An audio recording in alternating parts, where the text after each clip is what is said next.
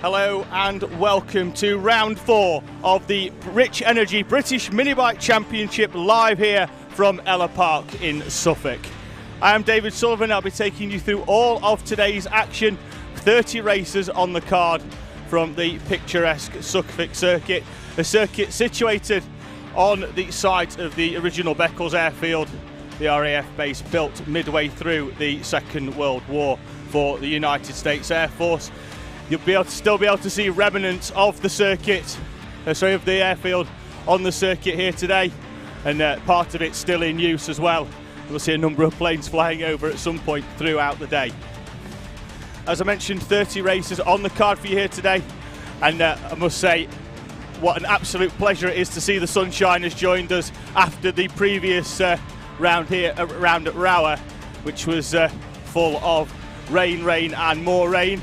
So the final qualifying session of the day is out on circuit, and first race will be with us ever so shortly with the All Seasons Interior Mini GP and the Junior Supermoto 90. Then we've got Cymoto Stock 140 Race B, followed by the Stock 140 Race A. The Ugly & Co Mini GP 140s will follow that. Then we'll have the junior version of the same class in the 140 50s. Before two races then from the Pit Bike Spares, Stock 160 Race B, followed by Race A. The Motor Oils O'Valley 110 Cup will follow, and then the Motor Wars Veterans will follow for their 8-lap race shortly after that. The OMG Racing Mini GP 190 70s will be followed by the Motor Wars O'Valley 160 Cup and the BRAP Super Minis before we take a short break for lunch. The afternoon racing will resume then around about half an hour after that, here at Ellough Park in Suffolk for round 4 of the Rich Energy British Mini Bikes Championship. The final qualifying session has around about 1 minute and 15 seconds remaining. That is the BRAP Super Minis for their qualifying session. 12 riders out on circuit. Currently Joe Dickinson setting the pace in that class, and he has got around about a gap of around 7 tenths from everybody else. There on screen then our first shot of the Ellough Park circuit. Corner there, the very difficult double apex right-hander of Shoemakers. The first major overtaking point really for myself on the circuit there, as they'll come over the start-finish line, head down towards the first corner at Degner 1. And then they'll head down towards the double apex right-hander of Shoemakers. Very difficult corner this one, with the double apex right tightening all the way through, and then there's a short blast down to the Holmes hairpin. This will be a good overtaking place opportunity. I've seen a number of block passes here yesterday before the very difficult left-hander for O'Rossi. Then it's going to be a right flick into Clinton's as the riders get themselves ready. The circuit dips away into a tight hairpin of Barney's. Looks like a good overtaking place, but might not be, as the circuit then flicks back into a left-hander almost immediately. Riders might see themselves lining them up for an overtake down into the Alan Wones hairpin, which seems to be a much more favourable overtaking place down there, hard onto the brakes for the right-hander. The circuit then flicks back left as the riders then make their way over the curved start-finish and through the grid. One thing you will also notice here at Ellough Park, and it's fairly unique, there's not many other circuits that have it, and that is pole position on the outside. So rather than it being on the inside for the run down into the first right-hander at Degner 1, the pole position starts on the outside, which in a racing sense is the optimum line. I'm not entirely sure how that one's going to pan out for our pole sitters starting on the outside, maybe compromising track position, although they will have around about 1.5 meters of extra track in terms of their pole position place.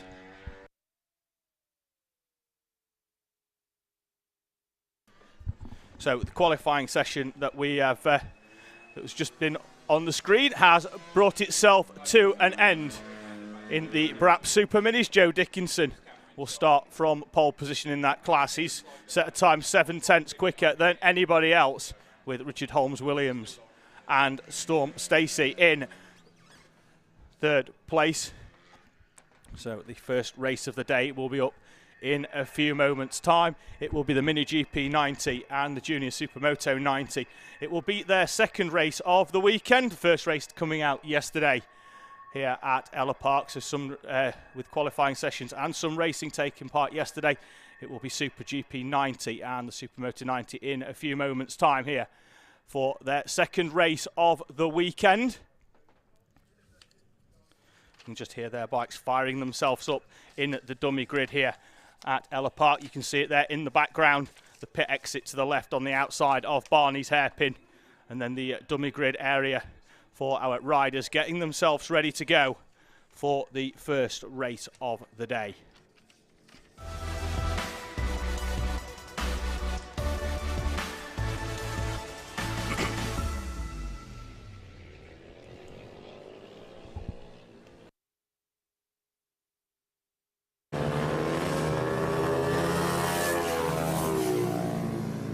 Riders then making their way out of the dummy grid on their first sighting lap of the Ellough Park circuit here. Baked in sunshine. As mentioned earlier, what a complete change it was compared to the changeable conditions of Row in Cumbria a few weeks ago. First race of the day then is out on circuit. Travis Shaw starts on pole position. He's alongside Billy Clark on the front row. Jack Hamilton and Harris Quincy on row 2. Harvey Saville and Owen Tempest on row 3. Row 4 sees Ollie Pearson alongside Hudson Cooper, Valentino Kimmy Kirk and Charlie Pearson will share row 5. Charlie Ward and Finlay Hanna on row 6. Paige Mullen and Brooke Champion will be on row 7. Leo Soliu in the number 36 lines up in 15th place for the first race of the day. Thank you very much for joining us here across all the platforms that we're streaming on today. The Alpha Live Productions YouTube channel, the British Mini Bikes Facebook page, also the Ellough Park page as well, and a number of others that we are streaming to you live today here from Ellough Park. Please do get in touch via the YouTube comment section. We will endeavour throughout the day to read out the comments, some coming in already. Keely Garbutt has joined us. Says, what a beautiful day for racing. Could not agree more. The sun baking us all morning here at Ellough Park. The support as well, I think, for Storm Stacey. She was out in the qualifying session in the Brap Super Minis a few moments ago. They'll be joining us later on. The circuit have also said good luck to all the drivers taking part today. Hope you enjoy racing with us here at Ellough Park.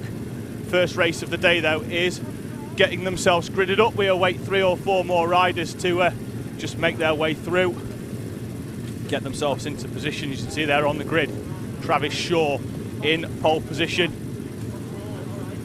on the outside of the front row, as we mentioned a few moments ago. Pole position on the outside here at Ellough Park rather than the more familiar inside at many other circuits. We'll see how that one affects Travis Shaw as he goes off the line. Did win the opening race in this class yesterday, so rider of the number 4 there on pole position. Helpers making their way across the circuit. The circuit is clear. The start line marshal with the red flag in hand will soon hand over. Points up to the gantry. The lights are red, the lights are green, and it looks like we're away in racing with the exception of the rider in second position. The yellow flag is out, everybody misses, and we are making our way then down towards the Degner 1 hairpin. The rider's still stationary on the start line. Looks like he's got himself moving again, so all of our runners and riders now back into position here for the opening race of the day, the All Seasons Interiors Junior Supermoto and the Mini GP 90, as they head down towards the first major braking point and overtaking point, the Holmes hairpin. The race leader, though, Travis Shaw, already off into the distance. He must have a gap of over 1.5 seconds already.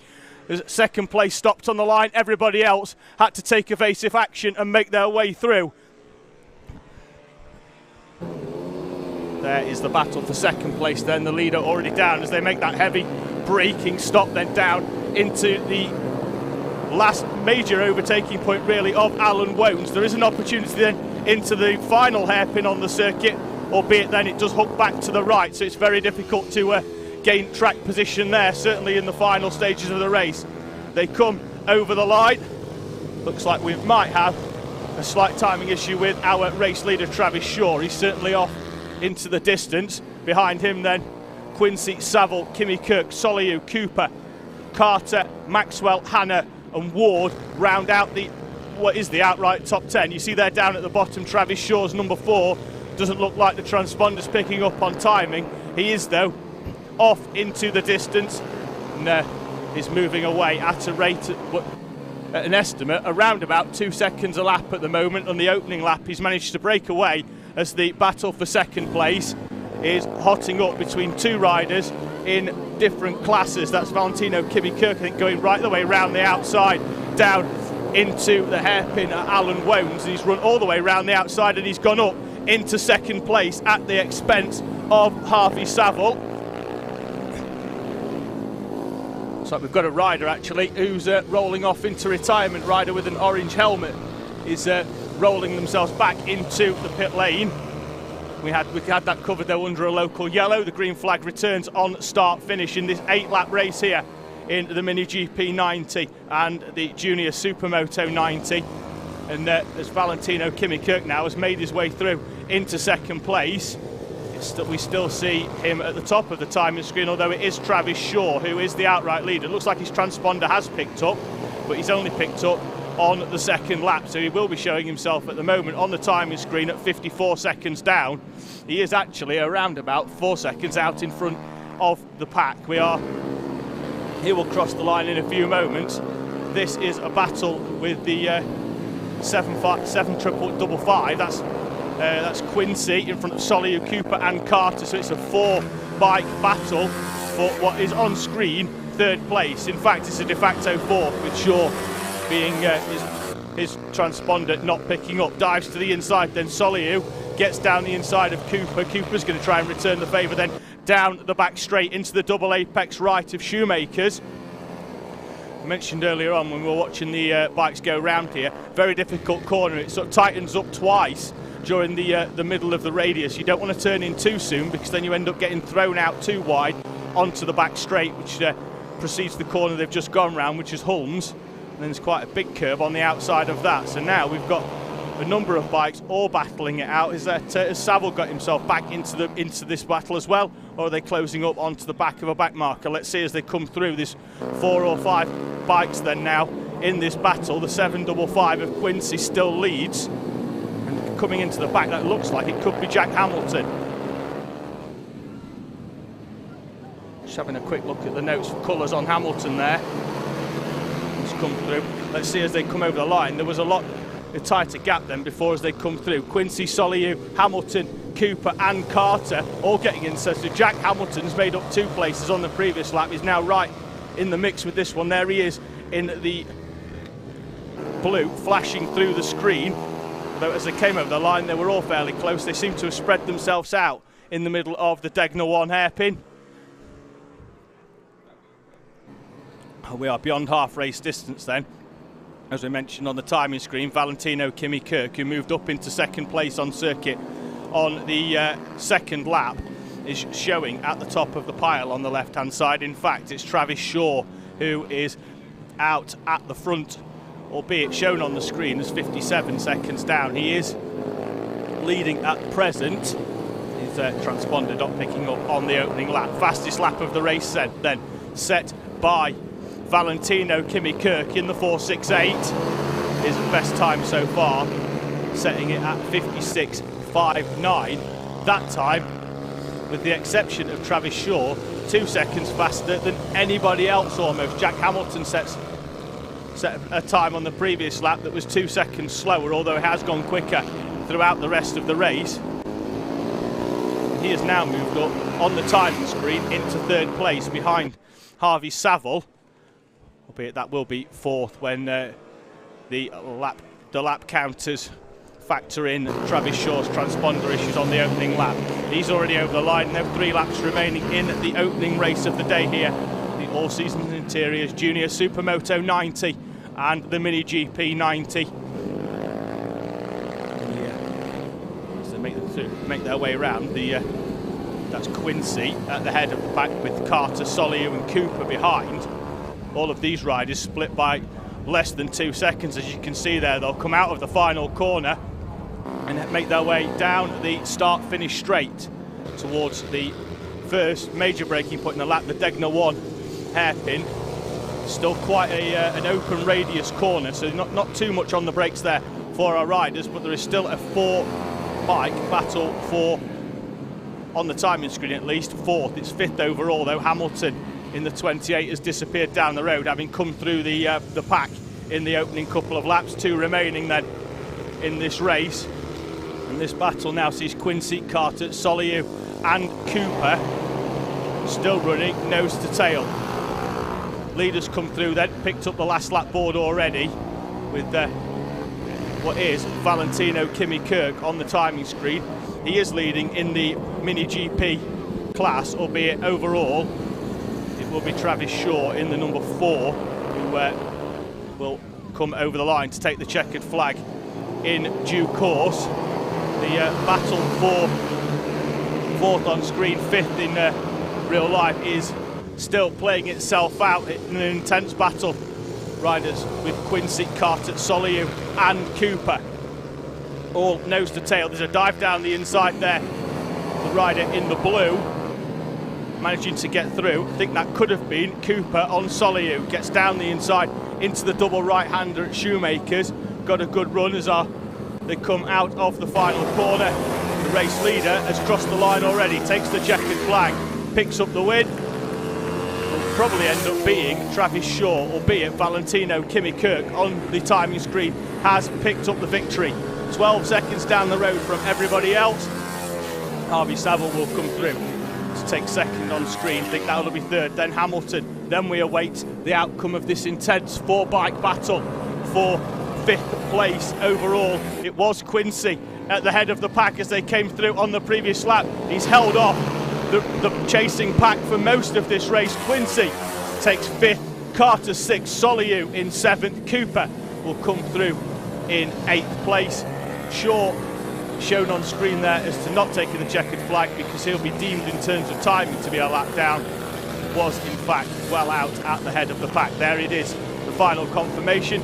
He returns to the top with only a 2-second gap from Valentino Kimi Kirk, who was closing him down on circuit throughout that race. In the end though, ran out of laps. So confirmation of your result in the opening race of the day.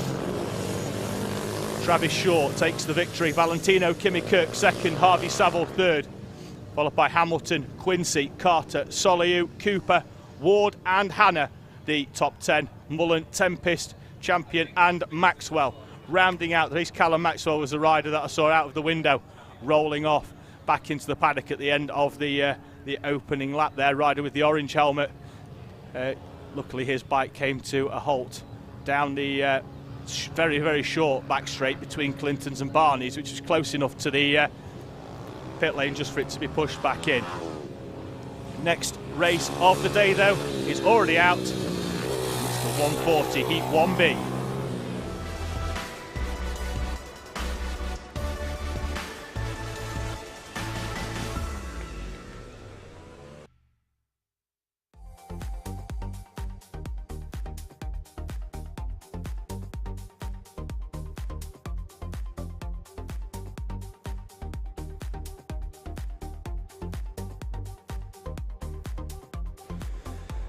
Riders then already making their way round Heat 1B, such a large grid then here for the Sayamoto Minibike 140 Championship. They're split into grids of A and B based on prior experience from the championship and their times in qualifying. So pole position in race 1B goes to Stephen Tempest. He'll start alongside the 27 of Craig Rowland.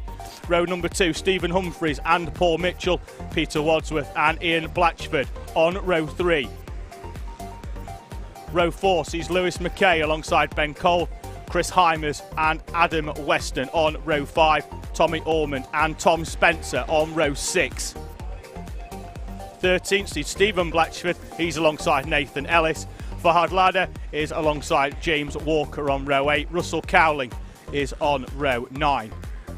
Alex Jones and Mark James Cockfield round out the top 20. Michael Briggs and Sam Wiseman. And we've got Kelsey Carter and Ben Nixon on row 12. Row 13, Darren Coleman and James Herring. Then we've got Rob Overend and an unnamed rider whose transponder hasn't picked up their name. They will start from 28th place and they'll be forced to grid up at the back of the pack. So 20 8 runners then here in this Heat 1B for the Sayamoto Mini Bike 140 Championship here at Ellough Park. All of our riders getting themselves into position. There is quite a fairly large gap. Looks like we're just waiting for 1 or 2 at the back just to see if they can count the grid positions and find out where exactly they need to be. Looks like we've certainly got 1. There he is. He's just rolling himself into position. So it looks like we are about to go racing then for race number 2 of this 30 race card here at Ellough Park. Yellow flag is still up in the middle of the pack. Looks like we're just having confirmation actually on 1 rider who might not be where he should be.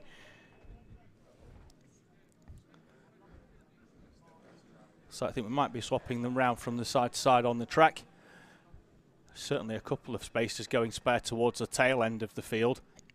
I think that might be 1 or 2 riders whose transponders either haven't picked up or maybe not set a time in qualifying, but still 28 runners then here on the grid. Shane Hopkins in the 733. He picked up the race victory yesterday in the racing here on Saturday. He starts from the inside of the 2nd row in 3rd place in the Sayamoto Mini Bike 140 Championship. Still shuffling the pack in the middle. Looks like we've still got 1 or 2 riders out of position. Hopefully we won't be too far away from going racing. Certainly 1 rider there going back a number of places. That might be the rider whose transponder doesn't have a name next to it. He may be forced to go all the way back towards the tail end of the pack. He's certainly gone back far enough from his starting berth. Might be swapping with somebody else. Either way, now the problem is for those at the front, quite a nervous wait as the rest of the pack sorts themselves out. Looks like we might be in a position to go racing. Got 1 or 2 more. It's the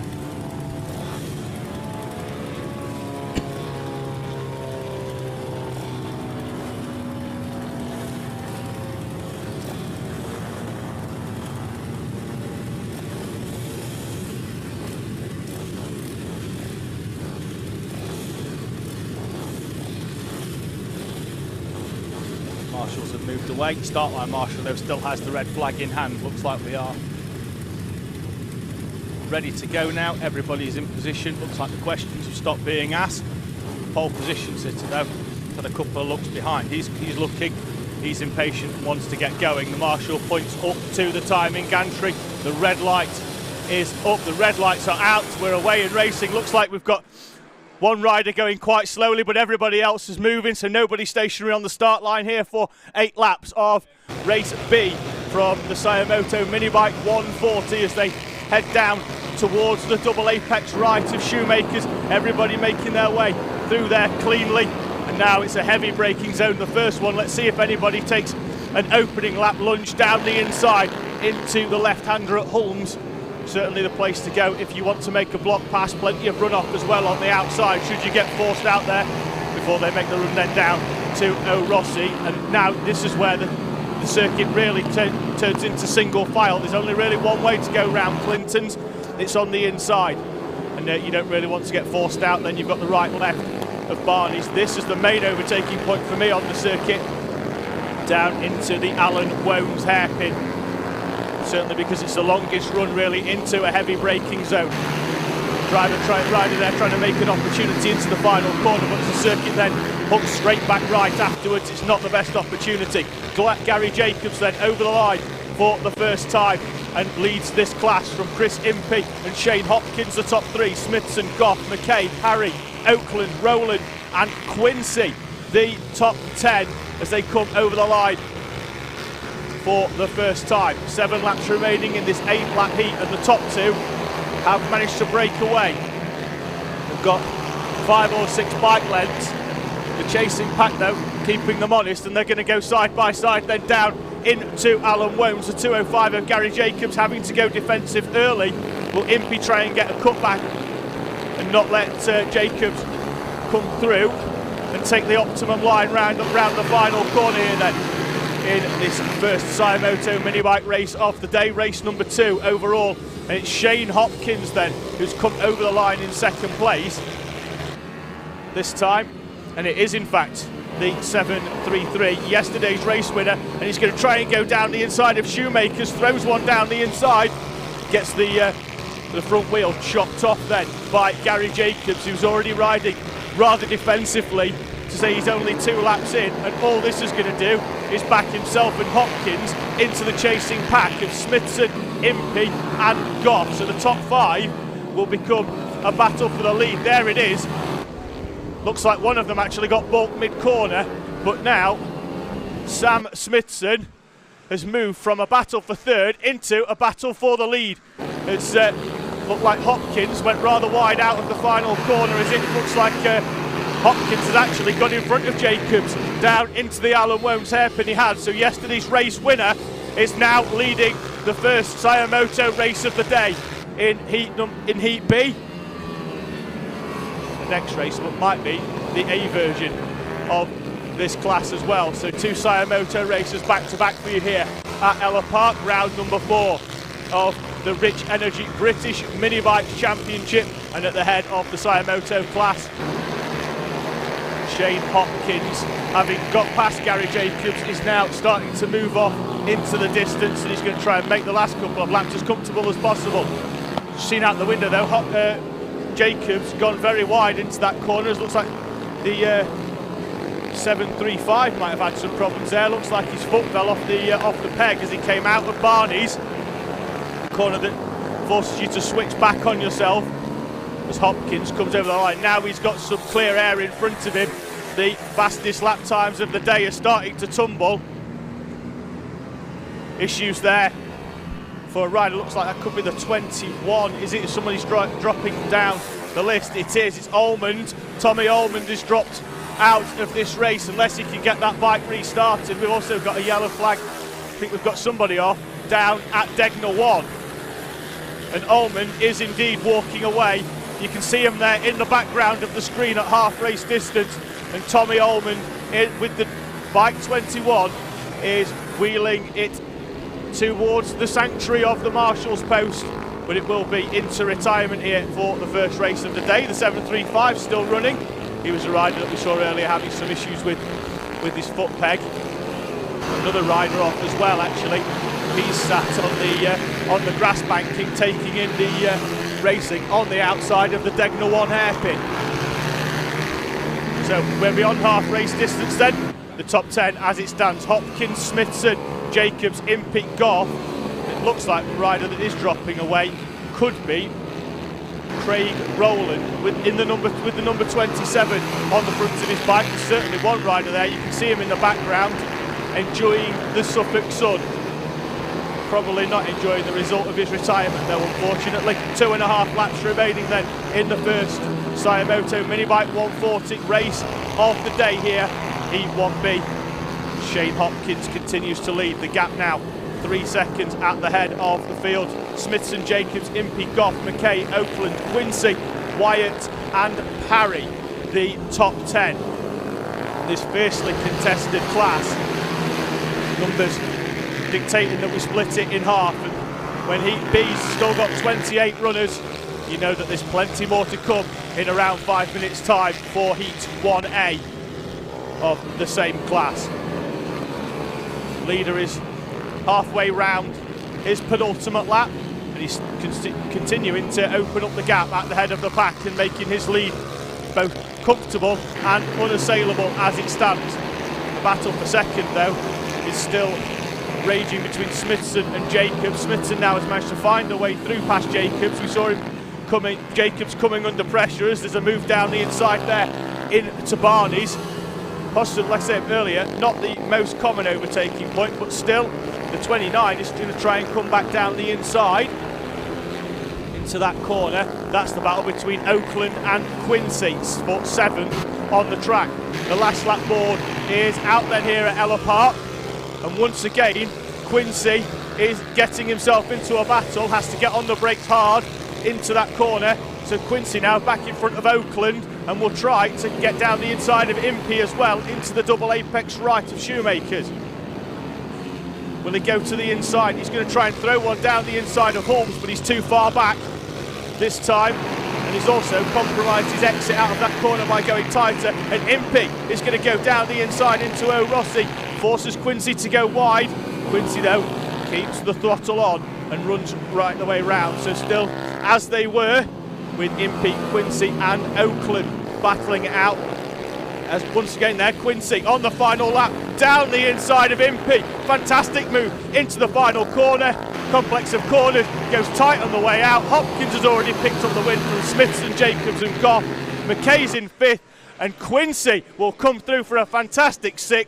Saved it until the final complex of corners, went down the inside into the Alan Wones hairpin and takes 6th from Chris Impey. Charlie Oakland, watching the battle from close behind, holds off Connor Wyatt and Rob Overend in the top 10. Parry, Blanchford, Walker, Cole and Cockfield, the top 15 of the 28 runners here in Heat 1B for Sayamoto 140. Craig Rowland and Tommy Allman, the 2 riders that didn't see the checkered flag. We saw Allman pushing his bike towards the sanctuary of Marshall's Post 4.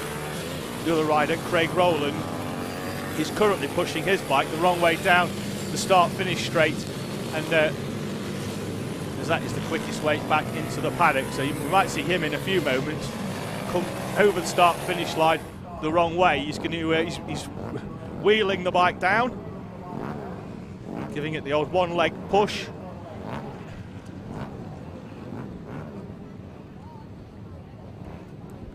Next race then up though is the A class of the same bikes. It's the Sayamoto Mini Bike 140 Championship Heat A.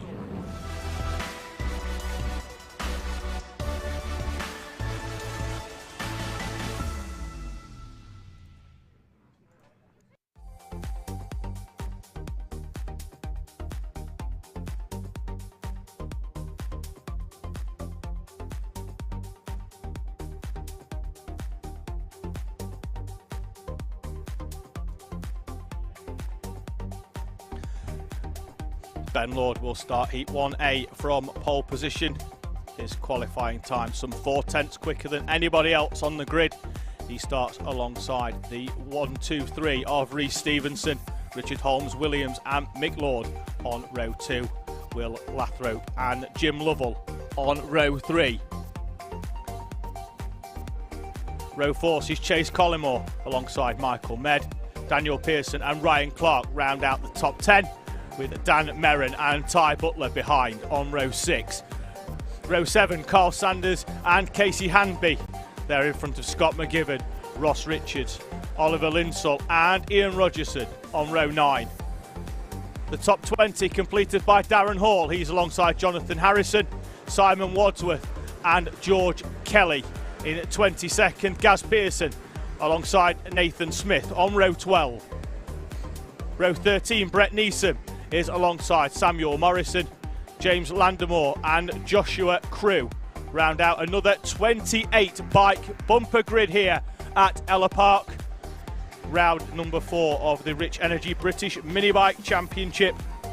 And as those bikes make their way round onto the grid, thank you very much for joining us on the Alpha Live YouTube channel and the multiple platforms on Facebook as well. You can also get live timing if you want to create yourself a virtual pit wall, as well as watching the coverage here.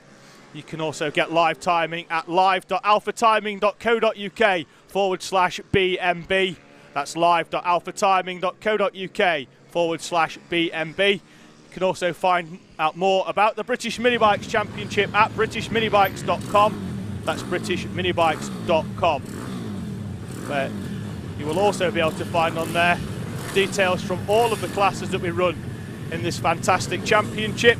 So if you are watching and want to find out a little bit more about the spec of the bikes, or you've got yourself a bike and want to know whether you can bring it and enter the British Mini Bikes Championship here at Ellough Park and all around the country, then have a quick look at britishminibikes.com. The next round of the championship will be at the end of the month as well. That'll be over the weekend of the 26th to 27th of June. That'll be coming from Clay Pigeon in Dorset We are coming racing though in Heat A. The red light is already on, the red light is out, and it is go for Heat A as they run all the way down then into the Degner 1 hairpin. All of our riders making it through there cleanly. It's not the longest of runs. The pole sitter, as we've mentioned a couple of times, from the outside does have optimum track line, but doesn't necessarily have optimum track position though. Has still managed to make it work. As he know, that's Rhys Stevenson in the 1-2-3 off the inside, so he's 1.5 metres further back, but he does have the track position down the inside into the Degner 1 and into the lead on the opening lap. So Ben Lord, who qualified on pole position 4/10 quicker than anybody else, now is in second place behind Rhys Stevenson in the 1:23. Round the final corner, and Lord is down. We've got a rider down on the outside. You might be able to catch it as well. Ben Lord, the 1:26. Well, it's Richard Holmes-Williams actually, the 1:26. The pole sitter looks like he's dropped back already. He's down into third. Richard Holmes-Williams on the 126 bike, pushing a little bit too much on the cold tyres on the opening lap and slides off at the final corner. He is back on the bike, which is pleasing to see, and he is back in the race. He's managed to get back up fairly quickly as well. He's only dropped down into 10th place, so it was a slide on the slow side. Certainly seen far worse in terms of riders coming off their bikes, but as the riders bounce their way over the curb there at Barney's, you can't cut it too tight though. There's a huge pile of tyres on the inside, so as we mentioned earlier, it's not that easy just to try and put yourself back in there. If you're side by side with a bike, it really is single file on exit. Stevenson then over the line on lap number 2 in front of Lord, Tyres, Lovell, Lathrope, Collymore, Lord, Mead, Pearson and Holmes-Williams still in 10th place, trying to get back into a rhythm on that bike that he slid off at the end of the opening lap. That on screen then is the exit to Holmes. You see quite a large run-off area of tarmac on the outside, possibly the most forgiving corner on the track. You see a move there down the inside into Barney's, quite right as well. You want to get that done early on in that corner. That one is the 226, is it? That's Lathrope. This is the battle then for 4th, 5th and 6th place with Lovell, Lathrope, Collymore and Lord. Looks like Lord as well has dropped down into 5th place. He was second on the previous lap, has dropped 3 places. Tyres, Lovell and Lathrope making their way through in the battle for 2nd place. So Stevenson then, having moved to the head of the pack at the start of this race, is now moving off into the distance as Tyres as well has got a fairly comfortable second. The battle for 3rd though, Lovell, Lathrope, Lord and Collymore. So Ben Lord, who yesterday in terms of qualifying was by far the quickest rider here in Heat A, the mini bike 140, not having it all his own way on race day, down in 5th place, and in terms of his actual pace, struggling compared to his times of yesterday. Over the line then at half race distance, Lord has made up another place back up into 4th, but the top 10 as it stands at half race distance: Stevenson, Tyres, Lovell, Lord, Lathrope, Collymore, Mick Lord, Richard Holmes-Williams up into 8th, having dropped down into 10th, Michael Med and Daniel Pearson, the top 10. As we said, we are beyond half race distance now. Stevenson's got a fairly comfortable lead out the front, and for the last few laps it's been steady at 1.5 seconds. Looks like now he's just settled himself into a nice rhythm and is holding it firm at the front. Tyres though behind sets a time 2/10 faster than anybody else, the best time of the race so far, but with half the race to go and 2/10 a lap might not be enough time to catch up onto the back of Stevenson. Once again though, fastest lap of the race for Ryan Tyres. He is closing in and he's chipping away at Rhys Stevenson on the 1-2-3 bike. Ryan Tyres behind him. Down now, the gap is 1.2 seconds. Might just about close in on the final lap. Will he be close enough to have a lunge into the final complex of corners? We'll find out in around about 2 minutes time, as Lovell there in the red white and blue. The 94 has stopped. Is that the 84? Sorry, has stopped on the outside of the corner. He's got himself going again, which is pleasing to see. Looks like that could potentially be James Landamore, although he is shown as 2 laps down at the moment. Looks like he's got another rider off, at the 2 riders off actually, on the outside of Degner 1. There you see the yellow flag is out. That's going to negate any overtaking opportunities down into the first major braking point of the lap, as our leaders will come through. So the green is back out then from Marshall post 3. We're still covering that under a localised yellow on the outside, but that's going to negate overtaking opportunities to an extent for our riders. The final step on the metaphoric podium currently being held by Jim Lovell. He's holding off Ben Lord and Will Lathrope, and this has been an intense race-long battle, which originally saw Lord drop all the way down to 5th, having started on pole position. Didn't get the best of starts, came over the line at the end of the first lap in 3rd place behind Stevenson. The gap for the lead though now is down to less than a 1/10 of a second almost. Stevenson and Tyres nose to tail on the final lap of the race. The battle for 3rd though continuing to rage on between Lovell, Lord and Lathrope. In front of them though, we'll try and keep an eye out of the ConBox window to see which of the 2 riders is going to come through at the head of the pack. It's still Stevenson as it stands, but all over the rear tyre is Ryan Tyres, trying to get a run down into the final complex of corners. There's a yellow flag out down there, which might mean he's not going to have an opportunity to get through unless he can make the move through on this final corner. There's the rider that's caused the yellow flag. It means we've got quite an anticlimactic end to this race, but nonetheless, Rhys Stevenson wins in Heat 1A of the Minibike 140 from Ryan Tyres, Jim Lovell, Ben Lord, Will Lathrope, Chase Collymore, Richard Holmes-Williams only making it back up into 7th place, having slipped off on the opening lap. Mick Lord, Michael Med and Daniel Pearson completing the top 10.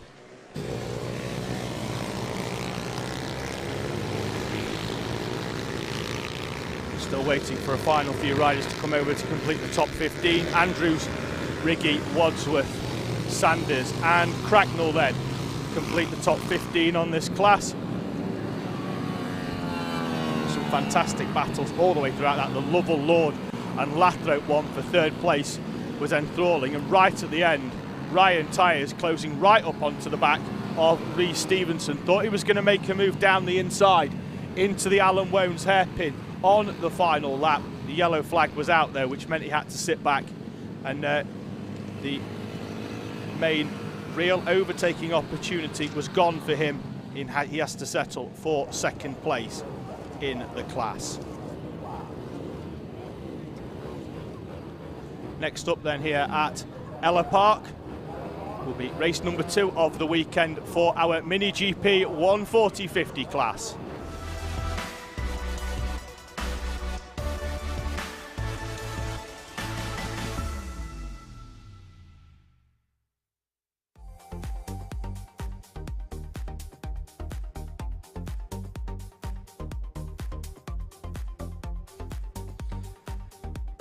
On pole position then for race 2 of the weekend. The first one was yesterday. It is race 32 of the weekend for Harley McCabe. He's on pole position, so the current championship leader starts alongside Wilson Dilks aboard the number 85. Arnie Carr and Ruben Bray on the 2nd row. Joel Grieg and Zach Weston on row 3. Row 4 sees Brian Hamilton alongside Lewis Mullen. Row 5 with Ruben Sherman Boyd alongside Laken Payne. Row 6 sees Luca Wilkinson. And we've got 13th, Craig Dance, Teo Collymore 14th, Joshua Williams 15th, he's alongside Luke Hutchison, Toby Skaman and Daniel Stevenson on row 9. Row 10 sees Jack Newton, he's alongside Bobby King, Ruby Booth and George Boyd. They're in front of Dominic Gardner and Buster Sherman Boyd on row number 12. Row 13, Kobe Garbutt, he's alongside Matt Davidson aboard the number 80 bike, Matthew Curry and St Thomas in 28th. The top 30 completed then by Harry Pell and Liam Kiernan aboard the 161. The grid completed then in terms of qualifiers by Alfie Flynn, and we've got 3 drivers that we may not see in Cade Watt, Joe Mostica and Harvey Brooks, drivers not starting yesterday's race. We'll see whether they turn up on the back of the pack for race number 2. Just having a little bit of a clear up down the far end with one of the bikes that came off during the previous race. We had 2 riders together at the outside of the Degner 1 hairpin, so the circuit just getting a quick brush. Looks like some fluids fell out of a cart there as well, so it looks like I have a bike there. Looks like we're going to get that sorted though. The marshal making his way back up to the post. Helpers are out ready on the grid, so it looks like we are moments away from welcoming the Mini GP 140 50s on to the circuit here at Ellough Park in Suffolk.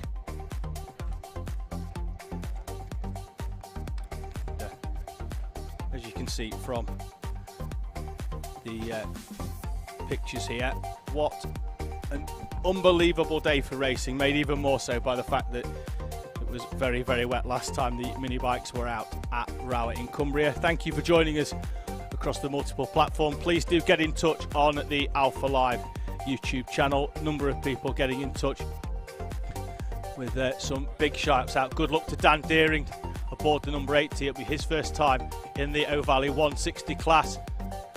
Also a massive shout out to Dom and Simon, to all their help and support for this weekend. Chase Collymore, good luck son as well. He's just been out in the previous race.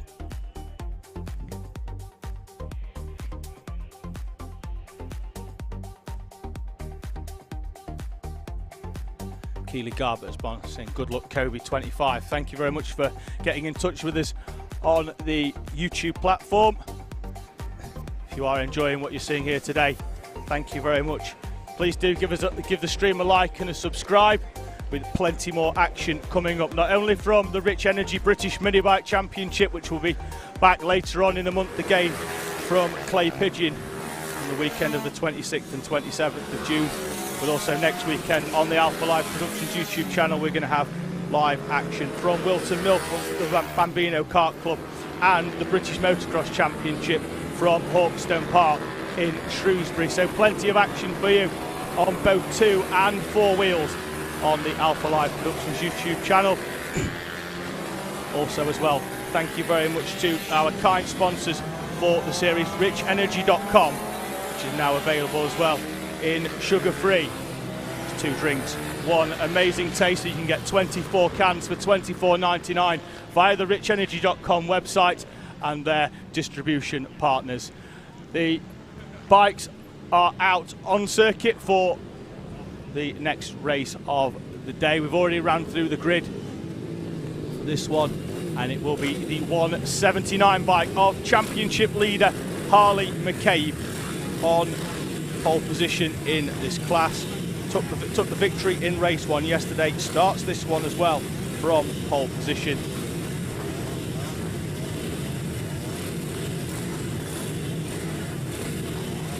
With the exception of maybe 1 spare grid spot on the inside. Couldn't wait for a rider at the back just to make his way through. Looks like we've managed to get this one gridded up fairly quickly. Just 1 rider at the back there just trying to get himself into a position. Rider on the inside though, that's the rider in P8. He's positioned his bike very close to the inside of the circuit, obviously confident of a good run down into the first corner. The red light is on. The red light is distinguished. We're away in racing. There's a rider at the back whose arm is up. Luckily there's nobody back there to collect him. Everybody else makes their way then down to the first hairpin, the right-hander at Degner, and it's a clear run then down at the back of the circuit. The rider on the line has managed to get themselves going. I think that might have been the 19 of Craig Dance as he's come over the timing line behind everybody else. A good 10 seconds. So the rider of the number 19 now has work to do just to catch up onto the back of the pack as the field make their way round through the right-hander at Clinton's with a fast change in terms of bike direction. The bike's leaning left through O'Rossi and then clipping the curb on the inside of Clinton's as they make their way round. Then 8 laps of action in the mini bike 140/50 class. riders aged between 9 and 14 years old using any supermoto or mini bike out there on circuit, with a mixture of engines as well in this class as they come over the timing line for the first time. Then it's McCabe, Burrows, Bray, Hamilton, Dilks, Payne, Wilkinson, Carr, Mullen and Holt. So some big changes on the opening lap. Lake and Payne dropping 3 places over the line. Jack Burrows, the big mover, he makes up 2 from 4 up into second place as they come over the line. Then looks like Craig Dance, even though he was fairly slow on the opening lap, has managed to bring himself back towards the pack. So as I move down the inside there, the 78 Williams, as Joshua Williams gets down the inside of Joel Green. There's a big train of bikes coming through as one of them goes very, very wide over the line. There's a rider with the number 19 on the front. Initially, you would think that might be Craig Dance, however, as he was so slow off the line, he's still trying to catch up onto the back of the pack as we've got a rider down then on the outside of, looks like it could be Holmes, but I'm not 100% sure. It's where that bike is down. Looks like we're going to try, hopefully he's back up and good to go. It's on the outside, I think, the double apex right of Shoemakers, but we are clear and racing again. The green flag is out, and as soon as it's back out, it's back in again. So no harm done, and the rider is back on his bike. We once again have a full complement here at Ellough Park. Leader then comes over the line to see there. That bike certainly does have a number 19 on the front, but I do not believe it is Craig Dance, who is shown on the timing screen as number 19. As we mentioned, he was the rider that was slow off the line. He is starting to make his way back through the field. On the previous lap, he's managed to get past Alfie Flynn. Top 10 then, as it stands, McKay, Burrows, Bray, Dilt, Hamilton, Carr, Wilkinson, Grieg, Lake and Payne and Joshua Williams. Some riders then make their way down towards Barney's.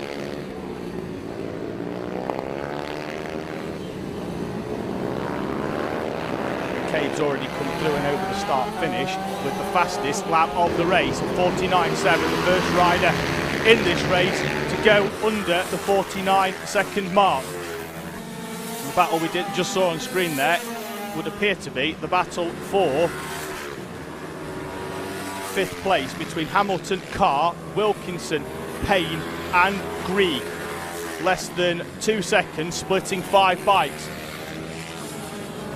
In that battle for 5th place, riders in front of them all have a fairly comfortable gap between each other, around 2.5 seconds each. McKay, Burrows, Bray and Dilks. This is the battle we were talking about between Hamilton at the head of the pack there.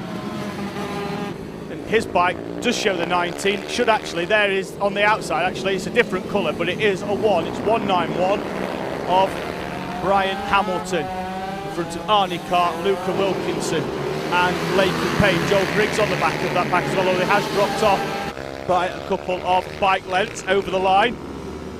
Does set his fastest lap of the race though, so when the riders, when a colour pops up in blue next to the rider's name, that is their personal fastest lap of the race. If you see one of them go pink, that will be the overall fastest lap of the race, which currently still sits with Harley McCabe, the only rider to go under the 50-second mark, and under it by some way as well, 2.5 tenths. His lap times consistently around half a second faster than anybody else out there on the tarmac. The championship leader putting his stamp on this Mini GP 140 class once again here at Ellough Park for round 4 of the Rich Energy British Mini Bike Championship.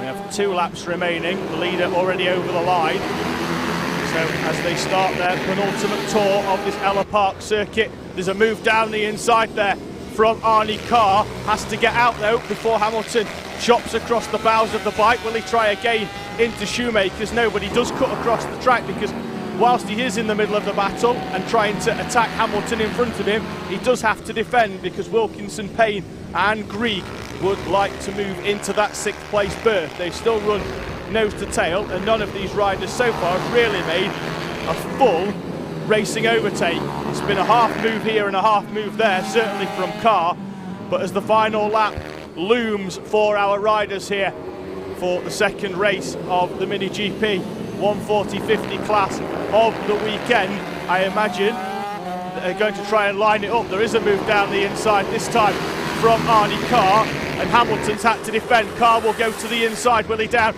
into the Degner corner. Once again, Hamilton takes a very defensive line there into the 135-degree right-hand hairpin, and he takes another line as well. That one's going to force Carr to try and run all the way around the outside to try and maximise his speed into the next corner. It's once again a white line move down the inside from Hamilton as he's gone very defensive, does not want to give up that 5th place in this battle that goes all the way down to 9th with Grieg on the back of it. Hamilton, Carr, William, and finally down the inside, Hamilton goes down under pressure, and through goes Arnie Carr into 5th place. Hamilton slides out of this opening race of the day, race 2 for Mini GP, and there's another rider off as well. In the middle of the bikes, in the middle of the circuit, the yellow flags are out down there. We'll see who it is as they come over the line. Harley McCabe is going to take the checkered flag to win. Hamilton and Carr, the two riders that were battling it out for 5th place. Hamilton went down at Barney's, Carr down at the next corner as he moved up into 5th place, only held the place for around about 100 metres. So the results as they come in: McCabe, Burrows, Bray, Dilks, Wilkinson, Payne, Grigg, Williams, Holt and Mullen, the top 10. Ollie Sims, Harry Payne, Kobe Garbutt, Craig Dance gets back up into 14th, having had that poor start. Brian Hamilton, Arnie Carr, Alfie Flynn takes the checkered flag, 1 lap down in 17th. Hamilton and Carr going off in 2 separate incidents there on the final lap here of the Ellough Park circuit. Hamilton slid off as Carr went down the inside into the Barney's complex just before the pit exit. He seems to be up and okay. The bike though being wheeled away by one of the marshals. Riders got up, and whilst he is hobbling, it's pleasing to see that he's got his helmet off and at this time isn't requiring any medical attention. Unfortunately, the same can't be said for the 83 of Arnie Carr, who came off on the outside of the Alan Wones hairpin. Luckily the bike slid towards the outside of the circuit. No other riders then involved in that incident, but Arnie Carr is sadly down at the moment and is receiving some medical treatment. Hopefully he'll be okay. The next race up will be the Junior Supermoto 140, but there will be a slight delay on that one, so now would be a time for us to take a short break here at Ellough Park. We'll be back hopefully as soon as we possibly can. Please do not go anywhere, and we'll be back very shortly with more coverage from round 4 of the Rich Energy British Mini Bikes Championship.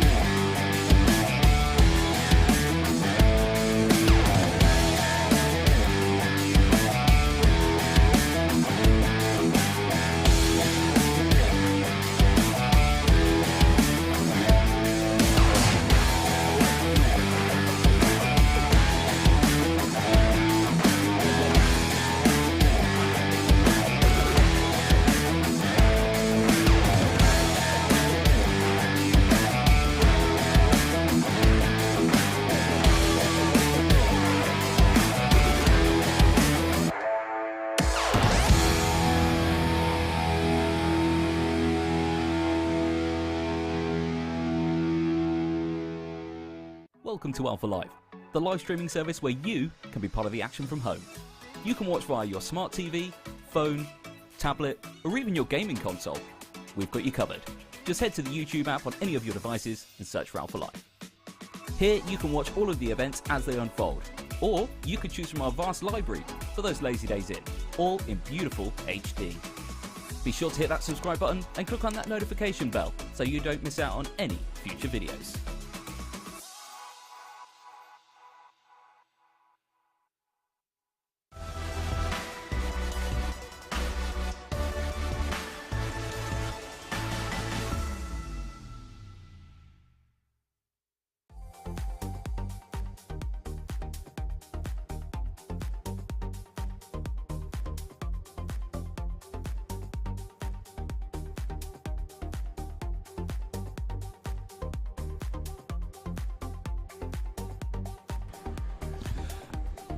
Welcome back then to Ellough Park in Suffolk for round 4 of the Rich Energy British Mini Bikes Championship.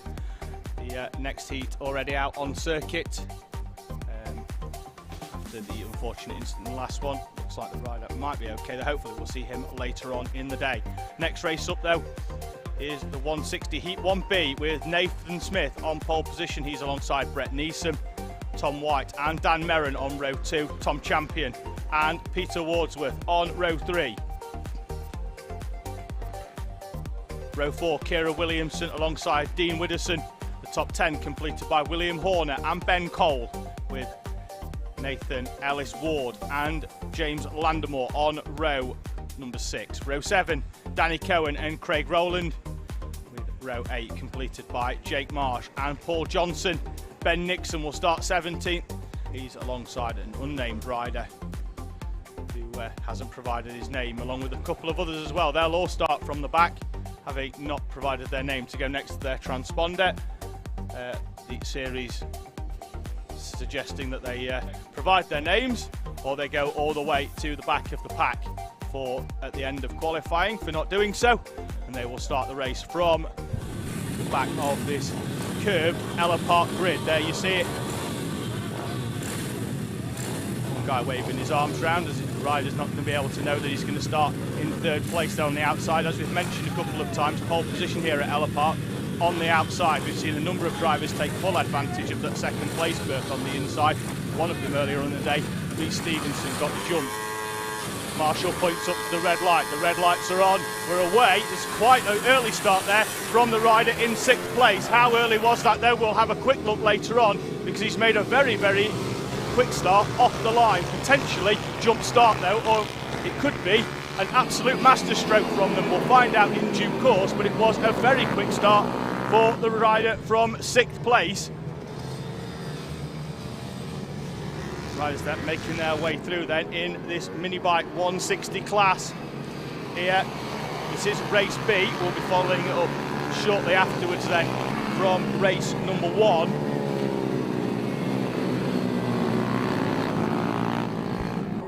Making their way then down on the opening lap towards the Alan Wones hairpin.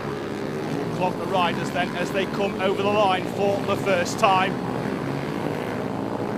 Timing will update down the left side. The stacker will appear, and the first rider that appears over the line is Zach Weston aboard the number 35. He's in front of the 222 of Harvey Lathrope, then Stevenson, Newton, Skayman, King, Bartle, Teo Collymore, Hussein Williams and Harry Pell, the 10 runners in this Junior Supermoto 140 race number 2. That's what it says in the top corner. Thought we were going to run 160s, but it is the 140 class that was out the VT at the start, not matching up with the race. But Zach Weston leads from Harvey Lathrope, and they have pulled away from the rest of the pack. 2 seconds the gap at the end of the first lap. It's probably going to be even more as they come through at the start of the second. Weston, Lathrope and Stevenson then the top 3 in this 8-lap race in the Junior Supermoto 140 class, sponsored by Ugly.com. Sorry, Ugly & Co. The riders out there once again, aged between 9 and 14 years old, in their 140cc bikes. The leader is opening up a gap once again, but he is pulling Lathrope with him away from the rest of the pack. Stevenson is in a fairly comfortable 3rd as well, but unable to make inroads. Main battle on the circuit is the one for 4th place between Jack Newton, Toby Skayman, Bobby King and Teo Collymore is on the back of that one as well. So that's Jack Newton at the front. Is 135, unmistakably liveried blue and pink machine, coming under pressure from the 134 of Toby Skayman. Skayman closed up there into the final complex of corners, the 2 of them starting to move away now from King and Teo Collymore in 6th and 7th respectively. Rather intense battle going on between the 2 of them into the bottom end of the circuit. I think this is Bartle and Thomas battling it out for 8th place down the longest of the back straights here. probably even longer actually than the front straight, with most of that being a curve over the start-finish line. And the riders having to move their way over. So that is a St Thomas in the background. You saw the number 10 board on the front flapping around, trying to chase down George Bartle in front of him aboard the number 21. You see there going through the right-hander at Clinton's, the sharp change of direction, followed to the same extent round Barney's as well, as the riders make their way round the 180 hairpin before snapping back left. As we've mentioned a few times, big bulky tyre wall on the inside of that corner means that the riders don't want to try and chop across too much. Thomas once again tries to close in on the back of Bartels. We are at half race distance. As we are, we will update on the 10 runners in their order: Weston, Lathrope, Stevenson, Newton, Skayman, Collymore, King, Bartle, Thomas and Pell, the 10 runners. And Bartle takes a very defensive line, so he certainly knows that Thomas is there behind him into the Holmes hairpin. This is once again a battle between Newton and Skayman. Skayman still hasn't managed to find a way through on Newton. Does seem to get a good run though out of Barney's, and I imagine as the laps tick away, the braking might get later and later down into that final hairpin at Barney's. Hasn't sent a move down the inside yet, although having said that, Newton runs very wide round the Degner 1 hairpin at the start of the lap. Does however allow him to get the power down a little bit sooner, and he pulls away down the back straight towards the double apex right of Shoemakers. This is the left at Holmes.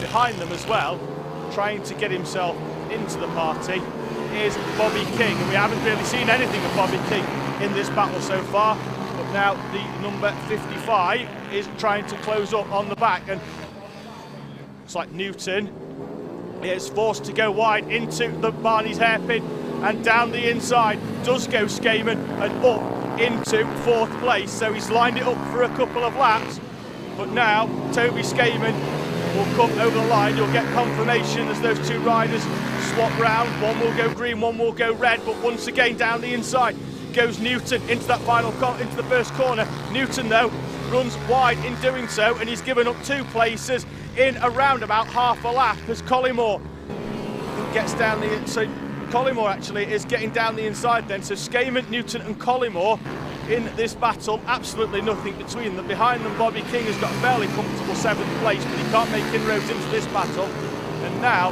can Teo Collymore do anything about Toby Skayman? The last lap board is out for our race leader. He's already well down the road, Zach Weston, being kept honest by Harvey Lathrope, but the gap is still 2.5 seconds between them. Skayman, Collymore and Newton, they're battling it out over 4th place. Daniel Stevenson in a comfortable 3rd. He's already down the road by around about 8 seconds from this battle. They'll see the last lap board. Will there be any last lap moves? There is. It's one down the inside by Teo Collymore. Round the outside though goes Skayman, tries to keep the throttle on and maximise his exit, but he can't. And Teo Collymore has worked his way through the field and is now up into a fantastic 4th place. He was down in 6th a lap and a half ago. He managed to dispatch of Newton. Now he's dispatched Skayman as well, but can Skayman hold off Newton on this final lap? Newton gets a good run out of Holmes. Can't get down the inside though into O'Rossi. Having said that, Skayman runs very wide once again. He'll try to throw a move down the inside of Collymore into Barney's hairpin. Collymore eases off the throttle, runs round the outside, and that might have handed the 5th place to Newton. As Skayman can't hold the position, can he? He can. He's come back down the inside. Collymore will come through in 4th place. This is going to be a drag race to the line between Skayman and Newton. Skayman takes the 5th from Newton. So the runners as they come over the line to complete race number 2 for the junior supermoto class. Sponsored by Ugly & Co. See Zach Weston take a comfortable victory from Harvey Lathrope. Then it's Stevenson, Collymore, Skayman, Newton, King, Bartle, Thomas and Pell will come over the line to complete the 10 riders in race number 2 for our Supermoto 140s. Next up though, here from a resplendent Ellough Park will be Heat 1B from our 160 mini bike class.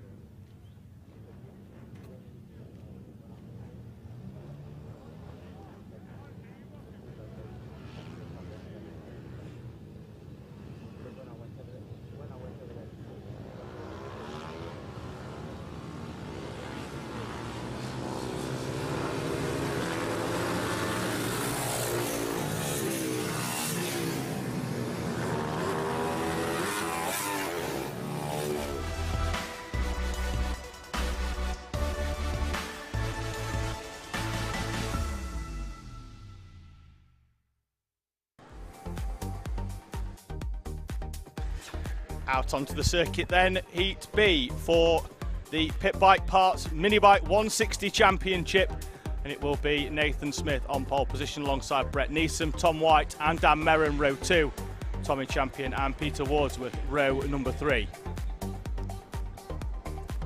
Row 4 sees Kira Williamson alongside Dee Widdowson, William Horner and Ben Cole complete the top 10, with Nathan Ellis Ward and James Landamore on row 6.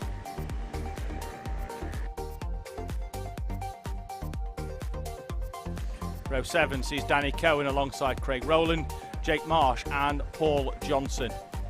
The top 16, Ben Nixon, and then a number of other riders who will catch. Hopefully we'll be able to add names to on our timing screen in due course. They've not allocated their names. So this is the same grid as the previous race that we didn't come up, but we are certainly now definitely have our Pit Bike Parts Mini Bike 160 Championship out and gridding up. You can find out more from Pit Bike Parts at pitbikeparts.co.uk for an extensive range of spares. And so we've actually got one rider just pulling off. You saw him there go across the screen. Not sure whether he's just gone to find out exactly where he needs to be on the grid or whether he's got a problem. It looks like he's having a question answered, so it looks like he's just confirming where he needs to be on the grid.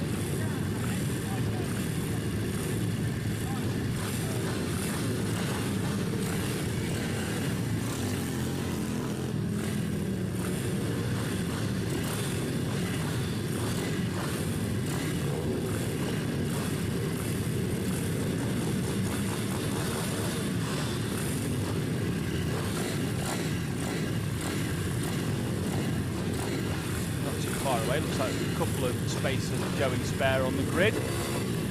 Riders in the back might want to occupy at some point. They're going to move their way forward. Just having a quick look at the timing screen. Looks like we've got a couple of other riders on there that weren't named on the grid, and that may well be a number of those riders that were listed with just the TX and then a number. So that's the transponder number. Those riders are getting themselves into position, so we'll try and call them out as they come, but no names provided at the time, so very difficult to pick out who they are if they don't provide us with the name for their transponder. So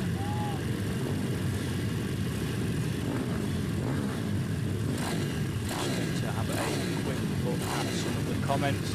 Junior's been on saying, well done Ty, rode fantastically, certainly did in the earlier race. So just have a quick look. I like it when the live stream start discussing things between themselves. It makes my life really easy. But a couple of people on there, Simon Wadsworth and Danny Ferguson, just having a quick discussion between them on the live chat. Please do get in touch with us. Direct feed straight up into the commentary box here at Ellough Park. Looks like the final few riders have managed to get themselves into position. Expect the marshal with the red flag in a few moments' time to point that one up towards the light gantry where our static start line camera is. The light's just underneath there. 2 red lights at either side of the message board up there on the start line. They go red. As soon as they do, they'll go out and we will be away and racing in Heat 1B for the Pit Bike Parts Mini Bike 160. There's the marshal away, points up, they have a quick look. A little bit of creeping, but we are away and racing. Everybody's moving off the start line, which is always pleasing to see here in the British Mini Bike Championship as they make the short run down towards the Degner 1 hairpin. Everybody making their way through rather nicely. The pack spreading themselves out as they go down to the double apex right at Shoemakers for the short blast up into the tightest corner in terms of braking zone, really, for an overtaking place, at least down at the Holmes hairpin. A couple of riders running wide there. You see on the screen, they've got to get back in before the tyre wall emerges. And then it'll be down into the single file of Clintons as the circuit narrows itself up for the slowest part of the circuit. The right, left, down at Barney's. Everybody's through. The race leader, though, has taken full advantage and moved away at the head of the field. However, he's bringing second place with him. We'll have a quick look as they come over the line. It's Simon Patterson in the 200s, the first one over. Nathan Gardner, the 254 bike, in second place. They've moved away at a rate of around about 1.5 seconds on the opening lap. They might stay nose to tail and then sort it out later on. So Patterson, Gardner, Landemore, Chris Fabian, Stuart Bateman. Then we've got Curtis, Bracknell, Smithson, Champion and Widowson, the top 10 of our 19 runners here in Heat 1B for Pit Bike Parks Mini Bike 160s. Two leaders though. There is Patterson with the bright yellow helmet and yellow bike in front of Nathan Gardner with the 254. Green bike, blue leathers, green helmet as well. I think black with black on as well. Following it through, and as at the moment, even though Patterson did start from pole position and managed to get away and down towards Degner, it would seem that Nathan Gardner has a little bit more pace, but it's all about finding a way through here in this British Mini Bike Series. We are already 2 laps into this 8-lap race. Patterson and Gardner, the two out at the front. Gardner setting a lap that was 0.2 of a second as Patterson runs wide down at Hull. They'll go side by side in a drag race down into O'Rossi. And they're still side by side as they get to Clinton's. They're going to have to sort it out into a single file as Gardner chops across the bows of Patterson and through into the lead. Fantastic move that lasted 3 corners. He kept the throttle in. Brave move all the way round the outside into Clinton's corner. We've not seen an overtaking move there all day, and what a move from the 254 bike. And now let's see whether the pace that he had trying to catch up with Simon Patterson will still be there when he's out at the front and he's got nobody to chase down. Patterson, though, will have some work to do still, because as the two of them at the start were miles away down the road at over 2 seconds, they have been reeled in as they've battled by at least one rider in James Landemore. The rest of the pack, with Fabian, Cracknell, Bateman and Smithson, not too far behind either. And now Simon Patterson there in the yellow bike with the bright yellow helmet is coming under just as much pressure as he was on the previous lap, although that time it was Nathan Gardner. Now it's James Landemore coming through as a rider in the background goes wide at Barney's, and as we've said, they can't cut straight back on because there's a big tyre wall on the outside of that switchback corner. Fastest rider out on track though, Liam Cracknell in 5th place, the 194 bike, 0.3 of a second faster than anybody else, and as it stands, the only rider to drop into the 53s with a 53.852. Makes up a place on the previous lap as well. He is in front now of Chris Fabian. Riders then making their way around. We're already at half race distance in this exciting Mini Bike 160 race.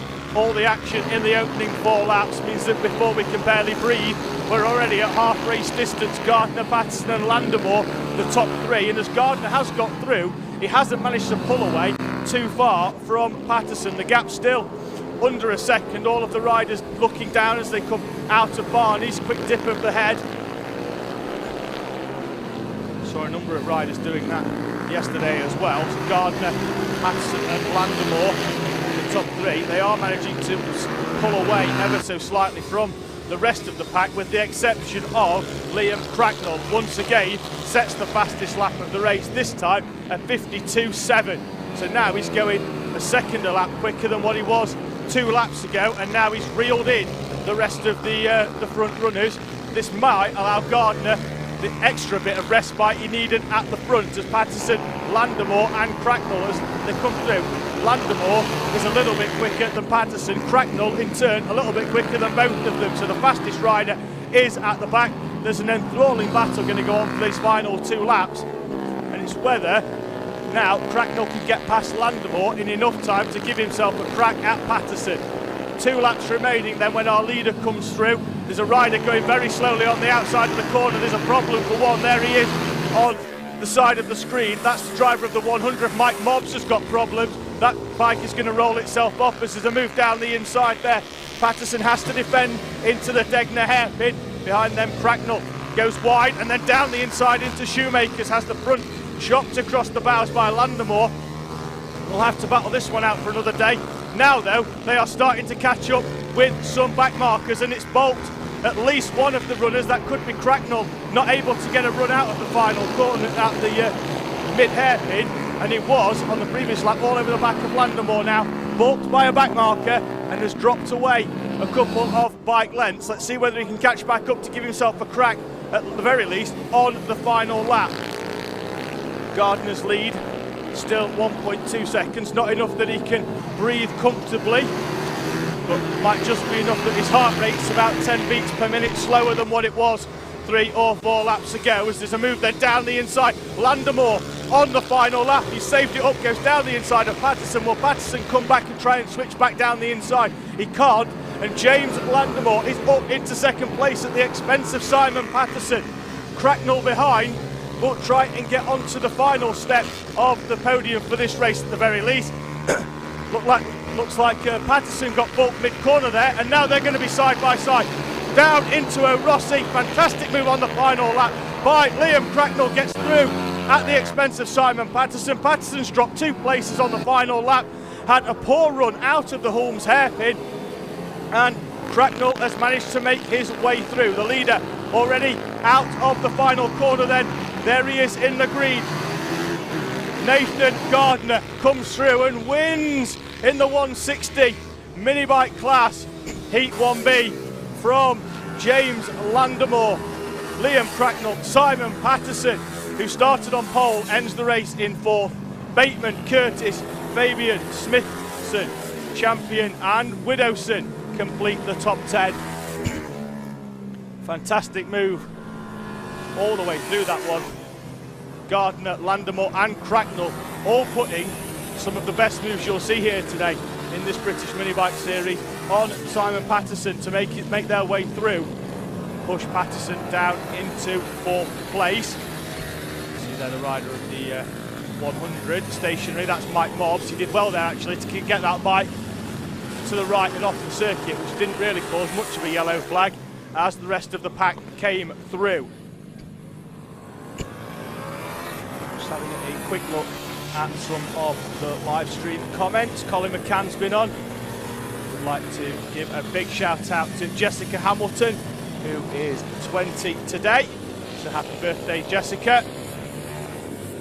Other comments as well. Carlos Roggs has been on, congratulating both Nathan and Jack there on some great moves in that race. Couldn't agree more. Some fantastic overtakes. A couple of other comments as well.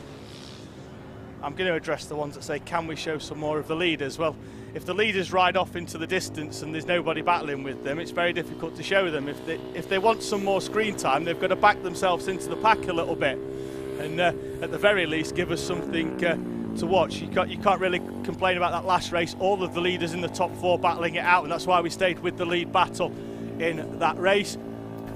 Next up though is the A version of the 160 mini bikes. We'll be back in a few moments time.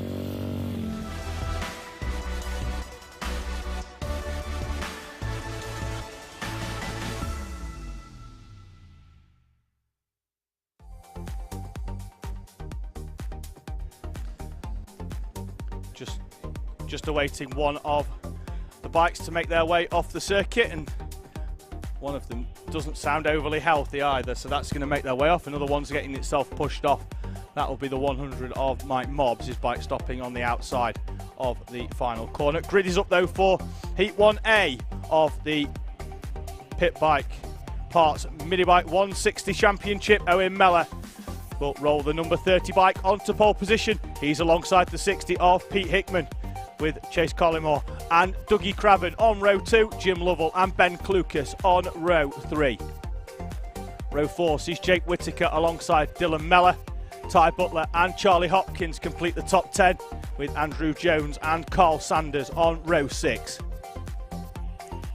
Row 7 will see Phil Dickens on the outside of Ryan Clark, with Scott McGibbon and Daniel Pearson on row 8. Row 9 sees Oliver Linsdale and John Buckle on the number 20 bike. The top 20 completed by Simon Wadsworth. He's alongside Ross Richards. Ian Rogerson and Simon Patterson will start on row 11, with Nathan Summers and Ben Douglas on row 12.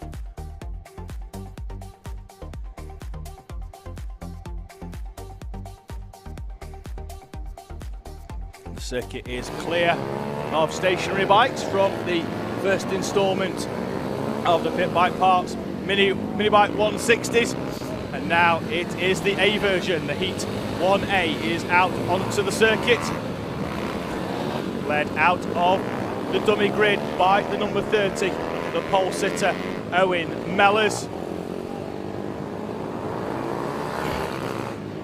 He will bring that bike round onto grid. The final few riders making their way out onto the circuit. And as the final runners, Carl Sanders, the final one of those, makes his way out. The pole sitter is going to have quite a wait. He's already round at Barney's, and he's going to have a wait as the back of the pack is still at Degnall 1. So looks like, however, he's in no rush to slow himself down. He'll be coming into shot around about now. The back of the pack is round at Holmes still, so they're going to have the best part of 30 or 40 seconds just to get into position. He rolls himself in there on the outside. The number 1 handily position. Looks like actually the pole sitter slowed himself down on the final few corners. He's going to roll in to position. Everybody else down the back end as well.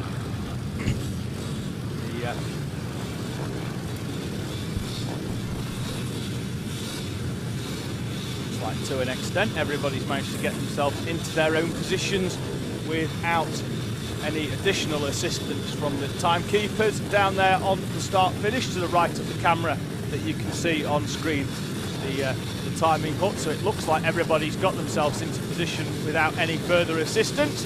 We've had a change in start line marshal, but the procedure's still the same. The red light is on, the red light is out, and we are go. Everybody's moving, which, as I've mentioned a number of times, always pleasing to see here in the British Mini Bike Series. Down to the Degnall 1 hairpin. Oh, we've got 2 down towards the tail end of the field. Both of them involved there. Really, that one's a racing incident. One of them on the inside got forced wide by somebody else. Neither of those 2 riders really to blame in that one. I think they're looking at each other, looking to apportion some. But when they watch that one back later on, they'll realise that neither of them really had a choice in that accident at all. Both of them now trying to get themselves going, but it looks like we're going to have 2 riders out by the first corner. Rest of the pack making their way through.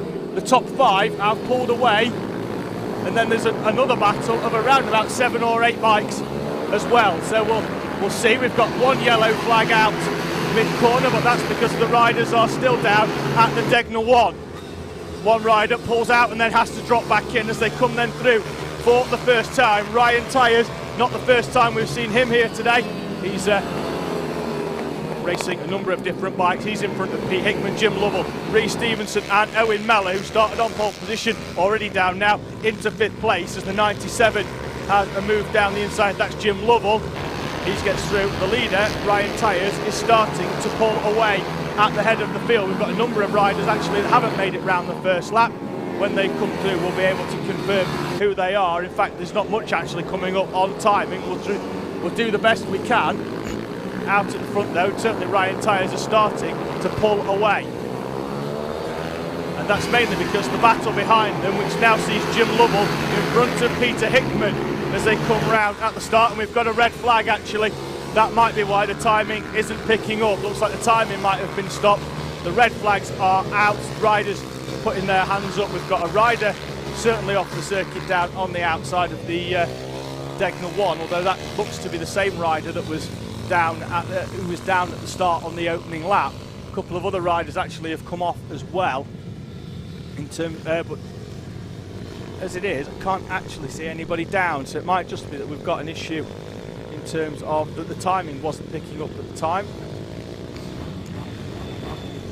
Not quite sure, but looks like the riders have originally stopped on the start-finish line and now being sent back round and into the paddock. Although most of them making their way around Barney's, so it could be a case that we're just going to bring everybody round again and form them up for a second bite of the cherry here in the Pit Bike Parks Mini Bike 160 Championship here from Ellough Park in Suffolk.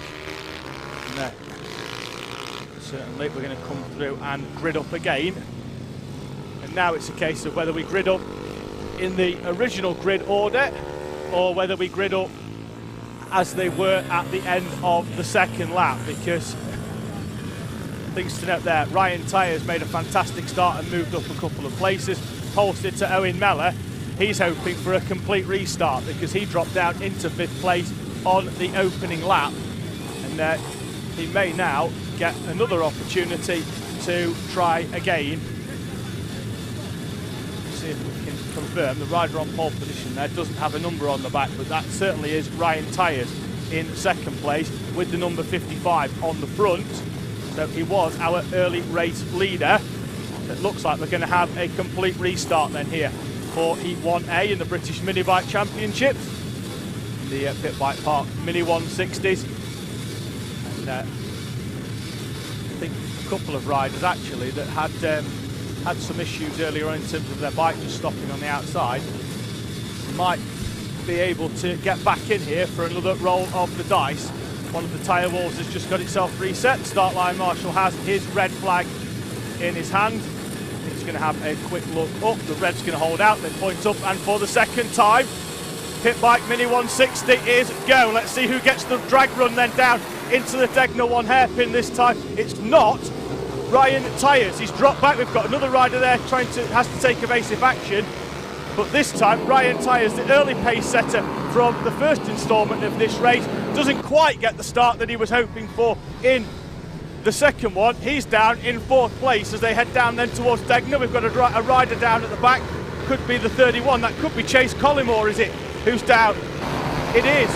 So it looks like Chase Collymore, a rider who was starting in the top 6, has come down in between Shoemakers and the Hulme hairpin. We'll confirm that on timing when we come through, which will be in around about 5 or 6 seconds time as they come over the line for the first time.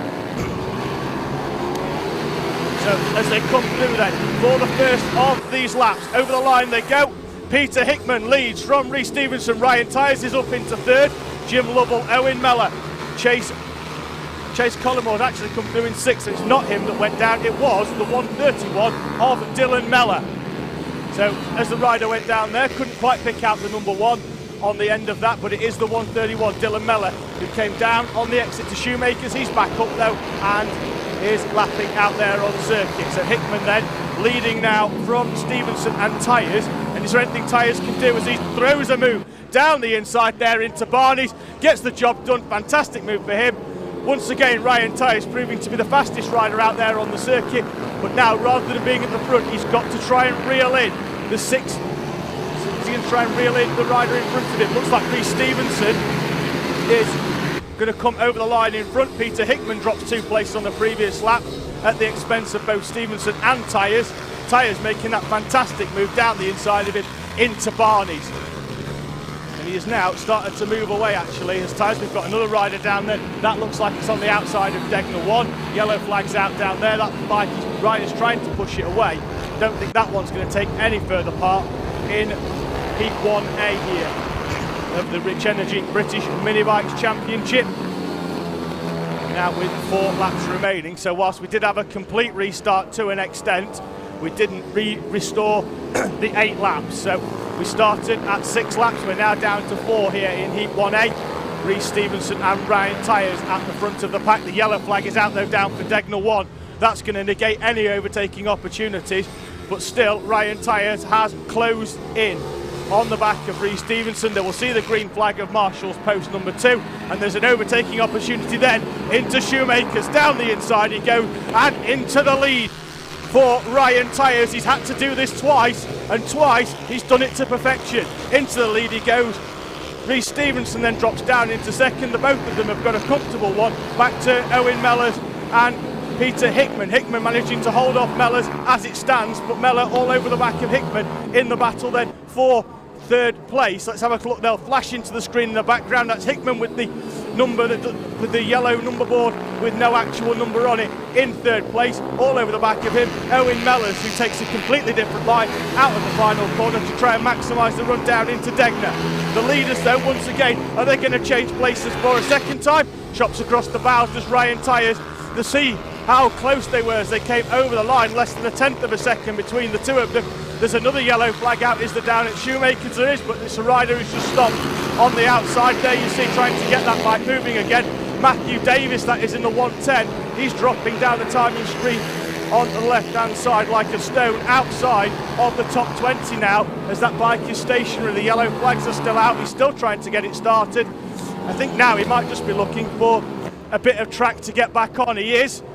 So Matthew Davis has managed to get that bike moving again and rejoins the race, albeit well down the order and outside the top 20 here. 2 laps remaining as it stands. They'll cross the line now. It will split to the top of the last lap board, and Rhys Stevenson is once again in front of Ryan Tyers, with Hickman still in third, Mellor 4th, Hopkins, Pearson, Riggy drops a place down into 8th at the expense of Lovell. Butler comes through, and then Callan to complete the top 10 on this final lap. And Rhys Stevenson is looking to pick up yet another victory here in British Minibike. All over the back of him though, arguably the fastest rider that we've seen in this class all day, Ryan Tyers. And he's going to go down the inside into Barney, puts the block pass in as well. Stevenson almost comes off in trying to defend. We'll have to settle now for second place as long as he can keep the momentum coming, because Hickman's close enough behind. And on the final few complexes of corners, Ryan Tyers, aboard the number 55, comes through to take a fantastic victory in the Pit Bike Mini 160 Championship at the expense of Stevenson. The second, Mellor is third, who gets past Hickman in the final complex of corners. So it's going to be a top 10 then of Tyers, Stevenson, Mellor, Hickman and Hopkins, the top 5, Pearson, Lovell, Riggy, Butler and Callan, the top 10. Tappenden comes up and takes up some places on the final lap. He's going to finish 11th. Douglas, Sanders, Linsdale and Andrew Jones, the top 15. So we saw 2 last lap overtakes on the final lap. Ryan Tyers getting back down the inside of Rhys Stevenson. Thought earlier on, having been the fastest rider out there on this Ellough Park circuit, that once he got through past Stevenson the first time, he was going to move away and off into the distance. It didn't happen. Stevenson got back past him, and then on the final lap, Ryan Tyers went down the inside. Rhys Stevenson, in fact, did very well to stay on that bike at Barney's. So at some point there, he went back, had to come back to upright as he went to turn in, and found that Ryan Tyers was on the bit of tarmac that he wanted to be on. So a fantastic race there then from the Pit Bike Parts Mini 160s. Next up, O'Valley GP.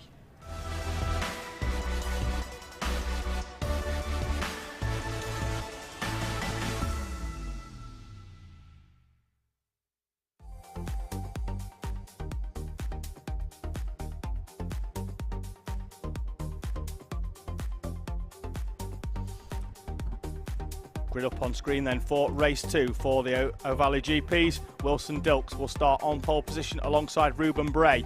Row number 2 shared by Tyler Humphries and Arnie Carr. Luca Wilkinson and Laken Payne on row 3. Row 4 sees Monty Hillier inside Kobe Garbutt. Then we've got Cameron McAncliffe and Thornley Trevorrow completing the top 10. Daniel Stevenson and Travis Shaw on row 6. Jack Newton and Jonathan Payne on row 7. in front of Izzy Carter, Sydney Marshall, Jack Hamilton and Dan Deering in 18th. The top 20 completed by Ethan Dunning and Logan Connolly. Freddie Bridewell didn't start yesterday. We'll see whether the 118 machine will join us here for Sunday's offering of the Rich Energy British Minibike Championship.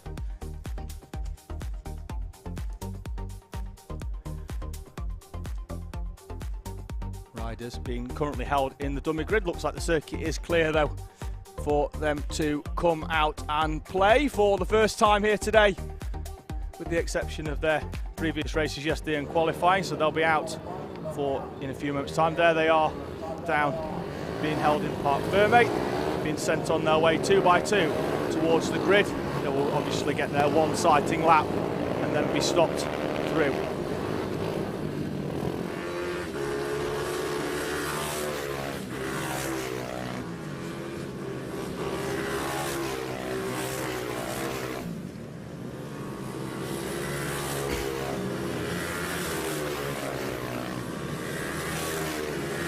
Riders then making their way around this Ellough Park circuit here in Suffolk. Already round the Holmes hairpin down the back straight. The front runners, the back of the pack still making their way out actually of the dummy grid. So 1 or 2 slow getting out of that dummy grid, but it will allow them then to grid up hopefully in the pairs that they left the dummy grid at, and will mean that we'll be able to go racing sooner rather than later. On being their helpers making their way round for this race. They'll just make sure the riders are comfortable before we get to go racing here once again at Ellough Park. Thank you very much for joining myself, David Sullivan, all of us here at Alpha Live Productions. 30 races on the card for you today here at round number 4 of the Rich Energy British Minibikes Championship. Please do get in touch with us on the live stream comments. We'll endeavour throughout the day to read out as many of those as possible. Riders then getting themselves round onto the grid for the next race of the day. As I mentioned earlier, you can create yourself a nice virtual pit wall by tuning in as well to the live timing, which can be found at live.alphatiming.co.uk/BMB for the British Minibike Championships. You'll be able to on there you'll have a track map as well, with the top 3 runners highlighted in gold, silver and bronze. You're also able to click on 2 other riders as well. The first time you click, the rider will go red. The second time, if you double click, they'll go blue. So you're able to highlight 2 additional riders as well if you are watching for specific riders here today at Ellough Park. If you can't make it here to watch in person, thank you very much for joining us across all of the platforms here. My start line marshal, the red flag is pointed up towards the lights. We're about to go racing here in the O'Valley GPs. It's a good start from the middle of the pack from at least one of our runners. He's going to drive down into the inside. That's the 37. He's right down the inside. Monty Hillier with a fantastic start. He started in 7th place, could already be up into 4th. What a start off the 4th row for him. As well from the outside, he managed to get all the way across the track and then dive down the inside into the Degner 1 hairpin. It's a fantastic move for him. The rest of the pack making their way round Holmes. Looks like we could be clear with the exception of one rider who is off on the outside of Degner 1. That's going to be covered by a yellow flag, but we're certainly one rider down as it stands here then in the O'Valley GP class. The top 2 are moving away then at the front of this O'Valley class, and they will come over the timing line for the first time, and we will be able to see who the top 2 are, and they're side by side then. Over they come, Wilson Dilks and Monty Hillier, who's made a fantastic start from 7th place, is now all over the back and is challenging for the lead. The yellow flags are out, so Hillier wouldn't have been able to overtake down there into Degner anyway. The car with the bike sat stationary on the outside. Looks like the rider is fine though, and all the yellows are now in. There's Dilks and Hillier. There's the rider that had problems on the opening lap. It's the number 4, that's Travis Shaw. Now getting lapped by the rest of the pack, and it's opened up the gap then between Dilks and Hillier as Dilks managed to get through the single file Clinton's corner. Hillier couldn't do the same, and Hillier has had to drop back. They came over the line last time side by side, less than 1/10 of a second between them, and now Monty Hillier will be at least a second behind Wilson Dilks as they come over the line for lap number 2. Ruben Bray sets a good lap time. We've got rider stationary on the outside of the Alan Wones hairpin.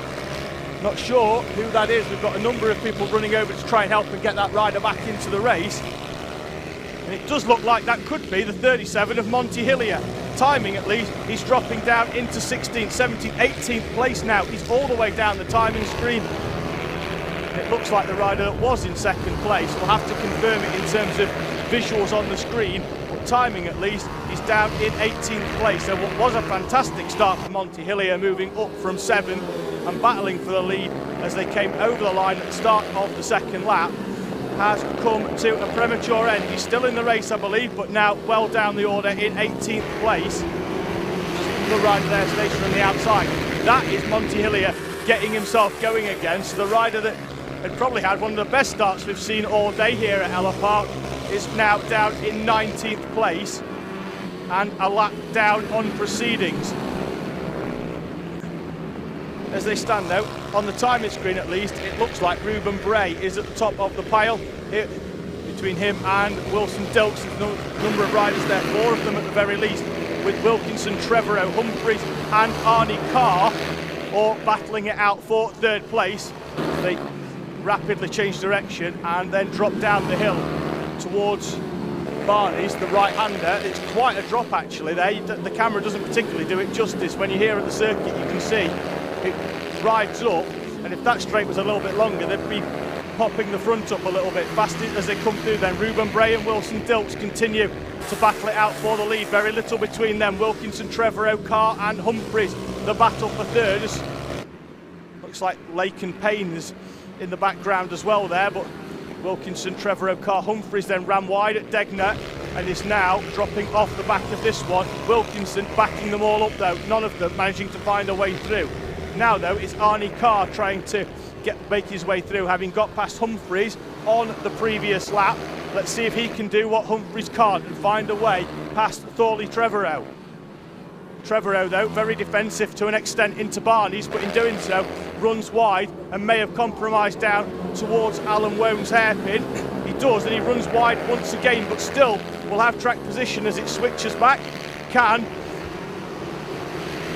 Trevorrow run all the way round the outside of Wilkinson? I think he can, and there is confirmation on the screen. Thorley Trevorrow is up into 3rd place, kept the throttle on all the way round the outside of the final hairpin and managed to come through as the circuit hooked back to the right hand side, and now Thorley Trevorrow is up into 3rd place at the expense of Wilkinson, Carr and Humphreys behind, with 2.5 laps remaining here in the O'Valley GP. Race number 2 of the weekend. First time we've seen them here this week today. The first race was yesterday, and the leaders still continuing to battle it out. Nothing between the two of them. The battle for 3rd is still nose to tail, and once again though, Humphreys has closed back up, having dropped away for a few laps, with Trevorrow making his way past Wilkinson. Has really now played back into the hands as Carr bogs down coming out of the final corner, and that's going to allow Humphreys to come down the inside. There he is in the background with confirmation on the timing screen as well. Carr got a poor run out of the final corner, and Tyler Humphreys moved up into 5th place. Trevorrow though now in front of Wilkinson. Wilkinson will try and go down the inside into Holmes. Trevorrow closes the door very promptly down onto the front wheel of Wilkinson. So Trevorrow and Wilkinson continuing to battle. This is the battle for the lead then. Dilks with the number 85 on the front still cannot find a way past the orange helmeted Ruben Bray in front. And Dilks, who led the early part of this race, being chased down by Monty Hillier, now goes down the inside into the opening corner of Ruben Bray. Ruben Bray gets the switchback though and goes down the inside. Dilks leads for around about 6 or 7 metres at best as Bray comes back down the inside into Shoemakers. There's Bray with the orange helmet with the red dot on the top. We're on the final lap as they head down now. Half a lap remaining as they go down towards O'Rossi. Bray closes the door on the inside. This is going to be the final real overtaking point. Will Dilks go down the inside? No, he doesn't. I think he's going to try and line this one up. Expect to move down then into Alan Wones, who's going to keep it to the inside, is he? Makes a late move down. No, he's going to hold firm into position, can't get down the inside of Ruben Bray. Bray's got too much track position in front of him, and Ruben Bray will come through, gets the power down out of the final corner, sees the checkered flag, and by less than a tenth of a second over the line, wins O'Valley GP. Couple of riders off, down at Barney's on the final lap. Trevorrow will come through for third, Wilkinson fourth, Carr and Humphreys will come through, although Humphreys loses out on the final lap, I think, to Lakin Payne. We're still going to wait for seventh to come back. It could be Humphreys, who was down on that final corner. We're still waiting for confirmation of seventh to come over the line. Freddie Bridewell comes through. He started at the back of the pack, and he's come all the way through into seventh place. It is Humphreys that's down, I believe, on the outside of Barney's. He's dropping outside of the top 10, with Bridewell, Stevenson, Garbo and Cliff completing the top 10 runners. And I expect Hamilton, Carter, Newton will come through. He's dropped 3 places on the final lap, unfortunately. Marshall completes the top 15. Looks like all of the riders that were involved in that incident are back up. There was at least 2 bikes down there, Humphreys being one of them. He's dropped out of that battle for third, down into 6th place. Unfortunate for him aboard the number 19, but he is up at the very least. And the circuit clearing itself fairly quickly. The next one's out on the circuit here at Ellough Park will be our pit bike veterans, and they'll be joining us in a few moments' time.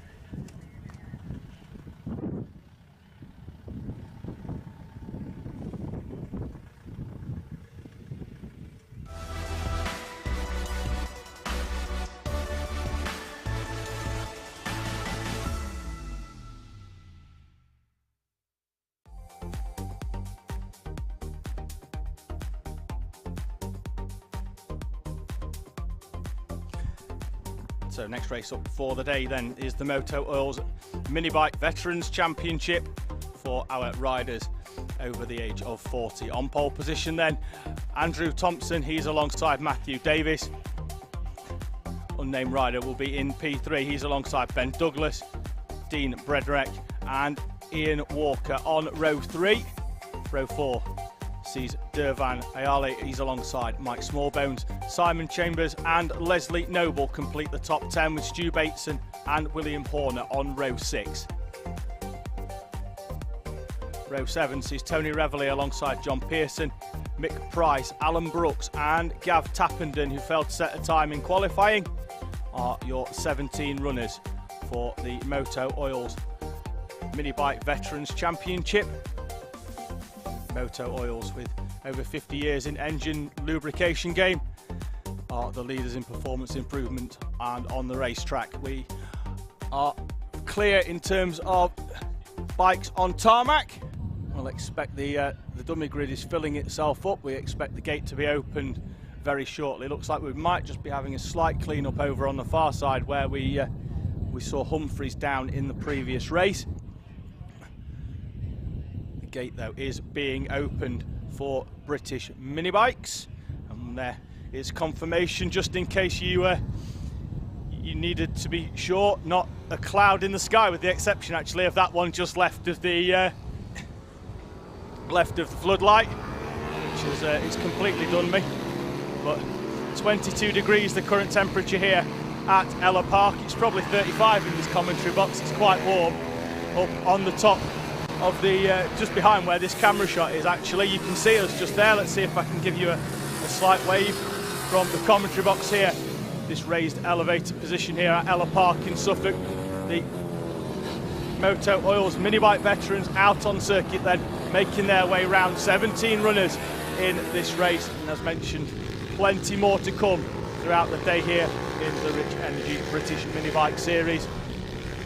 30 races coming up for you in a bumper card of racing today here from the east coast of England. This former airfield circuit here on the east coast, the most easterly built during the Second World War. Opened in 1942, closed shortly after the Second World War in 1945. The kart circuit following fairly quickly after that. You can see actually on circuit the tarmac to the right, to the left of our runners there, part of the original 3 runway combination here at the Beccles airfield. Part of it still in use behind the commentary box, primarily used for parachuting. We've seen a number of those planes going over in the earlier part of the day.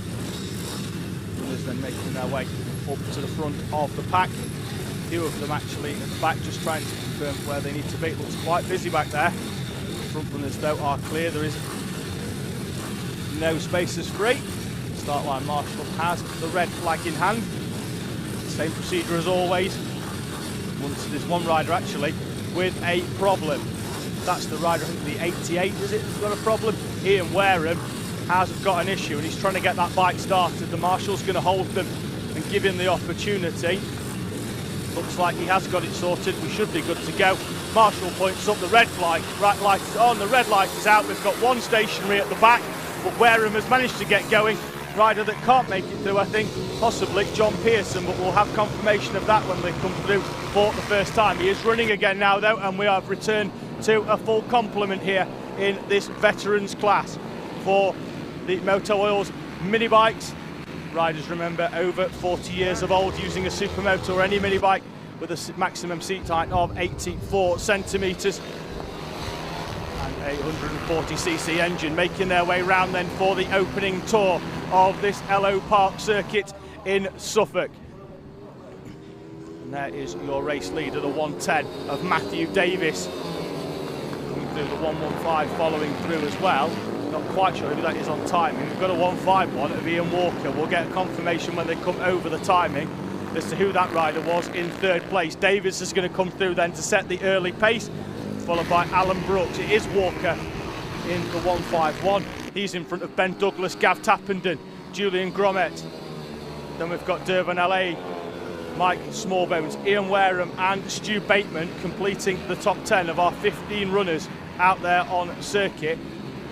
One of the quickest out there as well, coming through, especially because he had such a poor start, is Mark Jarrett, who was the rider who failed to get away from the line at the first time of asking and is now having to try and close up on the rest of the pack and sets a sub 1 minute time, as does most of the rest of the pack, but he's certainly on the pace, albeit at the moment some 5 seconds off the back of the pack, having failed to get the number 27 machine off the line at the first time of asking. Davis and Brooks then continue to lead out at the front. The 110 and the 999, two very different and distinctive bikes. And Lee Douglas has got past Walker on the previous lap. He's up into third. Can he close the gap? We've got a red flag actually up on the timing screen, but I can't see any out on circuit. So until we get confirmation in terms of a flag, we do have a rider down at Barney's, however, and that will be why. So the red flag is out. I don't think the leaders have actually seen it, so somebody needs to get one of them out down at Marshall's post 4, because we've got a rider down on the circuit down at Barney's. The rest of the pack certainly have seen it. They've all slowed down, but I don't think I think the leaders were so far down the road, 2.5-3 seconds down the road, that they hadn't seen the red flag before they came round at Barney's. Luckily, brakes applied. The riders will make their way round then on to the grid for a second bite of the cherry in this veterans race. The rider that possibly could be down, I think it could be Paul Bingley, because he's the only rider that hasn't come through to complete 2 laps. And so we've got a rider down then on the outside of the hairpin. The bike has already been wheeled away. Hopefully the rider is okay. We are seeing out of the commentary box window that some medical assistance is on the way for the rider. The rider is sitting up though, so hopefully it's just a precautionary measure. The rest of the pack is making its way around. We're going to re-grid up as well. The final few runners actually taking a sneaky through the tyres. That'll save them half a lap round there as well, and also clears the way for the medical team to make their way round down towards Barney's hairpin.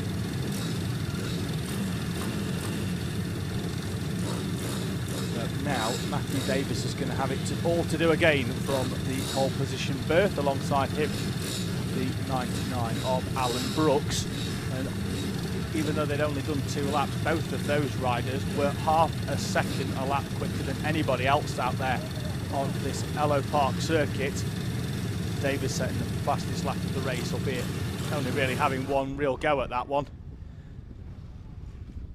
there's confirmation of what I was talking about before. That's one of the parachute planes coming back in to land at the shortened runway, 450 metres, that's still in use here at Beccles Airfield, behind the commentary box, and actually on the other side of the road now here at the circuit. Since it's no longer required, that one's been put a road through it, but it's still used as a small grass airstrip and a tarmac one as well over there at Parachute UK. It's still using part of, let's say, the 3 runway configuration here at Ellough Park. It's still on the grid. Looks like one of the marshals is walking over there with a bucket. Could have a bit of a leak out one of the bikes. He's just going to see if we can a bit of clean up, which is to be expected when these bikes are laid on their side for a prolonged period of time. Looks like we have got a bit of clear up actually on the short straight between Clinton's and Barney's, so we might have a 5-minute or so wait. So let's have a quick dip into our social media feed. Thank you very much, of course, for joining us. Please do get in touch via the YouTube live comments. We always get a bit more of a chance actually to read out on YouTube than what we can on the various Facebook platforms. So if you do want to get one of your messages out, do head over to the to the YouTube link at the Alpha Live Productions YouTube channel. Just having a quick look at some of the others. Jack Leach is on saying, go on Ian Wareham. He's out there at the moment. Did have some problems getting that bike started at the start of the race, but once the red lights went out, he was away on that run down towards the first corner. Hayden's been on from the previous race saying, why did Ryan let him through? I'm not entirely sure that Ryan let him through. I think we need to give some credit for the overtake rather than just somebody leaving the door open on that one. Not that I wish to start a debate in the comment section of our YouTube feed, but even so, I think we need to give credit to the overtaking rider rather than the one in front for just opening the door. Steve Thorne has joined us all the way from the other side of the world in Australia. He wishes they had a few more mini bikes over there. Well, you can certainly watch the action over here from the United Kingdom, or the action from the Rich Energy British Mini Bike Series on the Alpha Live Productions YouTube channel. And we only have to wait 2 more weeks for the next instalment as the British Mini Bikes Championship moves on to Clay Pigeon in Dorset over the weekend of the 26th and 27th of June. Mickey Hardy's been on. This is, I think he must be supporting Sam Munson. He'll be up later on in the day. And, looks like he is showing some quite hard support as well there for Sam Munson. Let's have a quick look quick. That's pretty much all of the comments we've addressed coming in as well. Looks like the engines are being re-fired up again. Looks like some cement dust being applied down there at Barney's, or at least the very least now being brushed off the circuit to clear the way. Ambulance is going to make its way off circuit as well, so these bikes are getting themselves going. Another rider looks like might have a problem getting his bike going. Let's just see whether he's going to wheel that one into position or whether he's going to wheel it off completely. Looks like it's going back into position, so happy days. And that is the rider of number 13, Gav Tappenden, who had some issues there getting that bike moving. I believe we might be going round for one further sighting lap, which is probably best to be advised, as we have had a bike off and there'll be potentially a slippy patch down there at Barney's. Track team have done a grand job in clearing up the spillage that was down there on the outside of that corner, but always best to send our riders round for another sighting lap just so that they know what to expect when they come round there at full chat in around about 2 minutes time. It's quite a quick entry into that corner, having been fairly flat through O'Rossi, and then the right hand flick of Shoemaker of Clinton's, which doesn't involve much brake, but you certainly need to lift off into there. So the riders then making their way round, they'll come into shot there. That's just off to the left of that is where the Barney's hairpin and the left hand exit to that corner is. Hopefully though, we'll be able to go racing fairly quickly, albeit with one rider down from the original standings, having come off in the opening couple of laps of this race. Looks like we might be going for the 6 remaining laps rather than the complete restart again. So it's going to be a 6-lap blast rather than the original 8 as scheduled. Looks like everybody is into position. One rider just rolling in at the back.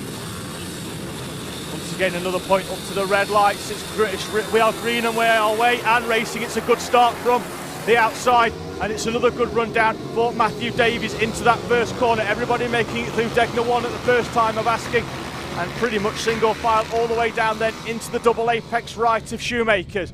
Couple at the back getting themselves into a bit of a mix side by side on the way out. I'm sure they'll sort themselves out before the heavy braking zone down into Hulls. Once again though, it is Matthew Davies using every bit of the tarmac, the curb and a bit of the old runway as well in order to try and straight line the middle straight in the run down to O'Rossi. A couple of riders actually getting mixed up further down as well. Let's see who that is in 7th. Ben Douglas has come through. Alan Davis is going to try and go down the inside, is he, into Alan Wones. He has done and has got the job done, I believe. We'll get confirmation of the line. He has. I can see out the com box window that Alan Brooks will come back up into 2nd place. It won't move much on the screen, that as it was at the start of the first attempt of this race, but Alan Brooks has had to work his way back up into 2nd, getting past Douglas down in the inside into the Alan Wones hairpin, and now is all over the back of Matthew Davis at the front. So Davis and Brooks once again the top 2. We've got a rider off, can't make out a number on that one, but we should be able to pick it up on the timing screen. We're missing Paul Mitchell, obviously from the first instalment of this race. He has come over the line actually, I believe, so that could be Mitchell, who has stopped on the outside of the circuit. I think he's going again because I can't see any yellow flags out there on this Ellough Park circuit. On screen though, we've seen a change for the lead. Alan Brooks has managed to make his way past Matthew Davies in this Moto Oils Minibike Veterans Championship race, and now Alan Brooks for the first time today leads in heat number 1. There's the confirmation on the timing tower down the left side. Green are those drivers that make their move up. Ben Douglas could have been that rider that had stopped on the outside of Degner 1. He is dropping down the timing screen into what is now 14th, 15th place. So there were 13 remaining runners, bookended by Brooks at the top end, small bones down at the bottom. Douglas and Mitchell, the 2 riders not running here at Ellough Park for this opening heat of the Moto Oils Veterans heat number 1. Brooks though continues to lead. Davis in 2nd place behind the 2 of them, both of them going straight over the curb on the exit, trying to get as close as they can to that bundle of tyres that you can see there on the inside. I've been mentioning that a number of times right there. It's the first time we've really got a chance to get a good sight of how close the riders really get to that stack of tyres on the inside, and how dangerous it can be, because the top of that tyre is around about handlebar height, and the riders have really got to negotiate that with a certain degree of skill. Brooks though out at the front has opened up a gap of around half a second now to Davis. So Davis, who managed to stick on the back of Brooks for the opening couple of laps of this restarted race, which reduced down into 6th. Brooks is going to go very wide there using the rumble strip on the outside, trying to straight line that as much as possible, and even trying to open up the tight corner at Holmes into not as much of a hairpin and more just a normal left-hander, trying to use all of the track. Not quite though at the moment, managing to make inroads into Alan Brooks in front. Behind though, there's a move down into Wones. That looks like it's Allene back into the inside of Walker. So Allene's managed to make his way all the way through, up from around about 7th at the start of this race, and now is into the top 3 at the expense of Ian Walker. So the top 10 with 2 laps remaining. Brooks, Davis, Allene, Walker, Gromit, Tappenden, Wareham, Reveley, Bateson and Jarrett the top 10, Pearson, Smallbones and Judkins the remaining runners, with Mitchell and Douglas 2 and 3 laps down respectively, not able to take any further part in this race. Both of those riders having some issues. Douglas running in the top 3 at one point as well, now all the way back down at the bottom of the timing tower. I think Mitchell might have actually got his bike running, because Douglas at one point was in front and Douglas still 3 laps down. Mitchell may still be running, albeit some 2 laps down, and really just using this one as a test session. Ellough once again battling it out with Walker, and in the background, there in the black and white, looks like Gromet's coming to play as well. So Julian Gromet, the 5th place rider, now up right onto the back of this battle for the final step on the metaphorical podium as Walker tries to get down the inside. That's going to try maybe compromise his exit. Is it outside of Degner? Ellough doesn't have time to look over his shoulder, but does have time to defend down to the inside. The lead battle has pretty much come to a premature end. Now Alan Brooks, all he's got to do is keep that bike facing in the right direction and upright. Now has a 2-second lead at the head of the pack. Ellough's opened up a small gap as well to Walker. Gromet now, the rider making the moves, trying to catch up onto the back of Walker, has got 3 corners to try and make it up into 4th place. Tries to go down the inside of Barney's. We've got a rider off on the outside. Is that Ian Walker down? We'll have to see. He's on the floor having some issues. We'll see as they come over the timing line. The leader's going to come through and take the victory. Alan Brooks wins the Veterans Heat number 1 from Davis. Ellough gets 3rd place, does he? Let's get confirmation of the line. No, it's Ellough who's down. I believe Walker in 3rd. Gromet Tappenden in 5th. Wareham's going to get 6th. And Ellough, the rider that is down on the outside of Barney's. So a big incident there for that rider. Unsure as to what it was. We saw a flash of black and yellow come through. That's why I thought it might have been Ian Walker, his 151 bike, being fairly similar in terms of colouring. However, looks like it could be that of Ellough. He's down now, dropping down the timing screen. He will be classified, I believe, in 13th place in the final one of our classified runners, with Mitchell and Douglas being shown 4 and 5 laps down. Bike is up, looks like the rider is up as well, albeit does look to be in a fair amount of discomfort, albeit he is up on his own feet, which is always pleasing to see in the British Mini Bike Championship here. And it looks, to be fair now, like he is walking a lot better. I think he's got a little bit more disappointment in him than anything else there. Incident on the final lap, and looking out of the commentary box door, looks like, as I say, most of the pain will be down to him falling off in terms of the disappointment from that previous incident there. But the confirmation then of the top 10 in that race: Brooks, Davis, Walker, Gromet, Tappenden, Wareham, Reveley, Bateson, Jarrett and Smallbones. Next race up, Mini GP 190.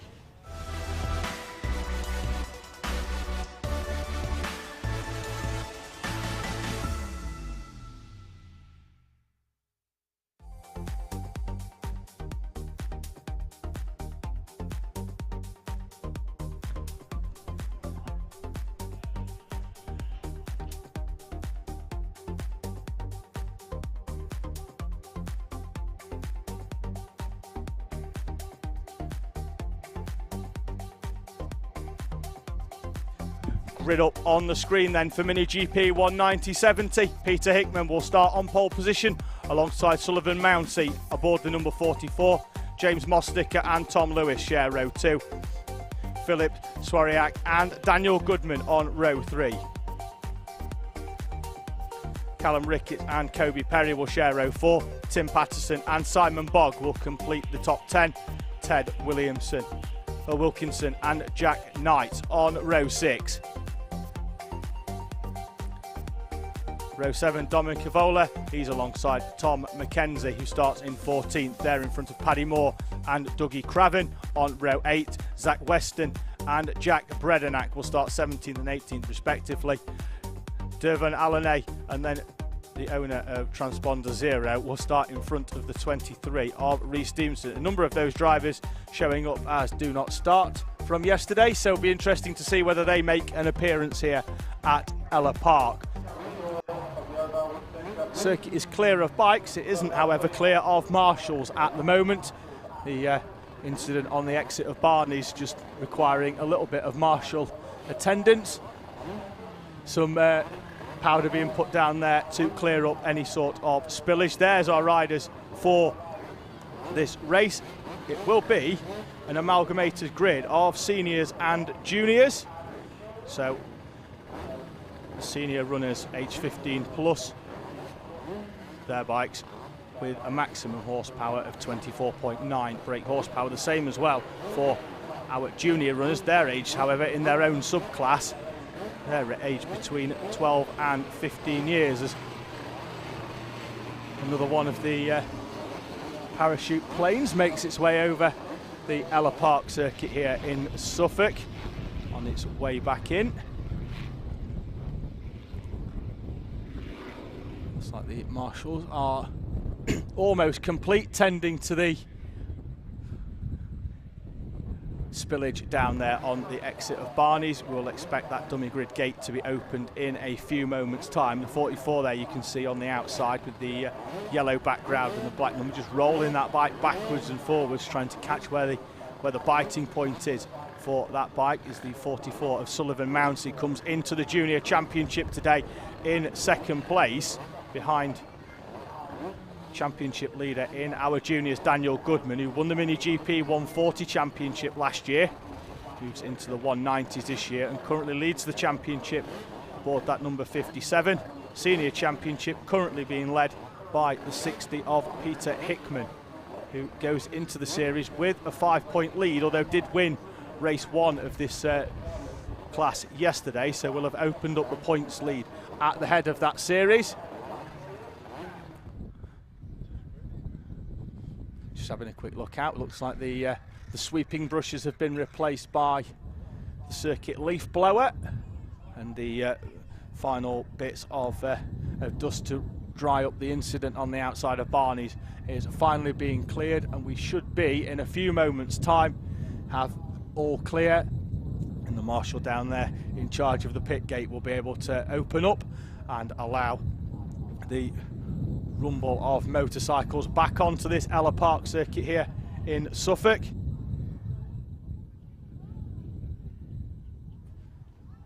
Just hear them now, all the engines are being started down there on the dummy grid, and everybody is now out onto the circuit. They'll blast through the shot in a few moments time on their sighting lap here of this Suffolk circuit, baked in the June sunshine, which I'm sure I can't be the only person here thankful for that after the previous round at Rower, which was well, drenched in May rain. Riders then making their way out for this race. Afterwards we've got the O'Valley 160 Cup and then one further race for you in the morning session before the lunch break here, I believe, at Ellough Park. Then we'll be back for another afternoon's fantastic racing here from the east coast of England. Round number 4 of the RichEnergy.com British Mini Bikes Championship. Rich Energy now available in sugar-free.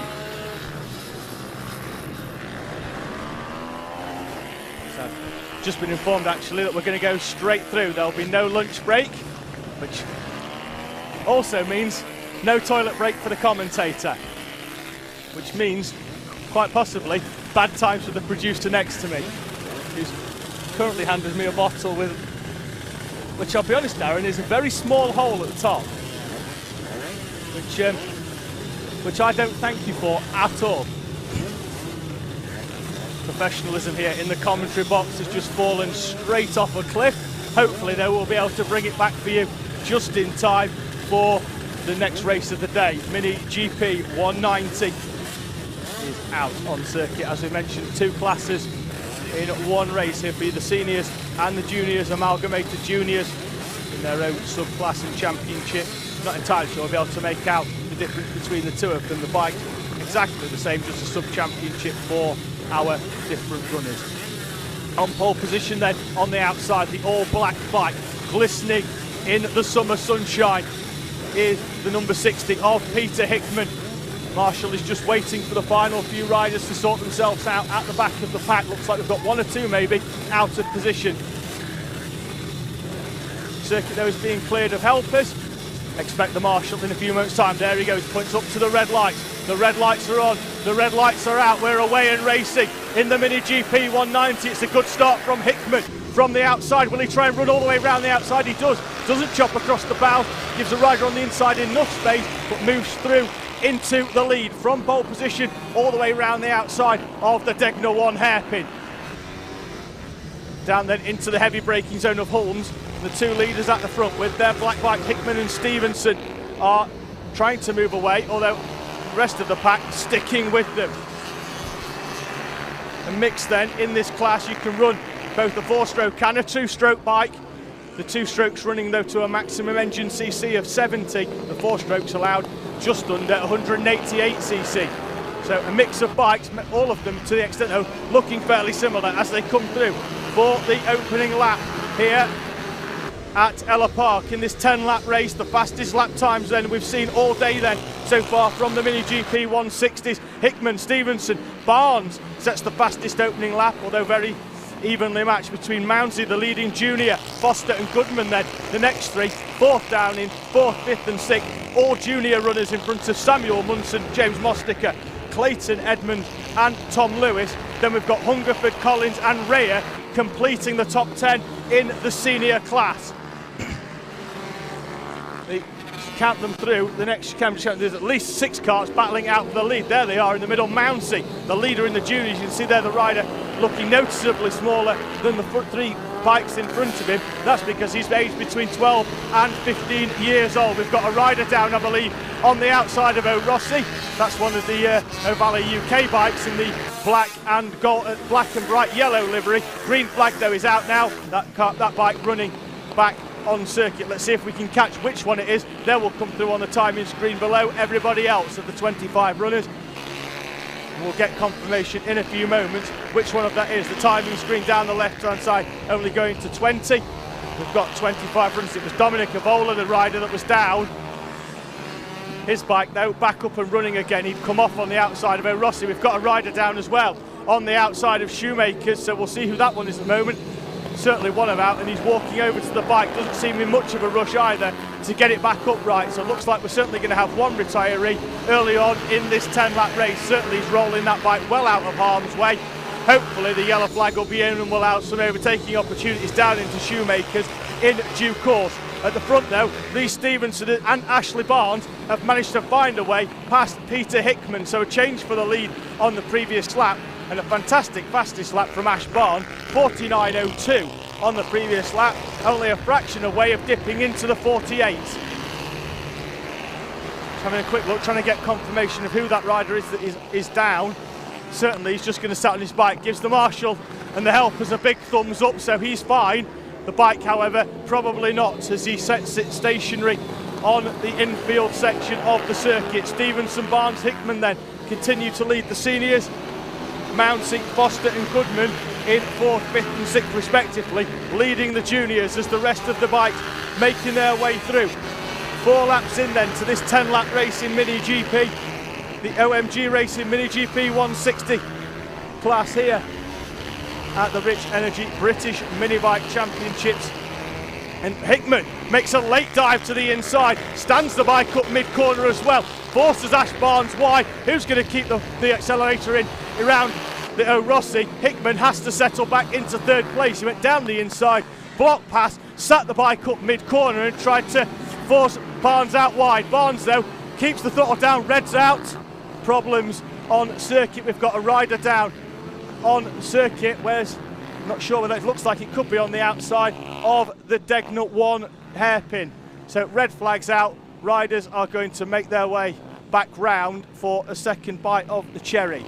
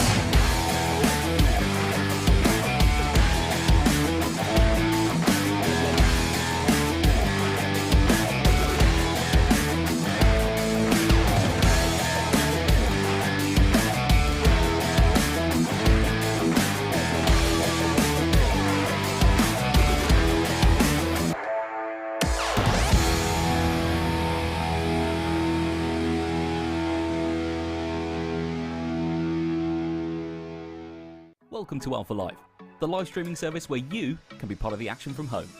You can watch via your smart TV, phone, tablet, or even your gaming console. We've got you covered.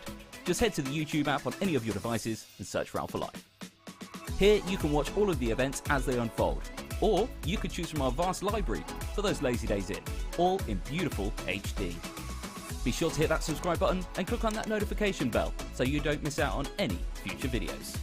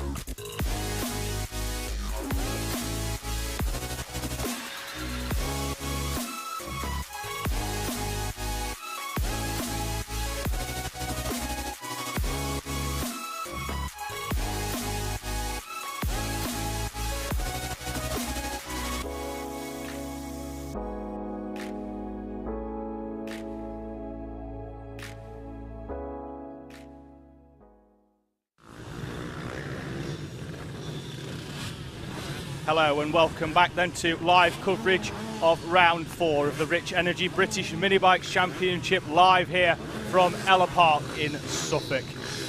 Riders being held there at the start of the grid. They'll then now be sent forward into position. We have half the race remaining, and before we get going I have a public service announcement. I am in possession of a GoPro in the commentary box, so if any of our riders out there are missing a GoPro, please feel free to pop up to the com box and see if it's yours.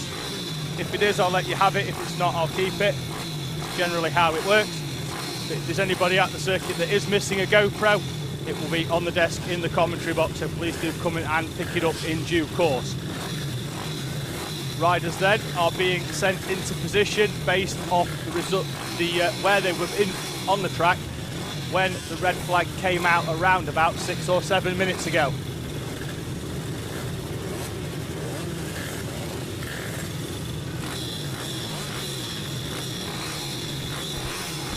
Just for confirmation, the GoPro has been collected, so please do not come and form an orderly queue at the commentary box door.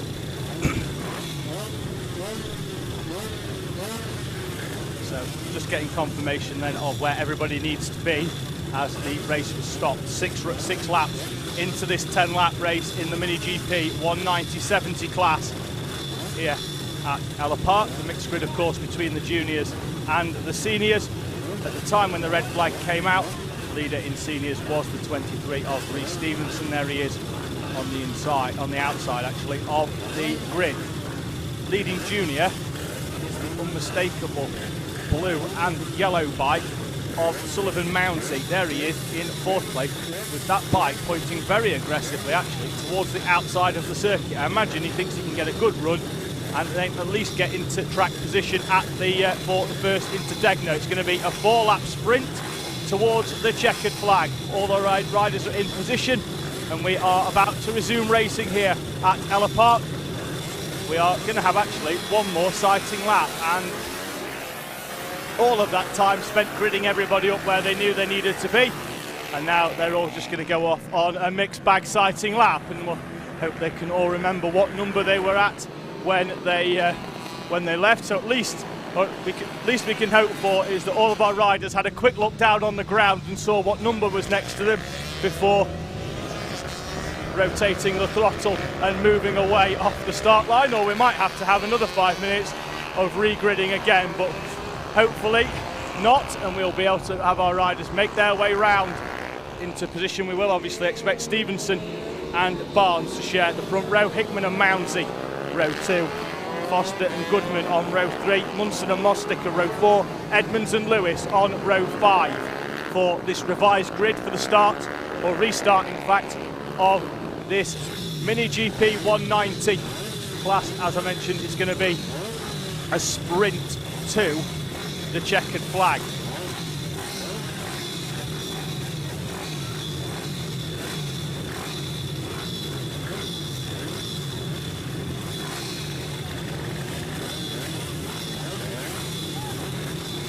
Everybody into position then.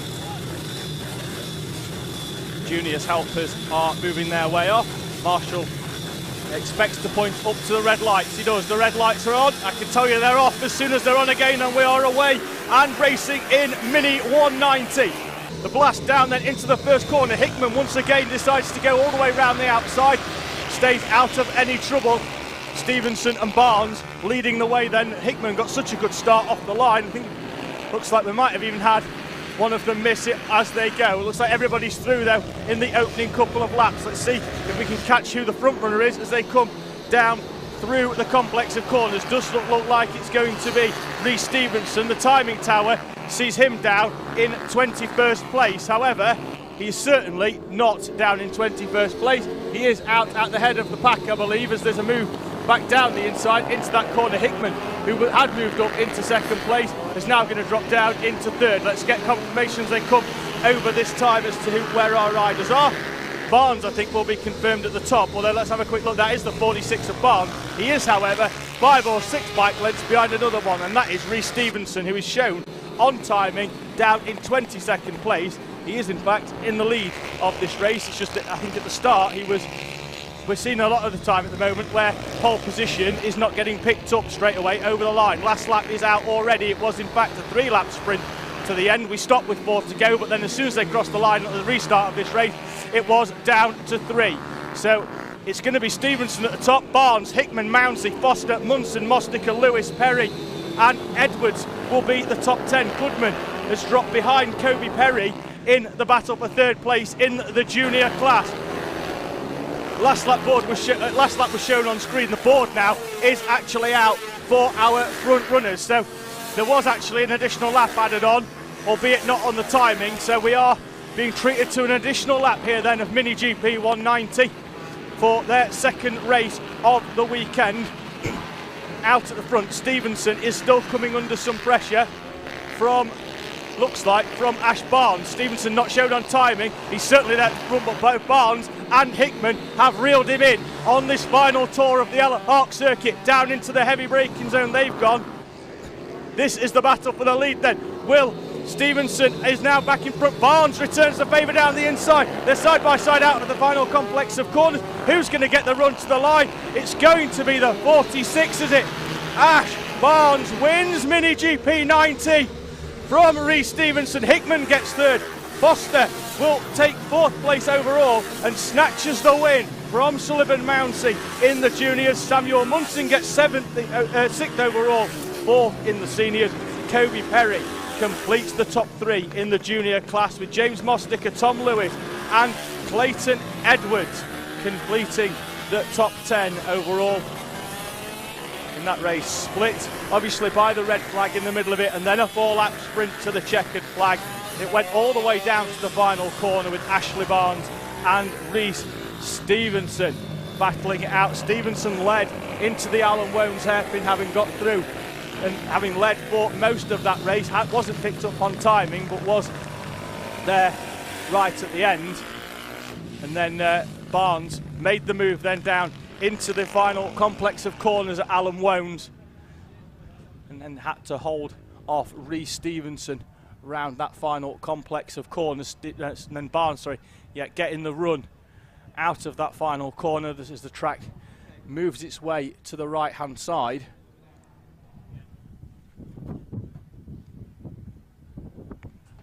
We may have another delay in proceedings here actually, because do have a rider down. It didn't cause any issue in terms of getting that race finished, but we do have a rider down on the infield section of Shoemakers. We might have a couple of minutes to fill here at Ellough Park.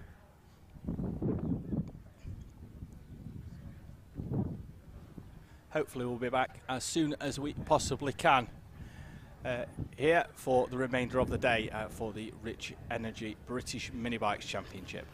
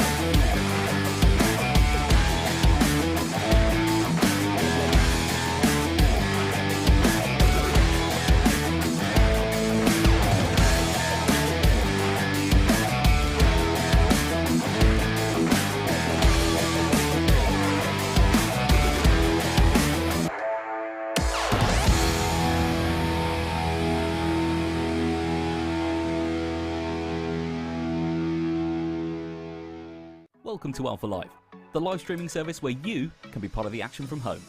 You can watch via your smart TV, phone, tablet, or even your gaming console. We've got you covered. Just head to the YouTube app on any of your devices and search for Alpha Live. Here you can watch all of the events as they unfold, or you can choose from our vast library for those lazy days in, all in beautiful HD. Be sure to hit that subscribe button and click on that notification bell so you don't miss out on any future videos.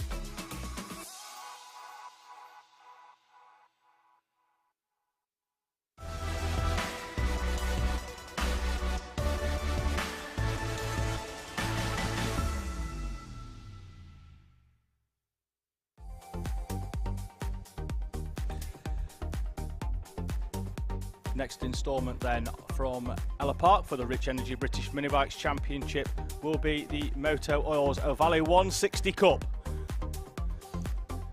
for riders aged 10 to 12 years old. On pole position will be the championship leader, taking a 40-point advantage from the opening two rounds into this round number 4. Obviously with the first round, which was scheduled to be at Teesside, being turned into an open practice day due to the tail end of the unfortunate global pandemic. So we are now at the what is effectively round 3, but will remain as being round 4 in terms of scheduling for the rest of the year. And it's Harley McCabe, the championship leader, who starts from pole position. Alongside him, the rider that is second in the championship, Kobe Perry. Behind Joshua Williams and Mason Greasley, row number 3 is Lewis Mullin and Cade Watt. George Bowes, the number 67, who comes into this race day in third in the championship, will start 7th. He shares row number 4 with the 19 of Craig Dance, who failed to start the previous race for race number 1 for this class. Race number 2 is now out. Let's have a quick count of the bikes out the window. Certainly got more than the 8 that were scheduled yesterday. I think we might even just about have scraped double figures. Let's see if we can catch the additional runs. Looks like we've got certainly both Henry and Marianne McCartney have crossed over. Ollie Sims as well and Dan Deering have both set times, both come over the timing loop at the start of the tap. And just as we've said that, Sam has been on to the comments saying good luck Dan Deering for your first weekend in the O'Valley 160s. Love Dad, Karen and Tilly. We wish Dan all the very best. He's going to be out in a few moments' time for the first instalment today of the O'Valley 160 class.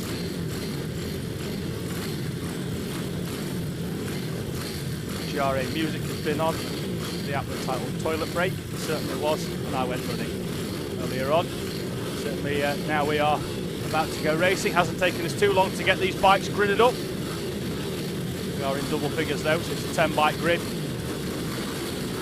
Red light is on. It's not held once again for very long. It's a good start from the inside of the front row, and it looks like Henry McCartney, as it in the 30 on the 31 is going to come through down the inside of Harley McCabe, and the championship leader has fallen back into, at the very least, second place over the line. It was a fantastic start from the inside of the front row from Henry McCartney aboard the number 31, and he managed to get the jump on the championship leader down the inside into the Degner 1 hairpin at the start of the lap, and leads this O'Valley 160 race. These bikes, 160cc, 4-speed box on these bikes, so plenty for the riders to do out there in this class. Riders once again aged between 10 and 14 years old. They'll come over the timing line then for the first time. Henry McCartney leads, Harley McCabe in second place, Kobe Perry, Joshua Williams, Craig Dant, Ollie Sims, Mason Greasley, George Bowes, Dan Deering and Marianne McCartney, the 10 runners in this class.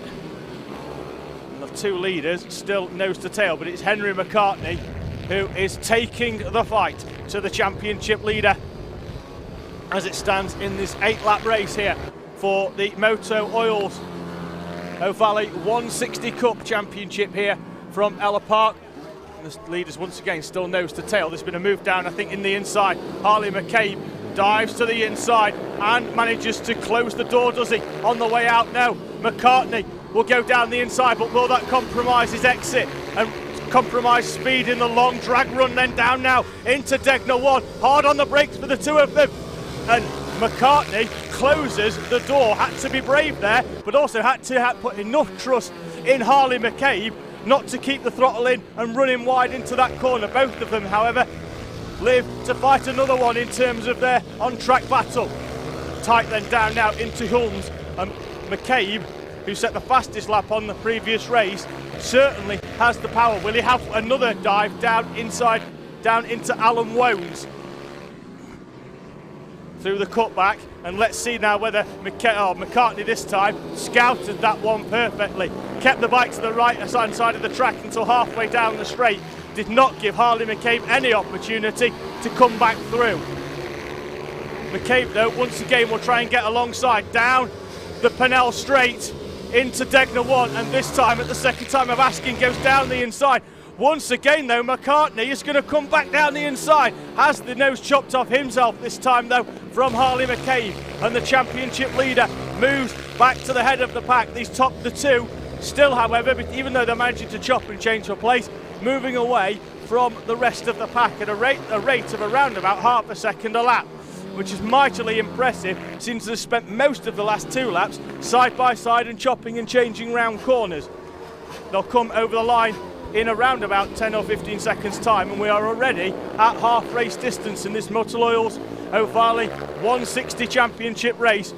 The 10 runners out on circuit then. McCartney, Henry leads from, well, it doesn't now, was the confirmation there actually of McCabe on the previous lap coming through, and he sets a fastest lap on that one. Still can't shake off McCartney though.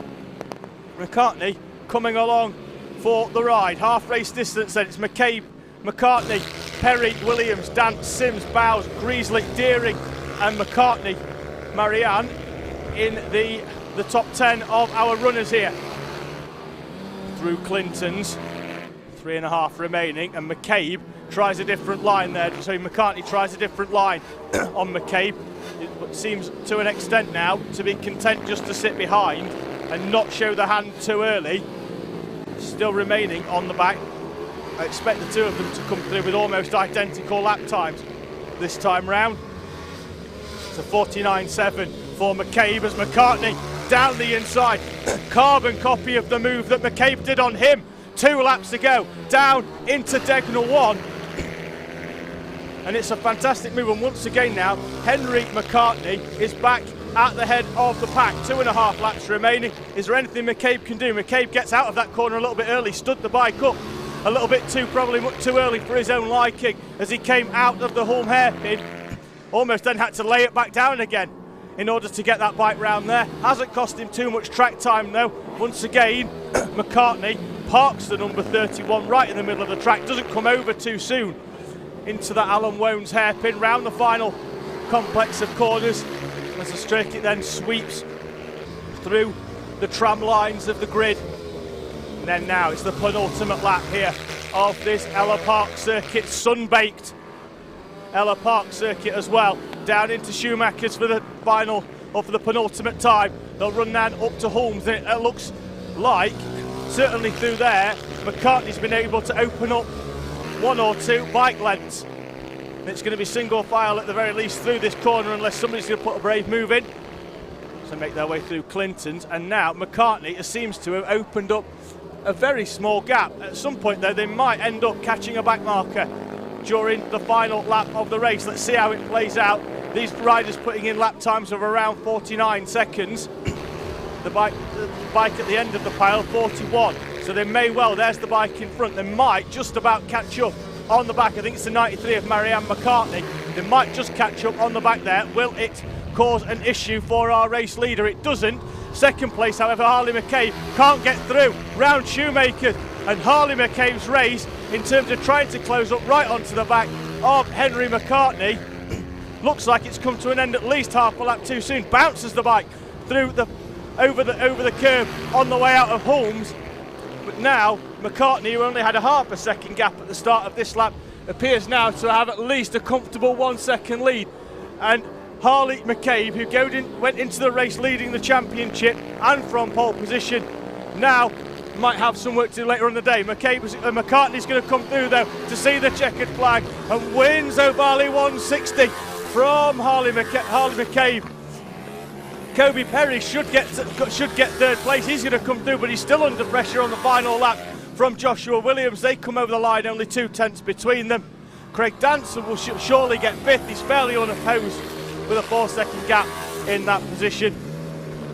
We then await the arrival of the 67 of George Bowes. Ollie Sims is going to come through, Mason Greasley and Dan Deering in his first race in the O'Valley 160 class. We'll finish this one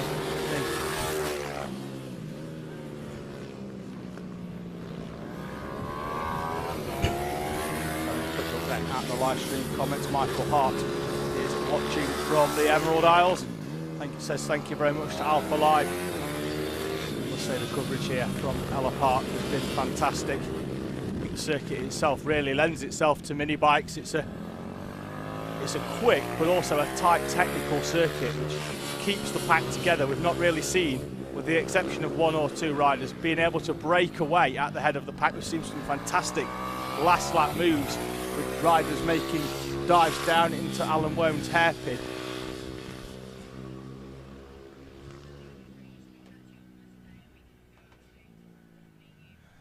Just also getting confirmation, the circuit as well getting involved on the live stream comments, just confirming that the double apex right after Degner 1 is called Shoemaker's rather than Schumacher's. So there's an inside joke at the circuit. I'm not quite sure what it is because it's my first time here, but I'm sure they'll let me know in due course. Circuit's clear though. Next race up for you here today will be the Super Minis, heat number 1.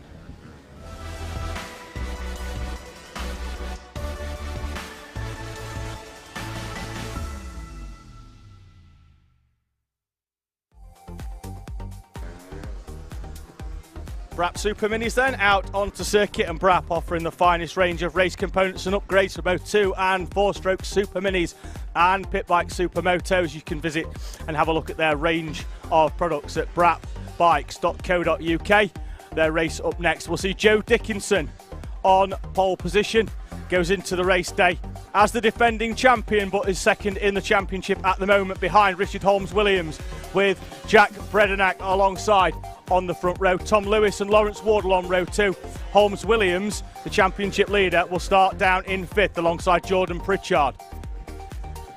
Row 4 sees Luke Bithell alongside Alan Brooks, Robin Kyle and Howard Taylor complete the top 10, with Luke Weston and Nathan Smith on row 6.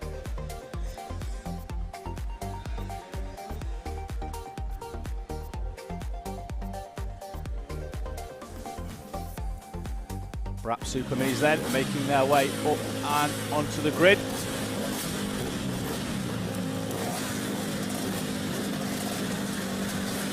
Like I said, a quick chat. That's the riding for 4th and 6th, just having a quick chat. Everybody else though appears to be nicely in position. One rider holding themselves back right at the back of the pack there. Red lights on though, red lights out, it's away we go. It's a great start from pole position from Joe Dickinson. Once again, everybody making the run away at the start.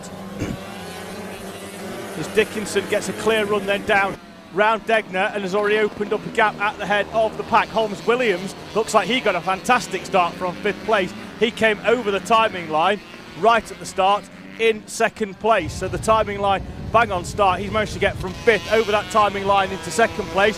We'll see what the timing is when they come over in due course. But Joe Dickinson, defending champion, going into the race day only 2 points off Holmes Williams at the top, and it does look like the two championship protagonists are at the head of the pack. Holmes Williams trying now, having to close down.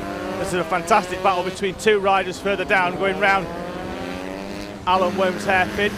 Let's have a quick look for a confirmation. Holmes Williams did come over the timing line previously in 2nd place. He's now not really showing up on the timing. Let's just get confirmation of where he is on circuit in that one on the 1:26. Timing as it is though, sees Dickinson, Cornwall, Stacey, Wardle, Dutton, Leatherland, Cornwall, Brooks, Garwood and Kyle, the top 10. Holmes Williams does appear to have come over the line finally, so he must have set a really good lap time in the first one, got a blinding start, and then it came to a grinding halt. We did see one rider slow away at the end, and at the end of the start, and was parked up on the outside, and we'll just get confirmation that bike will flash past the commentary box very shortly, but I do think that will be Richard Holmes Williams, who, as I mentioned, went into the race day leading the championship after the opening 2 point scoring rounds of the British mini bike series. As looks like Dutton is that going down the inside into the right hander. That's the 4 and the 44. Looks like we're on a cut with Cornwall as well, so we'll have a quick confirmation as to who that is when they come through. Haven't got an actual number 44 on the timing stacker down the left side of the screen, but they will come through at some point. It is the bike in 2nd place. It could well be Stacey, but we will have a quick confirmation when they come through. The race leader's already going to come through, setting fastest lap after fastest lap. Another one as they go over the line this time, a 48.1, and it is the bike with 44 on is shown as the bike on the timing screen down the left, number 79, Storm Stacey, up into 2nd place at the expense of Steve Cornwall on that previous lap. So Dickinson continuing to move out at the head of the field, 0.8 of a second quicker than anybody on the previous lap. The defending champion trying to claw back the points that he needs to overtake Richard Holmes Williams in the championship, and Holmes Williams well down the order, right down at the bottom in 12th place, having had some issues off the start line. We did see him go all the way up into 2nd place at the start from his 5th place berth, and then all of a sudden drop all the way back down into 12th place. It looked like he got a flyer, and then the bike ground to a halt. Another fastest lap of the race from Joe Dickinson. This is going to have to stop at some point, unless he's going to try and just go quicker and quicker and quicker for every single lap round here. But a 48.07 is 0.3 of a second quicker than anybody else. Storm Stacey in 2nd, pulling away then now from Steve Cornwall. Got certainly the pace there to pull away, a 2nd quicker than anybody else on that last lap, with the exception of the race leader Joe Dickinson. So it's Dickinson, Stacey, Cornwall the top 3, Wardle, Cornwall, Dutton, Leatherland, Brooks, Garwood and Robin Kyle, with Peter Pamperos and Richard Holmes Williams, who is on the same lap, albeit now 40 seconds behind our leader.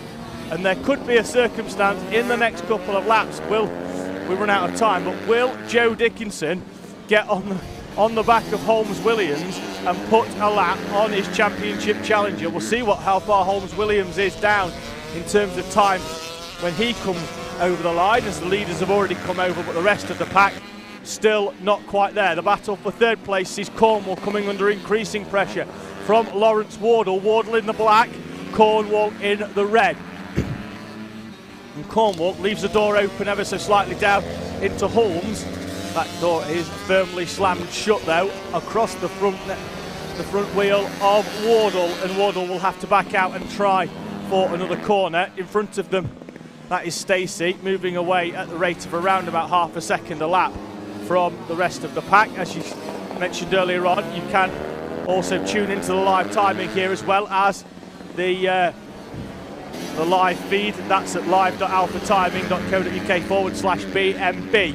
2 laps remaining, and Holmes Williams does now indeed drop 1 lap down on Joe Dickinson.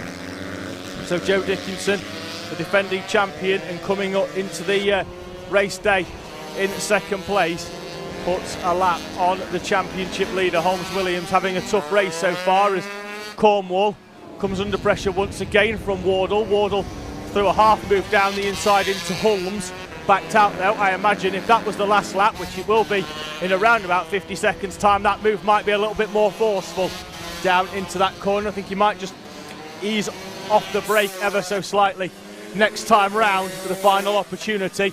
Race leader though is already on his last lap down the back straight and moving away off into the distance. Storm Stacey second place, Steve Cornwall, Lawrence Wardle, Tim Cornwall, James Dutton, Keaton Leatherland have all come through over the line. We await Stephen Brooks as well, who sets his personal best of the race there with the blue number coming up. Let's see whether Wardle will put the same move down the inside into Holmes. Can't, because Cornwall moves the bike around about a metre inside the white line as to what he's done earlier on in the race. Through the checkered flag, however, already out for Joe Dickinson. He's taken that Storm. Stacey gets second. The battle for third is still going on round Barney's complex, and Cornwall defensive once again. Will he run wide on the way out? He doesn't, manages to get that bike stopped into the final complex of corners.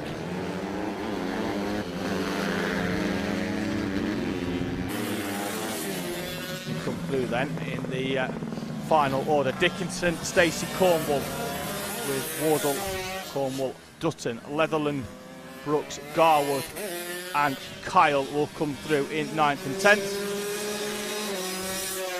Parapanos and Holmes Williams already a lap down, so they'll have taken the checkered flag behind our race winner, Joe Dickinson.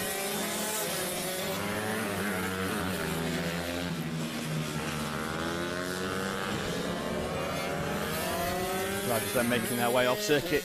Next race up here will be the second instalment today. It'll be their race 3 of the weekend for the All Seasons Interiors Mini GP90 and the Supermoto 90s.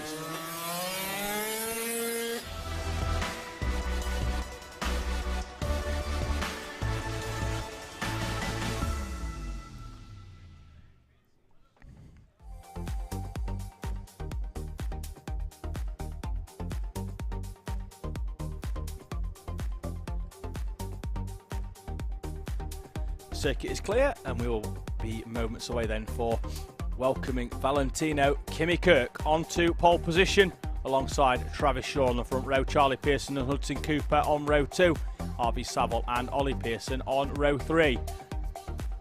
Row 4 sees Harrison Quincy on the outside of Charlie Ward. Jack Hamilton and Leo Soliu complete the top 10. Finlay Hanna and Owen Tempest will start on row 6. Row 7 will see Paige Mullen alongside Brooke Champion. Billy Carter completes the grid aboard the number 85, although he set no time in the previous session, so we'll see whether he makes his way out onto circuit. So All Seasons Interiors Junior Supermoto 90 and the All Seasons Interiors Mini GP 90 then making their way out onto circuit. All Seasons Interiors with over 10 years experience within the industry. All Seasons Interiors widely recognised as one of the UK's most trusted installers of home efficiency improvements. And we thank them for sponsoring the class. Class with riders using a variety of different frames, albeit certainly in the Junior Supermoto, with the choice of engines. In that one you can either use a semi-auto, fully auto or a manual box on the bikes. A maximum horsepower of 7.9 brake on the Supermotos. It's a similar engine, or same engine in fact, on the All Seasons Mini GP, albeit the bikes look a lot different. You'll be able to see, certainly on the front row, bike of Valentino, Kimi Kirk and Travis Shaw. So we'll see when those two bikes come up to the front row. Shaw being in the Supermoto, Kimi Kirk being in the Mini 90. You'll be able to see the differences between those two bikes as they get themselves in. Thank you very much for joining us. Please, as mentioned throughout the day, do get in touch. The comments on the live stream. We'll endeavour throughout the day to read them out here from round 4 of the Rich Energy British Mini Bikes Championships here at Ellough Park. Thank you as well to Rich Energy for their kind sponsorship of the series. Find out all about their products at richenergy.com, where they now have 2 great flavours available for you, now available as well in sugar-free. So 2 drinks, 1 great taste. You can pick up 24 cans for only $24.99 for Rich Energy from their website at richenergy.com and their various distribution partners. Thank you very much for joining us then here for round 4 of Rich Energy British Mini Bikes. Mini Bikes, you can find out more about the series in general at britishminibikes.com. You'll be able to find out about all the various classes that we run here in the Mini Bikes Championship. The next one up and almost a way to go and racing is the Junior Supermoto 90 and the Mini GP. So there's a Supermoto on the outside, Mini on the inside. We're away in racing. Looks like everybody's got going, albeit one of the riders at the back quite slowly. They all are now making their way down to the run. So it's going to be Travis Shaw in the Supermoto, leading from the Mini GP of Valentino, Kimi Kirk. Although Kimi Kirk runs very wide round Shoemakers, does keep the throttle in there, manages to, I think he saw every single white line of the circuit there, the one on the inside all the way out to the outside, and then chop back across onto the apex. So now it's going to be an enthralling battle between the Supermoto and the Mini GP. At the front of both Shaw and Kimi Kirk are pulling away from the pack as the rest of the pack have managed to argue their way round Shoemakers. Everybody, I believe, has made their way round the opening couple of corners. And the leaders then making their way down to Alan Wones. As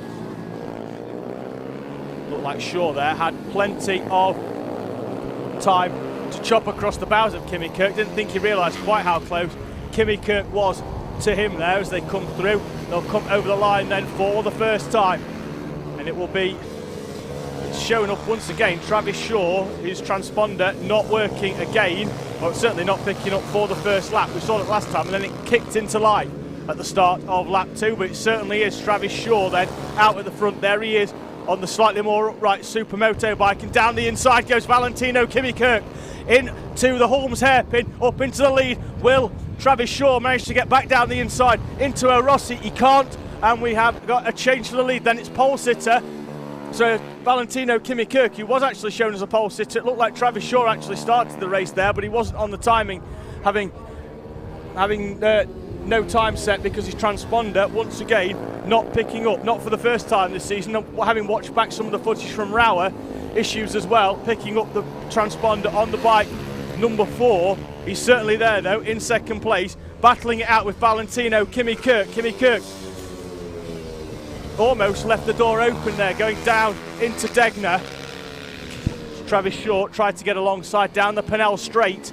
Start-finish one here, but couldn't get alongside. And now Valentino Kimi Kirk in the Mini GP 190 is leading the way from Travis Shaw. Shaw in the slightly more upright Supermoto. Still managing to stick all over the back then of Kimi Kirk, and arguably has been a little bit quicker since he dropped behind the rider of the 468 bike. Certainly now, between the two of them, whether it does open up a little bit there, and let's see whether he can get down the inside into Alan Wones. He can't, just seems to be content at the moment to sit behind, but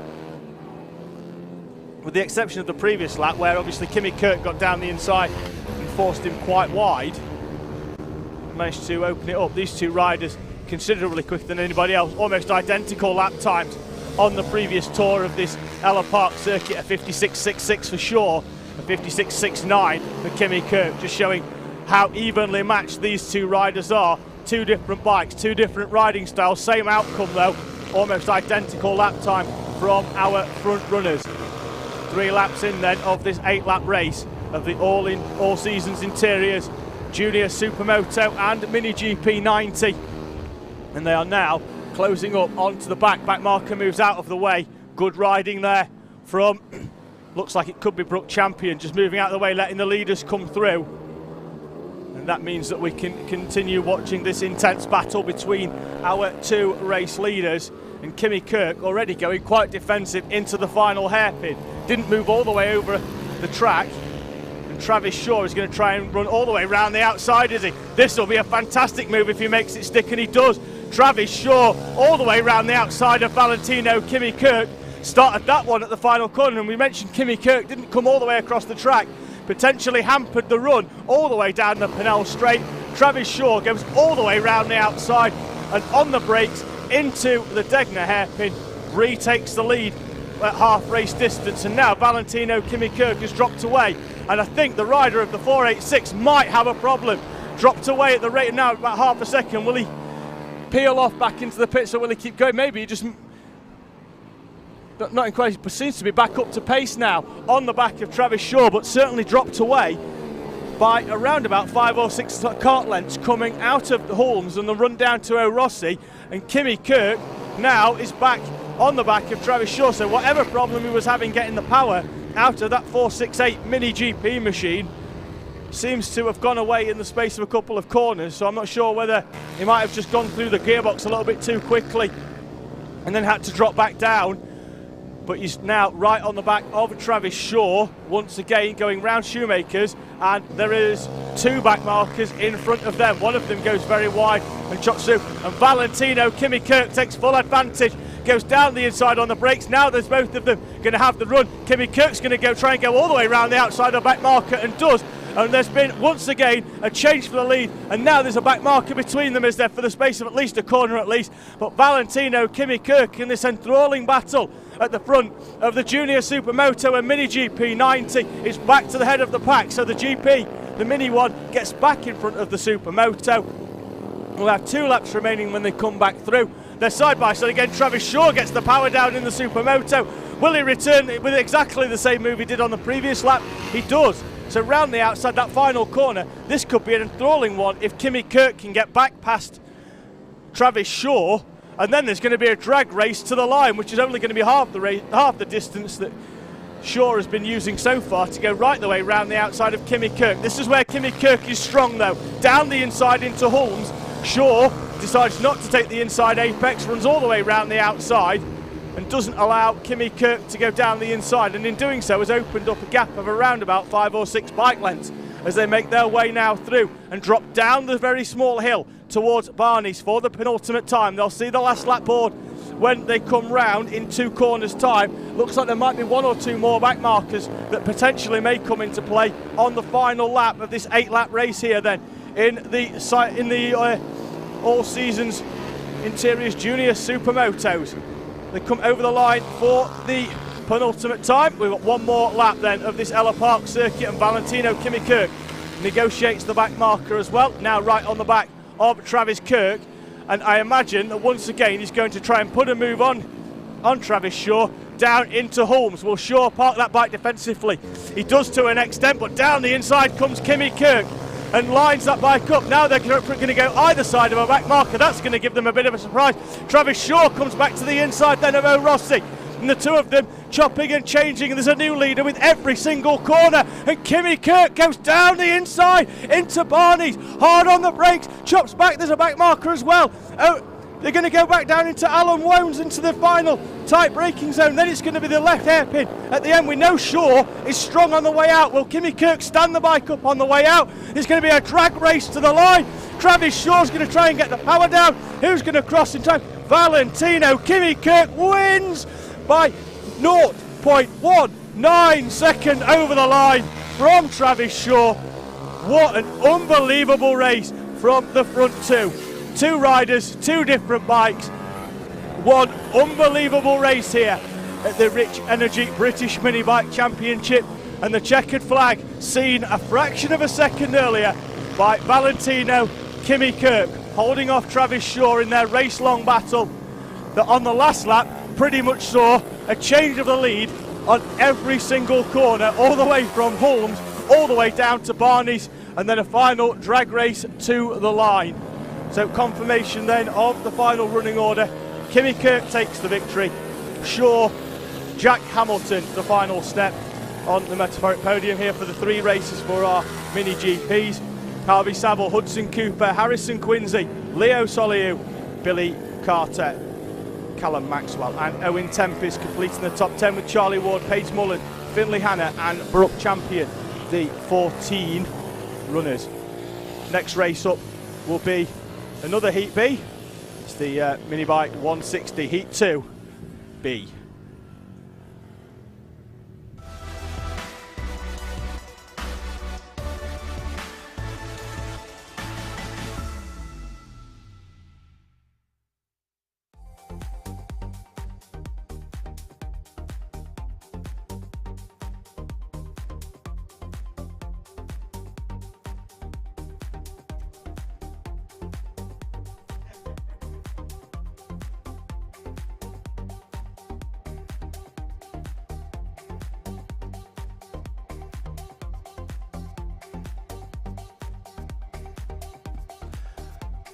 Grid up on screen, and it is a split grid then for our Sayamoto Mini Bike 140 Championship, such as the volume of riders on the grid here. So it's a split grid. On pole position then for Heat 2B, Chris Heimers will start on the outside pole berth. He's alongside the 12 of James Walker, Nathan Ellis Ward and Rob Overend on row 2, Adam Weston and Darren Coleman on row 3. Row 4 sees Jake Marsh sharing that one with Michael Briggs, Sam Wiseman and Stephen Blatchford complete the top 10. Tommy Allman and Alex Jones on row 6. Kelsey Carter and Craig Rowland will share row 7. Dan Merrin will start 15th. He's alongside Ian Rogerson. Darren Hall and Russell Cowling will share row 9. Row 10 sees Stephen Tempest and Peter Wadsworth completing the top 20. Ian Blatchford and Tom Spencer in 21st and 22nd respectively. Simon Wadsworth and James Herring will share the 12th row with Mark James Cockfield and Fahad Lada on row 13. James Landamore and an unnamed rider will start in 28th place. And as we saw earlier today from this class, we'll be following it up as well, I believe, with the A heat, both of which have got at least 25, 26 runners in them. This one showing 28 on the screen. I think 26 have actually come over timing on their sighter lap. An absolutely massive grid for the Sayamoto Mini Bike 140 Championship.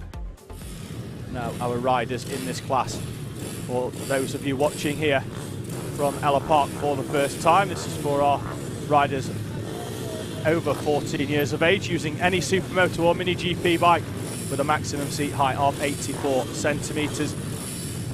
2 different engines to be used. You can either use a YX 140 or a Zogshen 140 manual engine, both 4-stroke engines up to 140cc with a maximum horsepower of 15. Thank you very much for joining us here then across multiple social media platforms and the Alpha Life Productions YouTube channel.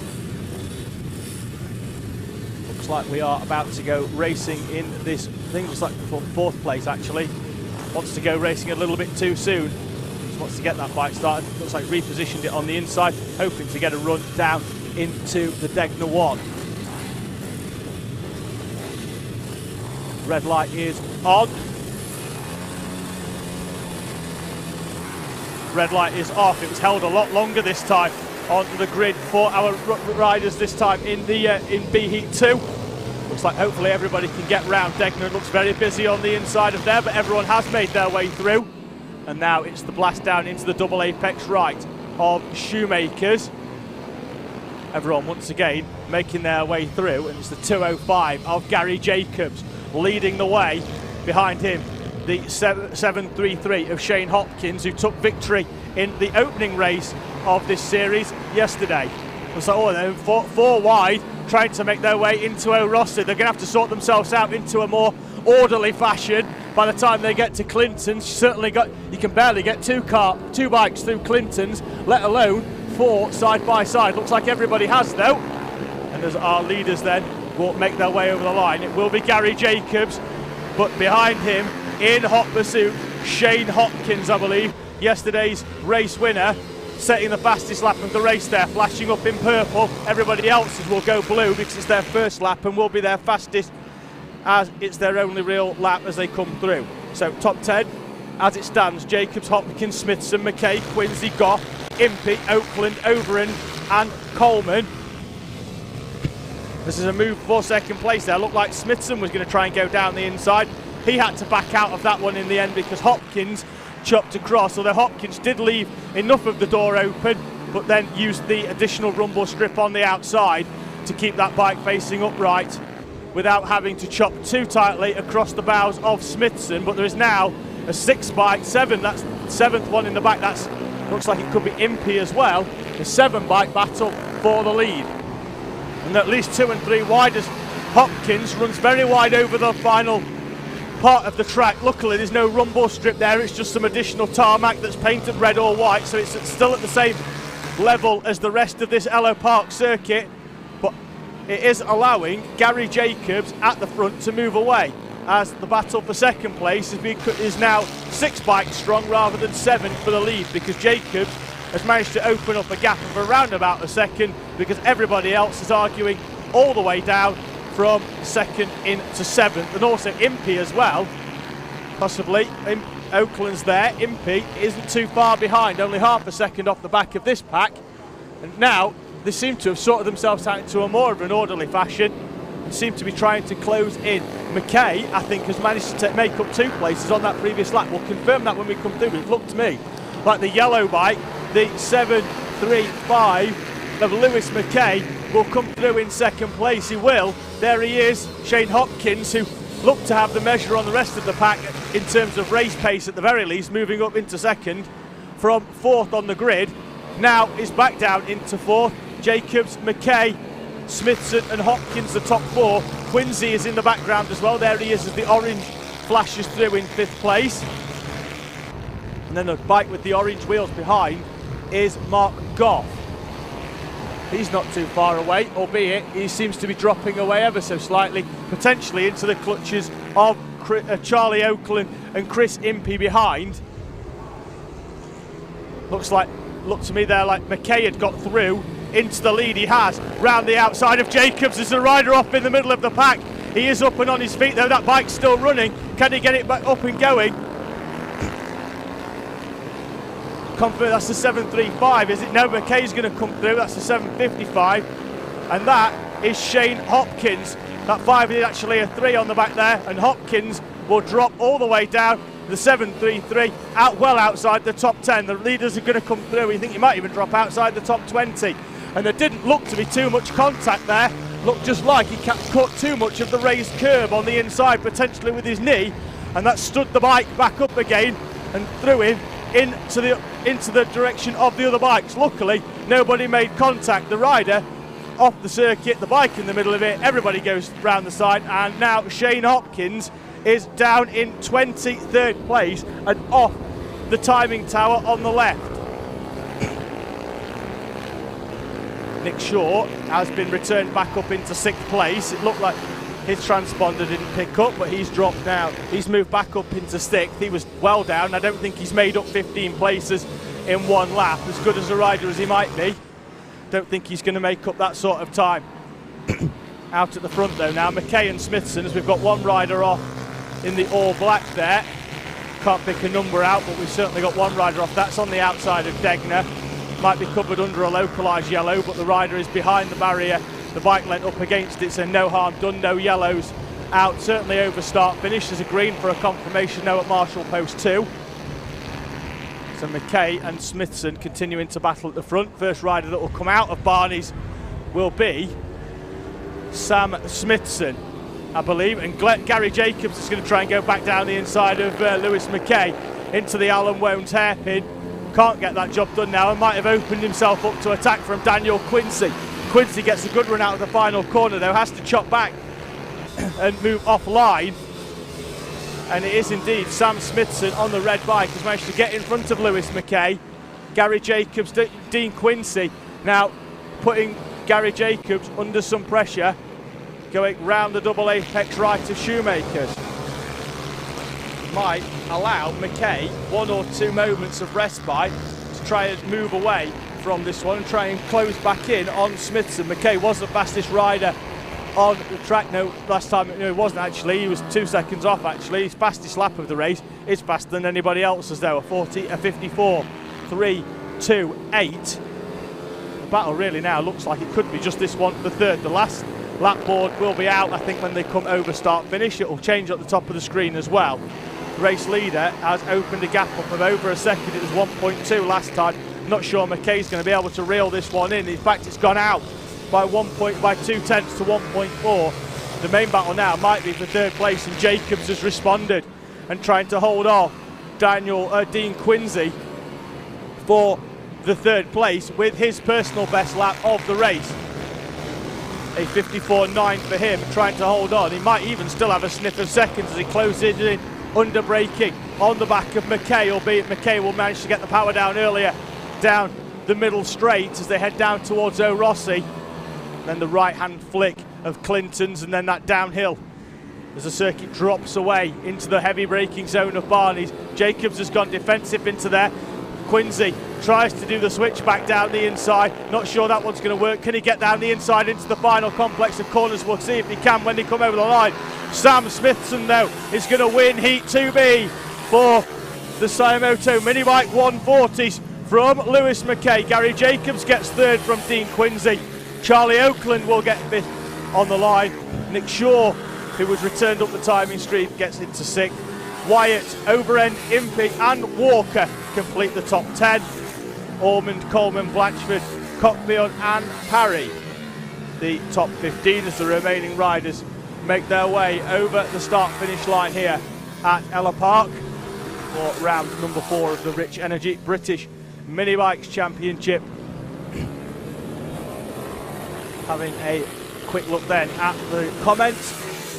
Darren Burns is watching from all the Burns family in Lisbon, saying, come on Jack, number 28. I think that might be Jack Hamilton from one of the races a few moments ago. Palapalo has been on, saying that the racing is nearly better than MotoGP. If you remove the nearly bit, you might just be there.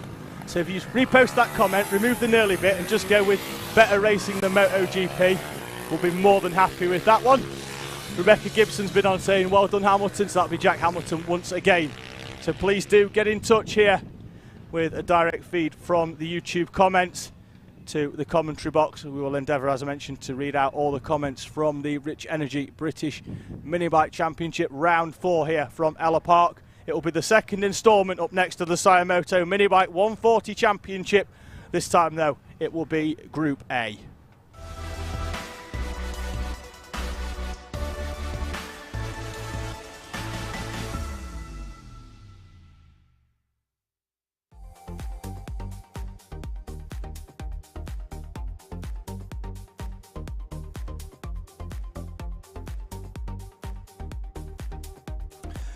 Reece Stevenson then will start with the 1-2-3 bike on pole position. He'll be alongside the 48.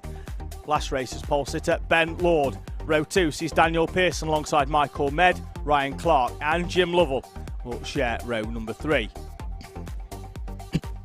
Row 4 sees Jonathan Harrison. He starts on the outside of Ross Richards. Top 10 completed by Brett Neeson and Will Lathrope. Nathan Smith and Mick Lord will share row number 6. Row 7 sees Gaz Pearson and Ty Butler in front of Chase Collymore and George Kelly. Row 9, Oliver Linsdell and Samuel Morrison. The top 20 completed by Richard Holmes-Williams and Joshua Crew aboard the number 39 bike. Carl Sanders and Scott McGibbon will share row number 11. 23rd sees Casey Hanby alongside the 20th and 24th Paul Mitchell. Ben Cole, Stephen Humphreys, Lewis McKay and Ben Nixon will complete the 28 bike grid here for Group A of the Siamoto Mini Bike 140 Championship.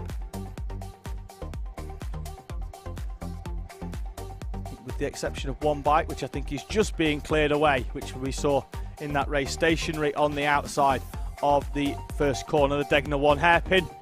And once that bike is going to be pushed off back into the paddock, we will be able to allow Group A out onto the track here at Ellough Park.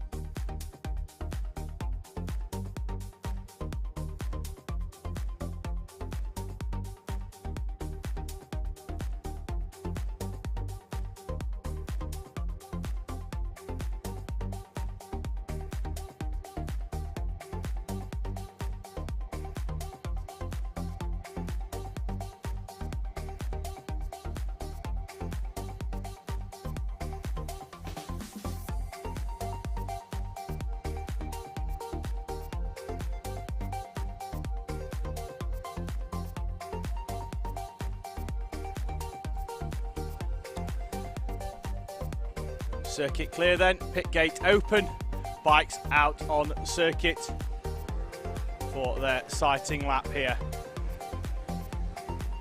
In this baking sunshine on the east coast of England for round 4 of the Rich Energy British Minibike Championship. Riders making their way out then for Group A of the Siamoto 140s.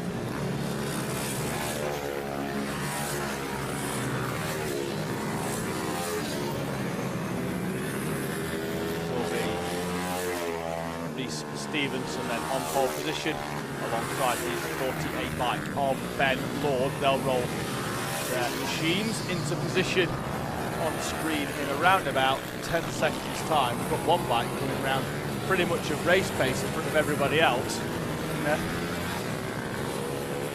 That's a rider that certainly just wants to get going. Now have to pull over to the side and let everybody else come through. That's Jack Andrews in the 14. Let's see where he's going to position his car. So his bike, there he is. Down in Campman back, 1, 3, 5, 7, 9 in 11th place. Down the right hand side, their pole position on the outside here at Ellough Park. Can't think of many other venues around the country that has a pole position on the outside, so a unique caveat of the Ellough Park circuit here. Riders in the back just getting themselves in. We'll expect the front runners in a few moments to it stands, we're missing a pole position man. There he is. 1, 2, 3 bike from Reece Stevenson, jams the front brakes on as he stands. Marshall puts the red flag up towards the red lights. We're away and racing. It's a fantastic start from Stevenson from the outside and in pole position. He's going to move away.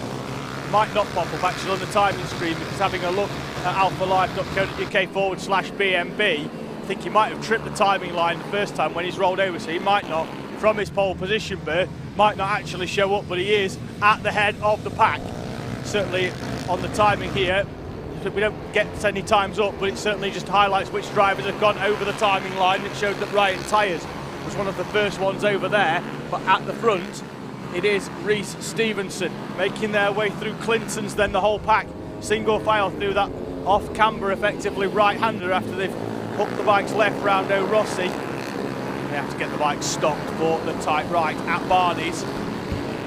They'll then come over the line. Have a look to the left of your screen. The timing tower will appear here at Ellough Park. Ben Lord, Ryan Tyres, Jim Lovell, Richard Holmes-Williams, Will Lathrope, Chase Collymore, Mick Lord, Daniel Pearson, Jack Andrew and Nathan Riggy will show us the top 10. But out at the front of the pack still is Reece Stevenson. There he is with the number board, white number board, 1, 2, 3 on the front, out the top of the pack. Not showing actually on timing as your race leader, but he certainly is there in front of Ryan Tyres and Jim Lovell, all over the back of the 1, 2, 3. As I'll head now down out of the Barney's complex of corners, the hairpin and then the left flick towards Alan Wones with that curve on the inside. One of the only curves actually this circuit that's quite raised up on the inside. And we've got a rider actually down at that corner who's clipped a little bit too much curve, just caught it out the back window. We'll see if we can catch who that is. We'll see if anybody's dropping down the timing towers as Richard Holmes-Williams moves up into third place on the previous lap at the expense of Jim Lovell. There's a rider dropping down. It's Nathan Riggy, who was in 10th place at the start of the previous lap, now down in 20th, sliding off at Alan Wones, having caught his knee a little bit too much on that raised curb on the inside. And Nathan Riggy is going to drop outside the timing. There's confirmation on the screen then that Rhys Stevenson is in fact your race leader. Hadn't shown for the first 2 laps of this Ellough Park circuit. Now he's back up there. The timing, the team in the timing tower on start finish, doing a grand job at putting Rhys Stevenson back in his rightful position then. Behind him, that red bike with number 48 on the front, that's Ben Lord. Started the race day on pole position. Didn't quite have the first heat of the day that he wanted. Now in heat 2A, is right back in the mix. Behind Rhys Stevenson, Ryan Tyers behind him, having his own battle with Holmes-Williams, who'd got past on the previous lap. And this battle for the lead is still 4 deep though behind them. They've managed to drop away Jim Lovell, who was right there at the start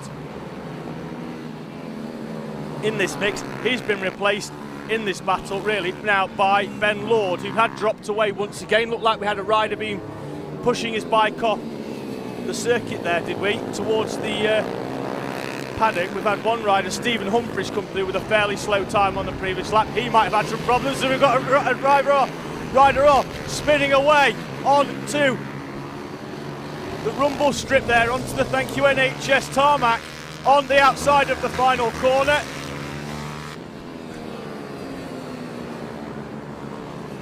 So rider down there. Stevenson though will continue to lead. They go up towards Holmes. Everybody else on the timing gets a confirmation. So certainly I think it might have been one of the leading quartet, because now it's a trio as they make their way through.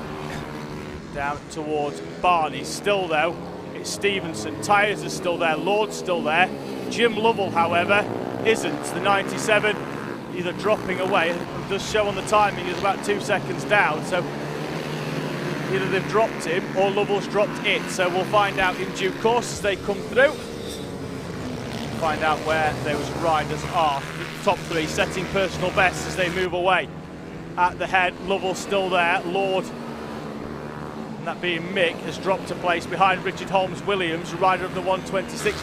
May well have been the rider who was in that battle at the start, which was 4 bikes deep, who then just managed to drop it because he picked it up fairly quickly and got going again. So the 126 of Richard Holmes-Williams, the rider who had a problem, is a move then for the lead down the inside, gets it stopped as well.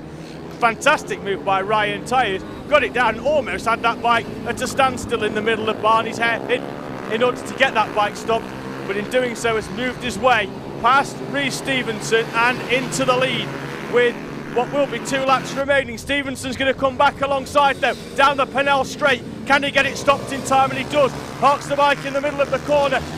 Tyers is going to try and return the favour into Shoemakers.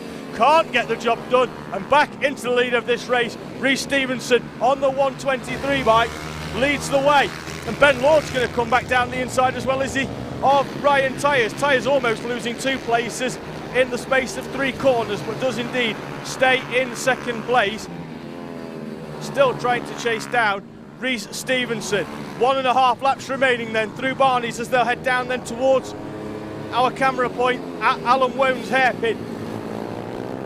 Ben Lord then in 3rd place has dropped a couple of bike lengths back. There's a yellow flag out for our riders there. Last lap boards out though, it's on down in towards the first heavy braking zone of the lap. Rhys Stevenson then continues to lead, goes green at the top as a confirmation that he did make an overtake at the start of the previous lap into the Degner hairpin. Round Shoemakers then for the final time. Mick Lord and Daniel Pearson both make up places. Chase Collymore has dropped at least 3 or 4. Let's see whether he comes over the line. He does in 10th, but he's dropped a couple of places, so maybe the yellow flags were out for him. He still remains though in the top 10. Stevenson and Tyers battling out. Stevenson parks the bike right on the inside of Barney's. He's not going to open the door. Certainly not handing an invite to Ryan Tyers. Tyers is going to have to force his way through if he wants to take the victory in this one. Will he go down the inside into the final corner? There's a back marker in front, but I don't think they're going to catch them. Rhys Stevenson wins Heat 2A for the Sayamoto Minibike 140s, holds off Ryan Tyers and Ben Lord, the top three. Lathrope Lovell will complete the top five. Holmes Williams is some 4 or 5 seconds down the road, but does complete in sixth, with Lord, Pearson, Andrews and Collymore will come through in due course. Andrews already through to take the checkered flag. Chase Collymore's 131 will come through to complete the top 10. Another fantastic race from Group A in the Sayamoto Minibike 140s. An enthralling race-long battle between Stevenson, Tyers, Lord. At times Lovell was in there, Holmes Williams was in the mix as well. At some points both of those two riders having problems throughout the race, although recovering both of them. Lovell into fifth, Holmes Williams into sixth. Next race up though, here from Ellough Park in Suffolk, it will be the Mini GP 140s.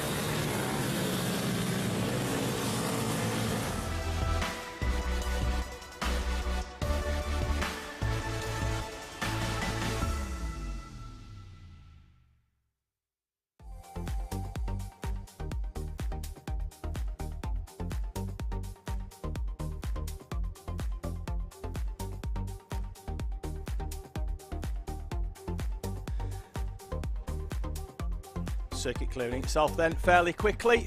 Next race of the day waiting in the dummy grid should be the Ugly & Co Mini GP 140s. Ugly & Co, a clothing brand born out of passion for extreme sports, from skiing to skateboarding, climbing to downhill mountain bikes, and of course motocross, motorbikes and mini bikes as well. Find more of their products at Ugly with 2 G's, so it's UGGLY and co.com for all of their clothing products. The Mini GPs, however, are already out of the dummy grid. They'll do their one sighting lap. We do not, unfortunately, have a grid for this one, so we'll try our very best as they come through. They'll come over the timing line, so at the very least I'll be able to tell you which riders are in the race. It just might not be in the order that they're gridding up at. Ruben Bray and Wilson Dilks, Laken Payne and Luca Wilkinson, Alfie Flynn, Ollie Sims, Joshua Williams, Harley McCabe, Jack Burrows, Brian Hamilton, Kobe Garrett, Harry Payne, Craig Dance, Joel Grieg, Marco Holt, Arnett Carr, Lewis Mullen, all the riders that have come over the timing line. Keely Garbutt has been on again, wishing the number 25, Kobe Garbutt, good luck for this race. No. Clayton Reid has been on only a minute ago. What a fantastic race that last one was. He echoes that sentiment as well. First time for him watching the mini bikes here at Ellough Park, and I must say I really do think this is a circuit that just lends itself beautifully to the Rich Energy British mini bike series.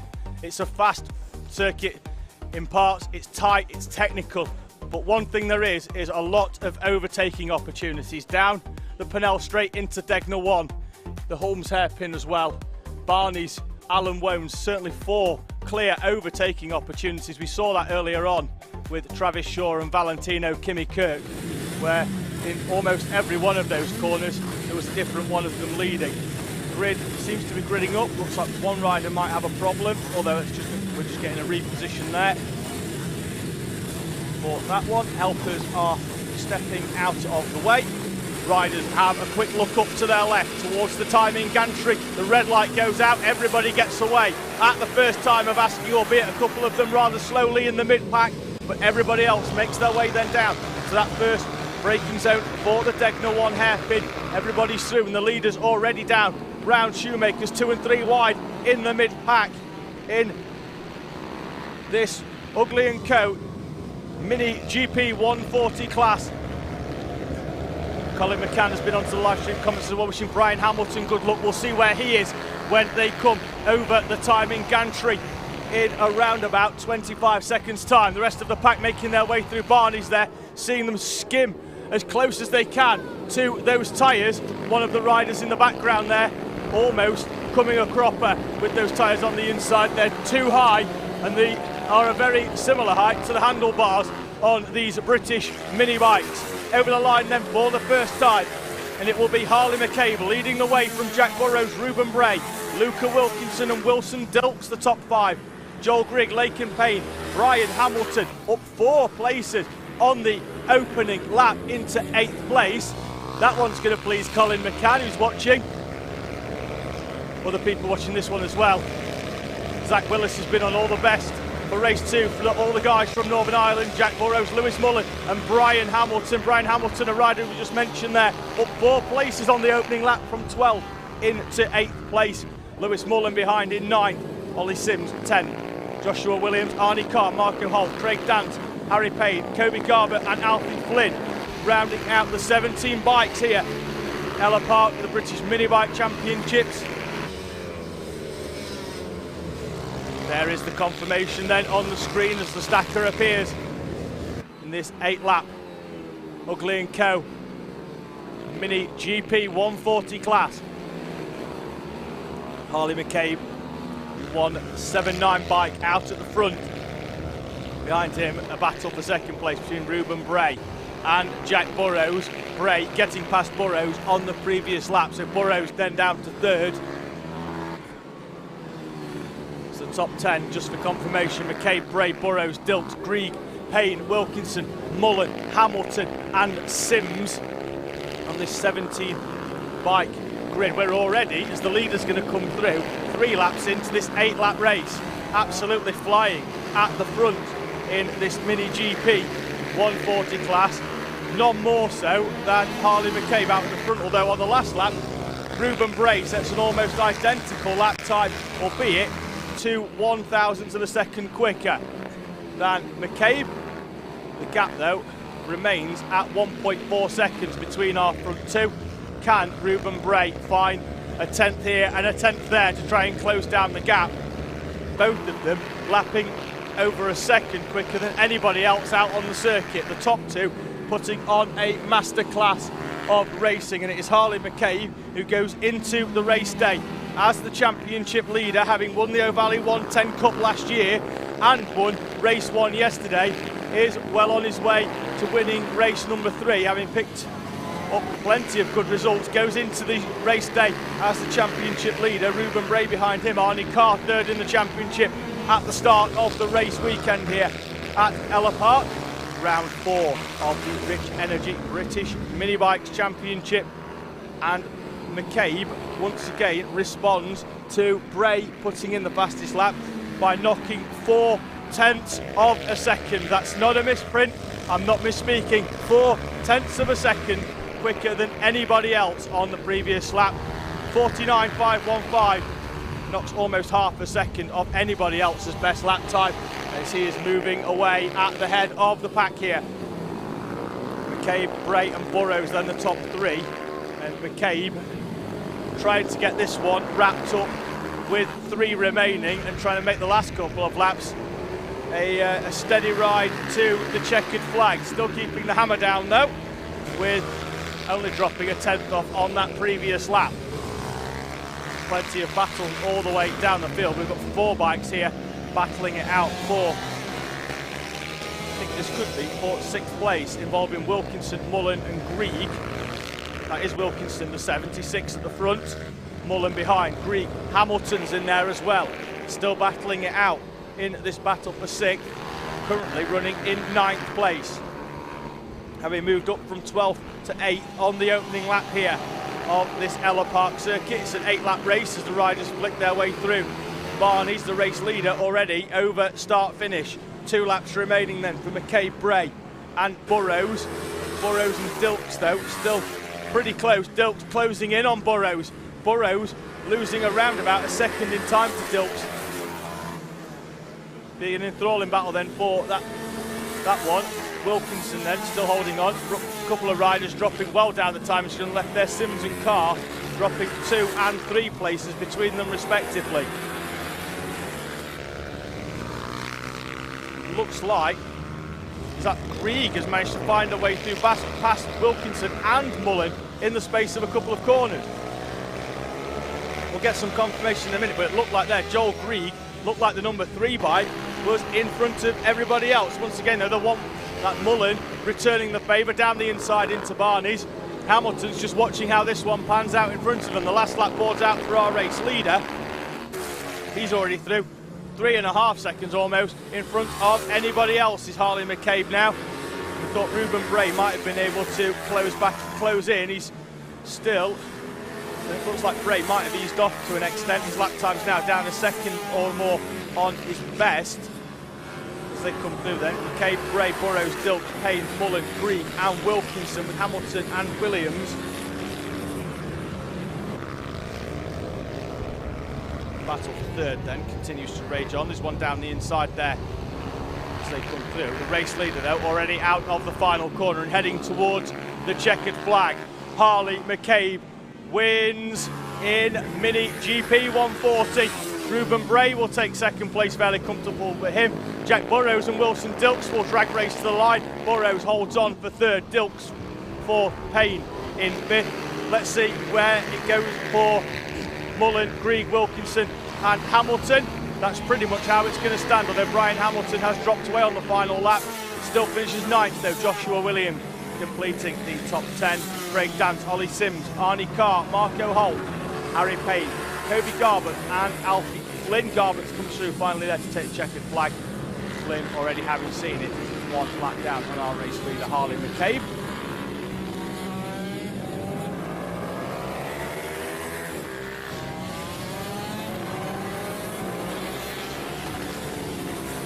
All of our bikes making their way off. Next race up then here from Ellough Park, Ugly & Co Junior Supermoto 140s.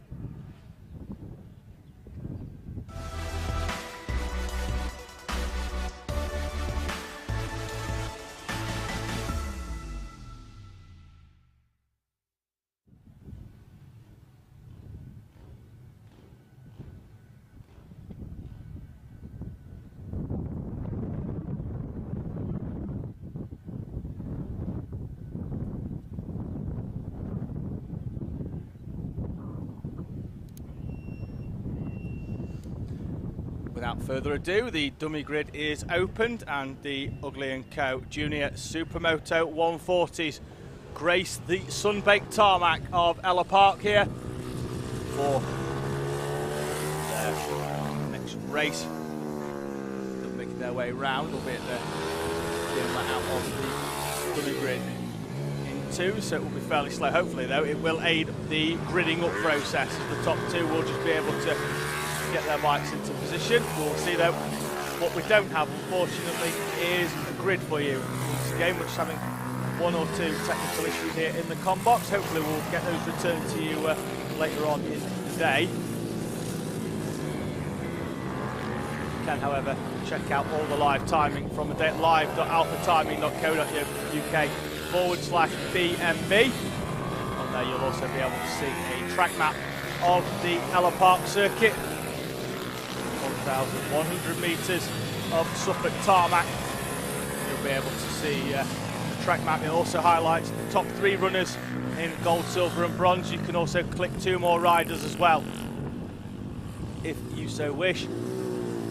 First click will turn the rider blue. The second one, if you double click, will turn it red. It will allow you to highlight 2 further riders on the circuit. You'll be able to see who you are following here today at Ellough Park.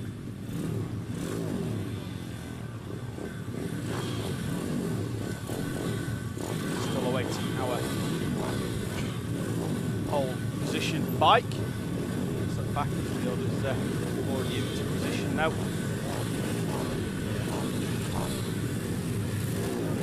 13.5 rolling into position. Zach Weston goes into came into the race weekend third in the championship, won the first instalment, which was yesterday.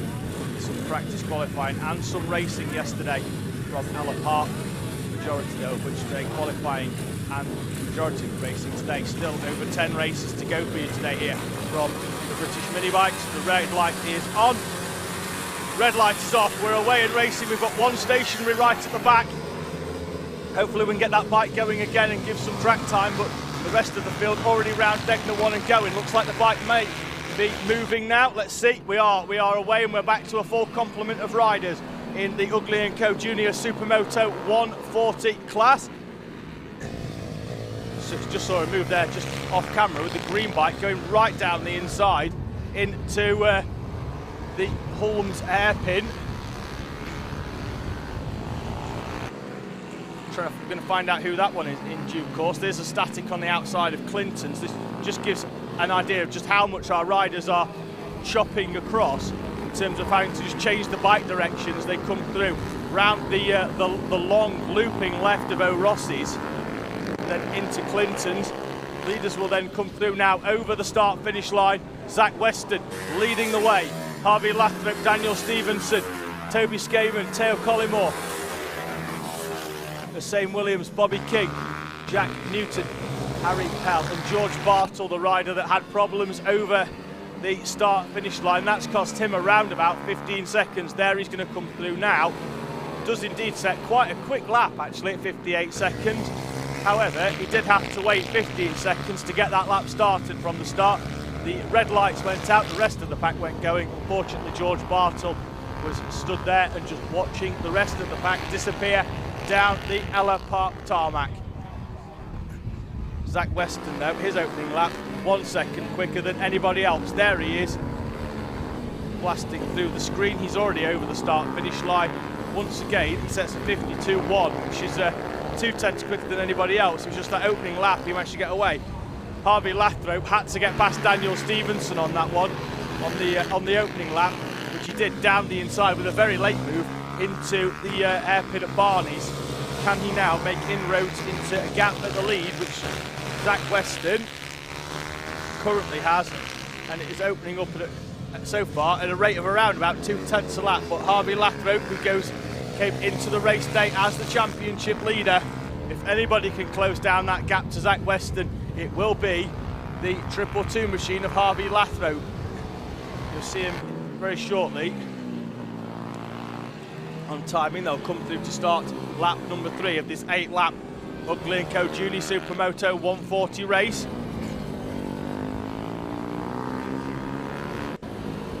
King and Newton battle it out over 6th place. Newton behind, the slightly smaller rider in stature, behind Bobby King, 55, leading the way in that battle for 6th. Jack Newton behind in the pink and blue livery car. Smatterings of the bike as well, with the smatterings of white as well, as they head down towards the right-hander of Shoemakers. In front of them, the 1-3-4 of Skaman. It's a very late move down the inside for Newton, as the door closed firmly then by King. Down the back straight with Newton electing not to go over the rumble strip actually. Jerks the bike away from the tarmac rumble strip on the outside. May have compromised a bit of line as Skaman, King in front, actually uses all of the pit entry and more to try and maximise the line round the very tight hairpin down at Barney's. Saw them going all the way out over the dotted white lines through around that pit area. Half race distance then in this junior Supermoto 140 race. Zach Weston managing to hold a fairly comfortable gap, which has been around about 1.8 seconds for the last couple of laps then from the current championship leader, Harvey Lathrop. Daniel Stevenson 3rd, Teo Collymore 4th, Toby Skaman in 5th, Bobby King 6th, Jack Newton 7th, Isaiah Williams, Harry Pell and George Bartle, who had that issue at the start, but is starting now to close in on the back of the pack. Rider of 21, you just saw him there in the background with the bright green. Very difficult to miss him.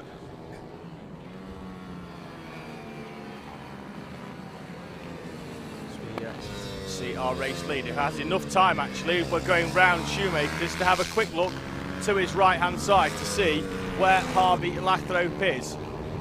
The correct answer is 2.5 seconds down the road, which is almost about the length of that Shoemakers double right-hand corner. With 2 laps remaining then, 2.5 as it stands, but there'll be 2 when they come over the timing line.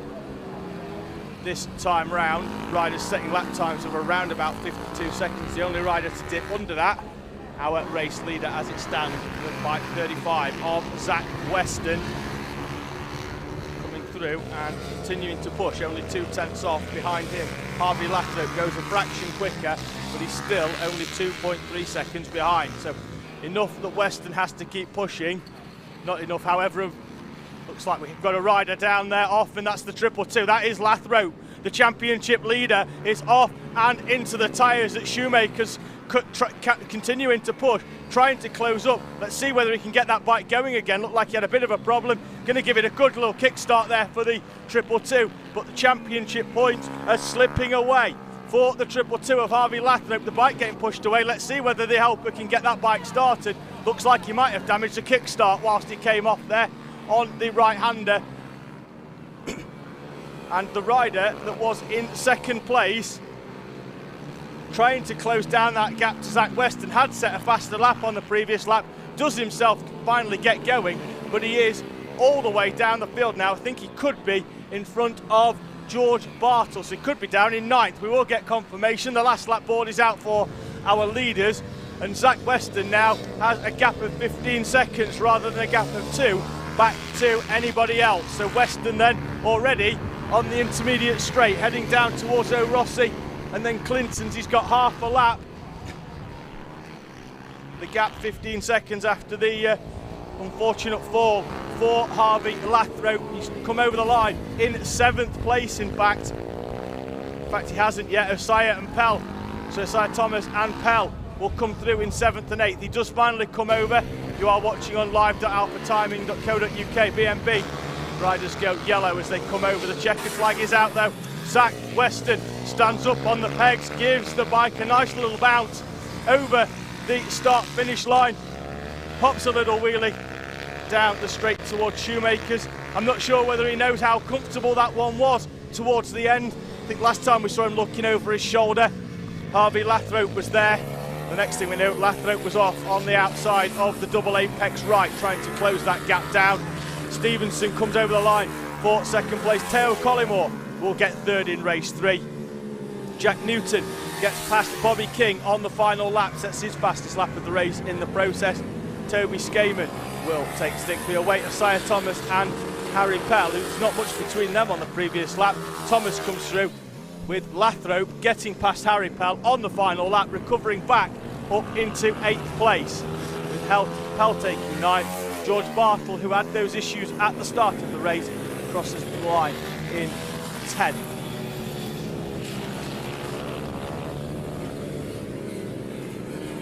Plenty more races still to come here then from the Rich Energy British Minibike Championship. We've got at least 10 to go. Next one up for you here today will be our veteran mini bikes.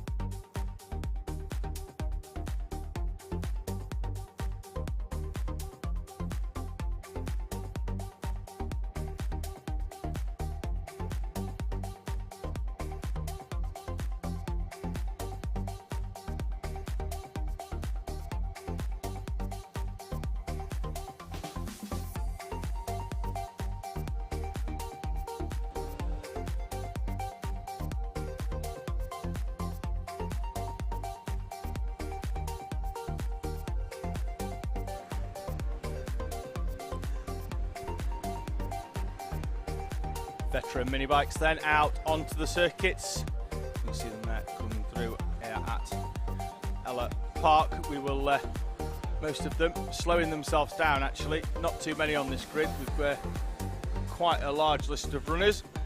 I'm not sure all of them have made it to the second day of racing here at Ellough Park. You see them there coming out of Barney's. See on the inside there, that's the Alan Wombs hairpin. The curb on the inside there has caught out a couple of riders already today. There's one of the few curbs here at Ellough Park that is raised up.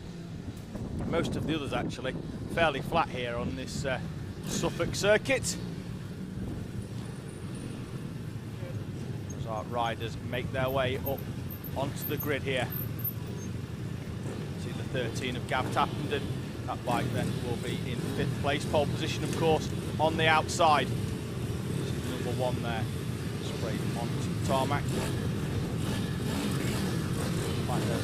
Has 1:15 on the front. It is actually the 1:51 in terms of timing of Ian Walker. Pole position will be taken by the 99 of Alan Brooks. Alongside him, Matthew Davis. Top those 2 riders, 1st and 3rd in the championship respectively. Away we go then. The lights go out for this race. The 2 leaders almost come into contact as they go round Degner 1. Looked like Davis had to stand that bike up mid-corner to avoid making contact with Alan Brooks. Down into the first of the braking zones they go. Now towards Holmes and Davis once again closing up on the back into that corner as we watch all of the pack go through. Everybody once again making a nice clean start here at Ellough Park. Always nice to see the Rich Energy British mini bikes, the leaders making their way through. Clinton's and then Barney's there. You saw in the background from the static camera we have at Clinton's, which shows the change in direction the riders have to make here through what is a single file corner, but it's also very important to get it right. As the next corner, Barney's, you have to get that bike stopped nicely, so you want to make a nice clean run through Clinton's. Here's the run through. The 13's going to come right round the outside. Gav Tappenden gets himself up into 2nd place, does it at the expense of Ian Walker. That's actually a battle for 3rd place. So Walker drops down. Walker then goes really wide round Shoemakers, carries too much speed in, manages to get Apex 1, couldn't even find Apex 2. He was so far out there with too much speed, and now finds himself down in 5th place. Top 2 have already then started to move away. Alan Brooks has a gap out at the head of the pack of around about 10 bike lengths in front of this battle for 3rd place. The 13 of Gav Tappenden, 75 is Julian Gromit in behind, and they're going to go side by side round the final set of corners. Behind them, that is the black and yellow bike of Ian Walker. Timing in the top left, not quite picking up as we'd hoped. Looks like a couple of transponders are just picking up as numbers rather than actually having names allocated to them, but there we are. Looks like we are getting those fixed by our kind friends over in the timing tower. Alan Brooks then with the fastest lap of the race sets that one at a 52.1. That's where he opens up the gap from Matthew Davis on the previous lap, although Davis is still there in the mix right on the back. The rest of the pack make their way through. Tappenden coming under pressure again then from Ian Walker. Looks like the 75 of Julian Gromit has found a way through. So Gromit in the 75, last year's runner-up in the Veteran Championship here for the Motor Loyals British mini bikes. So Motor Loyals Mini Bike Veterans Championship. Managed to move his way up into 3rd place. Walker looked like he was going to go down the inside. Tappenden closed the door fairly early and took a diagonal line down towards the Degner hairpin. Once again, 8-lap race then for the Motor Mini Bike Veterans. We're already 3.5 in as Tappenden and Walker battle it out. Tappenden has a quick look over his shoulder. He's got a fair bit of comfort. Can he now close back in on Walker? Although Walker has started to gap the rider of the 13 and sets himself off in sight now of Julian Gromit. There he is, the rider in the 75 who's just come through. It's going to be Brooks, Davis, Gromit, the top 3, Walker, then Tappenden in 5th. Douglas is 6th, still having some issues in regards to bringing you the timing down the left-hand side. Only a number of drivers actually having their names allocated to the transponder, although they were there right at the start of the race.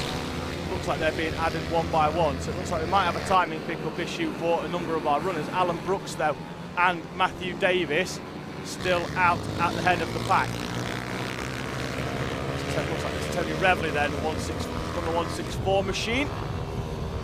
From the 72, Stu Bateson, so we're still managing to pick up one or two. That'll be Mike Smallbones and in behind as well in this battle for 7th, 8th and 9th respectively. As Davis does, Walker continues to pull away from Tappenden. Not quite at a rate that's going to see him on the back of Alan Brooks or Matthew Davis at the head of the field. Dave Brooks has managed to open up the gap once again. Davis had that down to some half a second on the previous lap. Brooks has opened it back up to over 1.2. Bateman and Smallbones continuing to try and get themselves back past the 1:64 machine of Tony Reveley. They're only going to have 2.5 laps to do it now.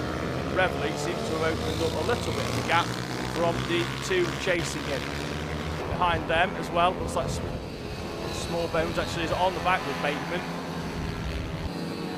Only half the pack down the left side, so we'll do the best we can to pick them out, but some of the number boards and how quickly these bikes are moving, not quite as easy to pick out unless you're looking for one rider in particular here. If you are, of course, do get in touch with us via the social media feed on the YouTube channel to get yourself directly into the commentary box. You can also look at some live timing, although it won't really help you too much in this race because he's just coming up with his transponder as well on the live timing link. 1:64 though of Reveley continuing to hold off Bateman and Smallbones with 1.5 laps remaining in this battle for 7th place. Reveley's just been parking that bike where he needs to so far in this race.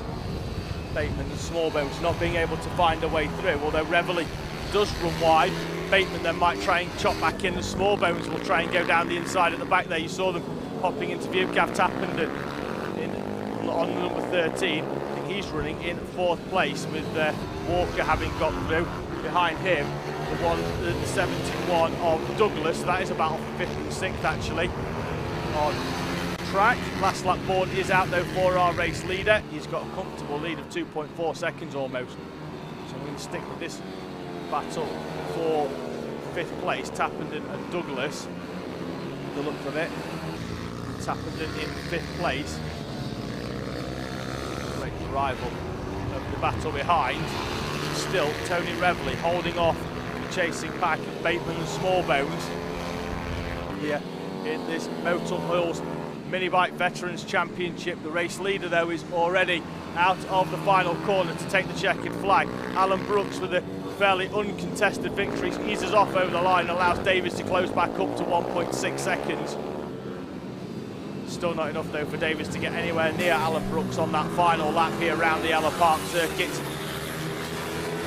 The rest of our riders come over the line.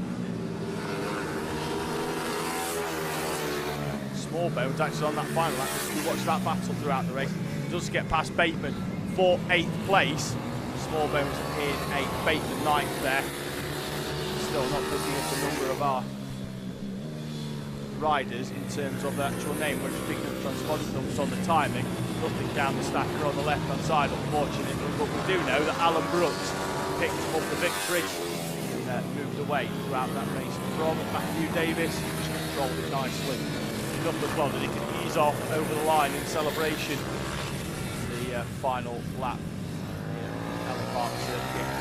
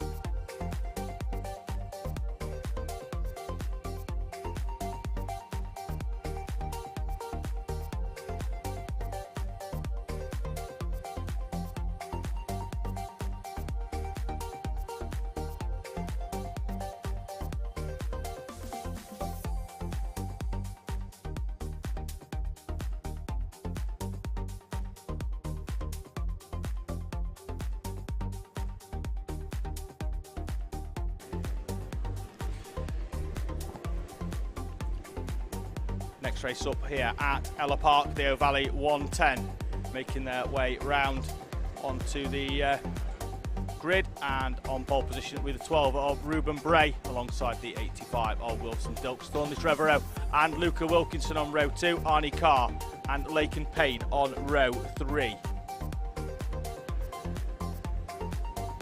Freddie Bridewell will start in 7th, having come through the pack in the previous race. From the back, he will start alongside Daniel Stevenson, Kobe Garbutt and Cameron Antcliffe complete the top 10. Jack Hamilton and Izzy Carter will share row number 6. Row 7, Jonathan Payne and Jack Newton, Sydney Marshall and Tyler Humphreys on row 8, Ethan Dunning and Tobias May on row 9. Monty Hillier, who came through the field and then came off in the previous race, he starts alongside the number 4 of Travis Shaw. Orlando Phillips and Ralph Croft will start 21st and 22nd respectively. Dan Deering, who didn't start the previous race in number 80, let's see whether he returns in 23rd place.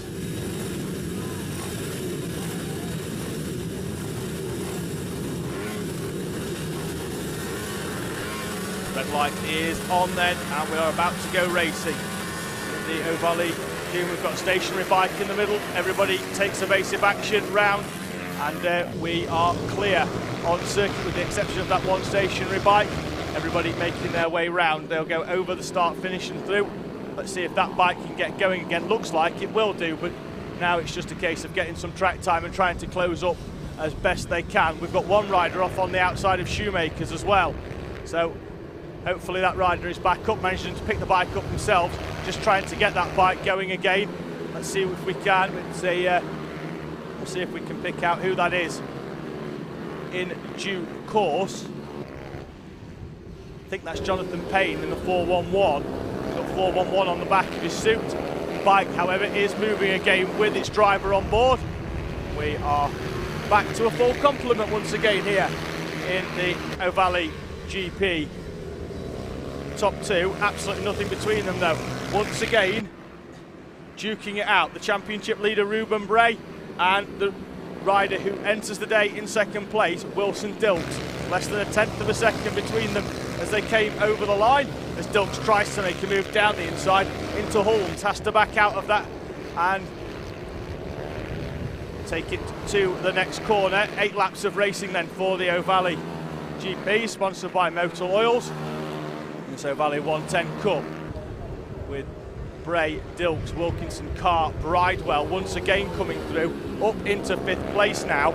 He started the day at the back of the pack and has worked his way all the way through into 5th place. A podium in this one surely can't be too far out. There's Dilks, goes to the inside of Ruben Bray. Ruben Bray's going to get the switch back and try and return the favour back down into Shoemakers. And he certainly does. Bray has track position and goes back into the lead, into the double apex right. Dilks, though, tries to come straight back down into Holmes, has to back out of that one, though. Bray runs all the way around the outside.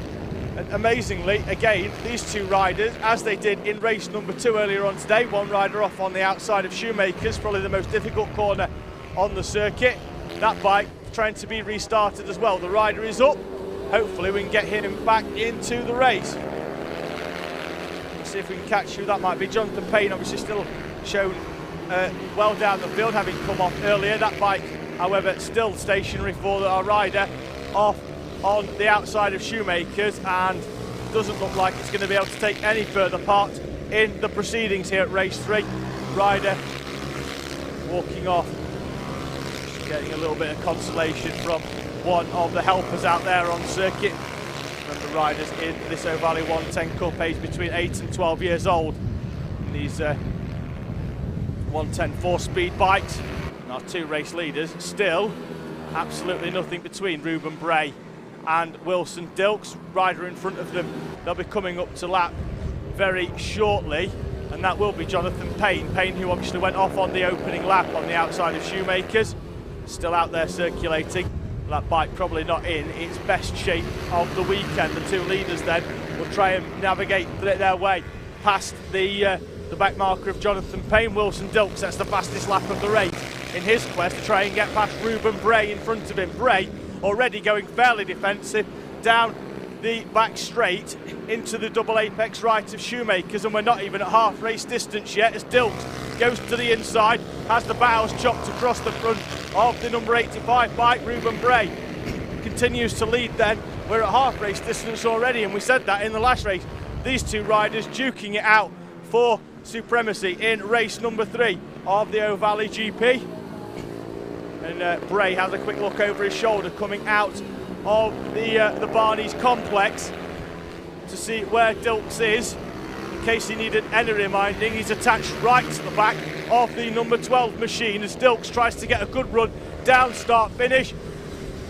Can't get alongside in order to make that a clean move down the inside as well. And once again, Ruben Bray goes defensive to the inside. Kobe Garber would have been the rider, I think, who came off on the outside of Shoemakers. He's now shown us 3 laps down. Jonathan Payne only 1. We're going to have another rider who's going to be classified as a lap down at the moment. I think that might be Ethan Dunning, who's just been overtaken by our race leaders. Once again, it's still, though, Ruben Bray, who, with the exception of around about 7 or 8 metres where Dilks managed to get down the inside, has led the entirety of this race.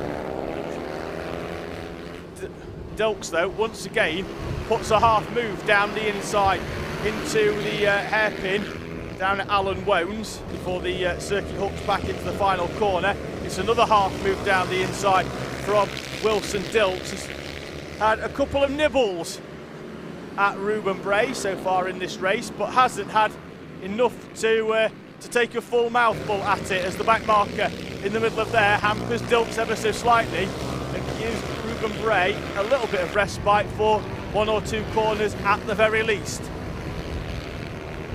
Gap on the previous lap, 0.12 seconds. It's probably a little bit more than that now with the introduction of that back marker into proceedings. Dilks, though, will try and close up the best he can to give himself a opportunity on the final lap. Here they come through then over the start-finish line. Not enough time this time for Dilks to even go, but Bray still feeling the need to go defensive on the inside. He had a quick look over his shoulder and realised that he had, at the time, he had a little bit more comfort than he might have thought, and that has now allowed Dilks to close right up on the back of Ruben Bray. Bray, I imagine, will go fairly defensive down the inside. Doesn't feel the need to, actually, for at Holmes. I imagine this one could get quite spicy as they go down towards Barney's and Alan Wones towards the latter end of the circuit. It's half a lap remaining then, and Ruben Bray, the championship leader, coming into this race weekend, managing to hold off Wilson Dilks. Dilks decides not to go down the inside in the final complex of corners. Bray holds off down the inside. It's going to be a drag run to the line, is it? Dilks tries to get alongside as they get to the line. The checker is out. Bray takes the victory from Wilson Dilks by 0.13 seconds. Dilks on the final lap setting the fastest lap of the race as well as he tried to close right the way in. And Arnie Carr on the final lap snatches 3rd place away from Luca Wilkinson, Laken Payne, Tyler Humphries, Monty Hillier, Freddie Bridewell complete the top 8. We await Daniel Stevenson to come through to take the checkered flag. There he does on the screen with Cameron Ancliffe and Thorley Trevorrow in 11th. There's still a few more riders to come through that haven't already been lapped by our race leaders. Hamilton, Newton and Izzy Carter, with Sydney Marshall come through to take the checker as well.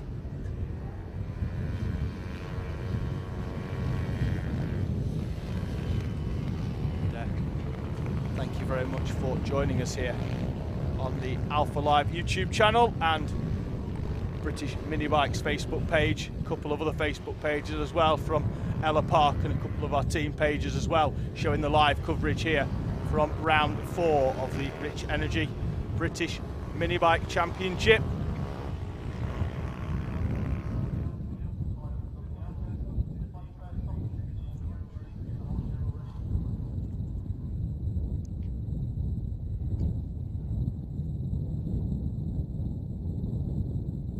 Next up, out onto the circuit then, will be the Minibike 160 Group B, heat number 2. And after that, I think we've still got at least 10 more races for you here today at Ellough Park.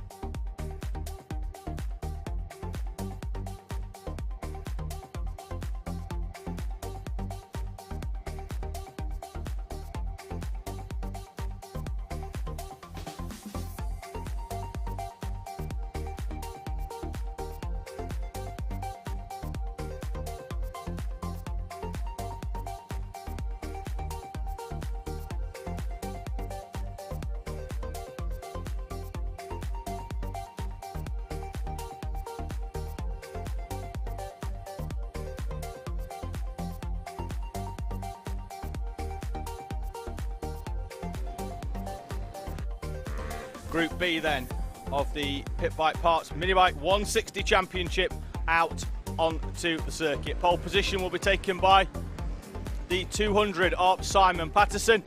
He's alongside Stuart Bateman on the front row, James Curtis and Chris Fabian on row 2, Sam Smithson and Nathan Gardner on row 3. Tommy Champion and Dean Widdowson share row 4, Nick Shaw and Ben Cole complete the top 10. David Linsdell and Aston Gilson will share row number 6. Kira Williamson starts 13th alongside Mike Mobbs, Peter Wadsworth and Jessica Hamilton on row 8. Kelsey Carter and Kieran Boyd on row 9. Row 10 sees Dean Rowland alongside Craig Rowland with Max Parry and Ian Basson behind in 22nd, Mike Smallbones and Nathan Smith on row 12. Row 13, Phil Dickens starts 25th alongside Jake Whittaker, completing the grid here for Group B of the Pit Bike Parts Mini Bike 160 Championship. Start line marshal is just waiting for a few riders to get themselves into position. The red light is on. Red light is off. We're away and racing then in Group B for the mini bikes. There's the run down into the first corner, and it looks like the pole sitter has been disposed already. Simon Patterson down then into second place at the first corner. He's still in the mix though, just doesn't have track position. As we mentioned here at Ellough Park, is the rider of the 72, Stuart Bateman, who's managed to move his way through to the head of the pack. Simon Patterson now with a little bit of work to do to try and get back to the head of the field, having started on pole position. Pole position on the outside, just couldn't get the run then down into the Degner hairpin. So Bateman will lead from Patterson as they come over the line. We will of course update you with the full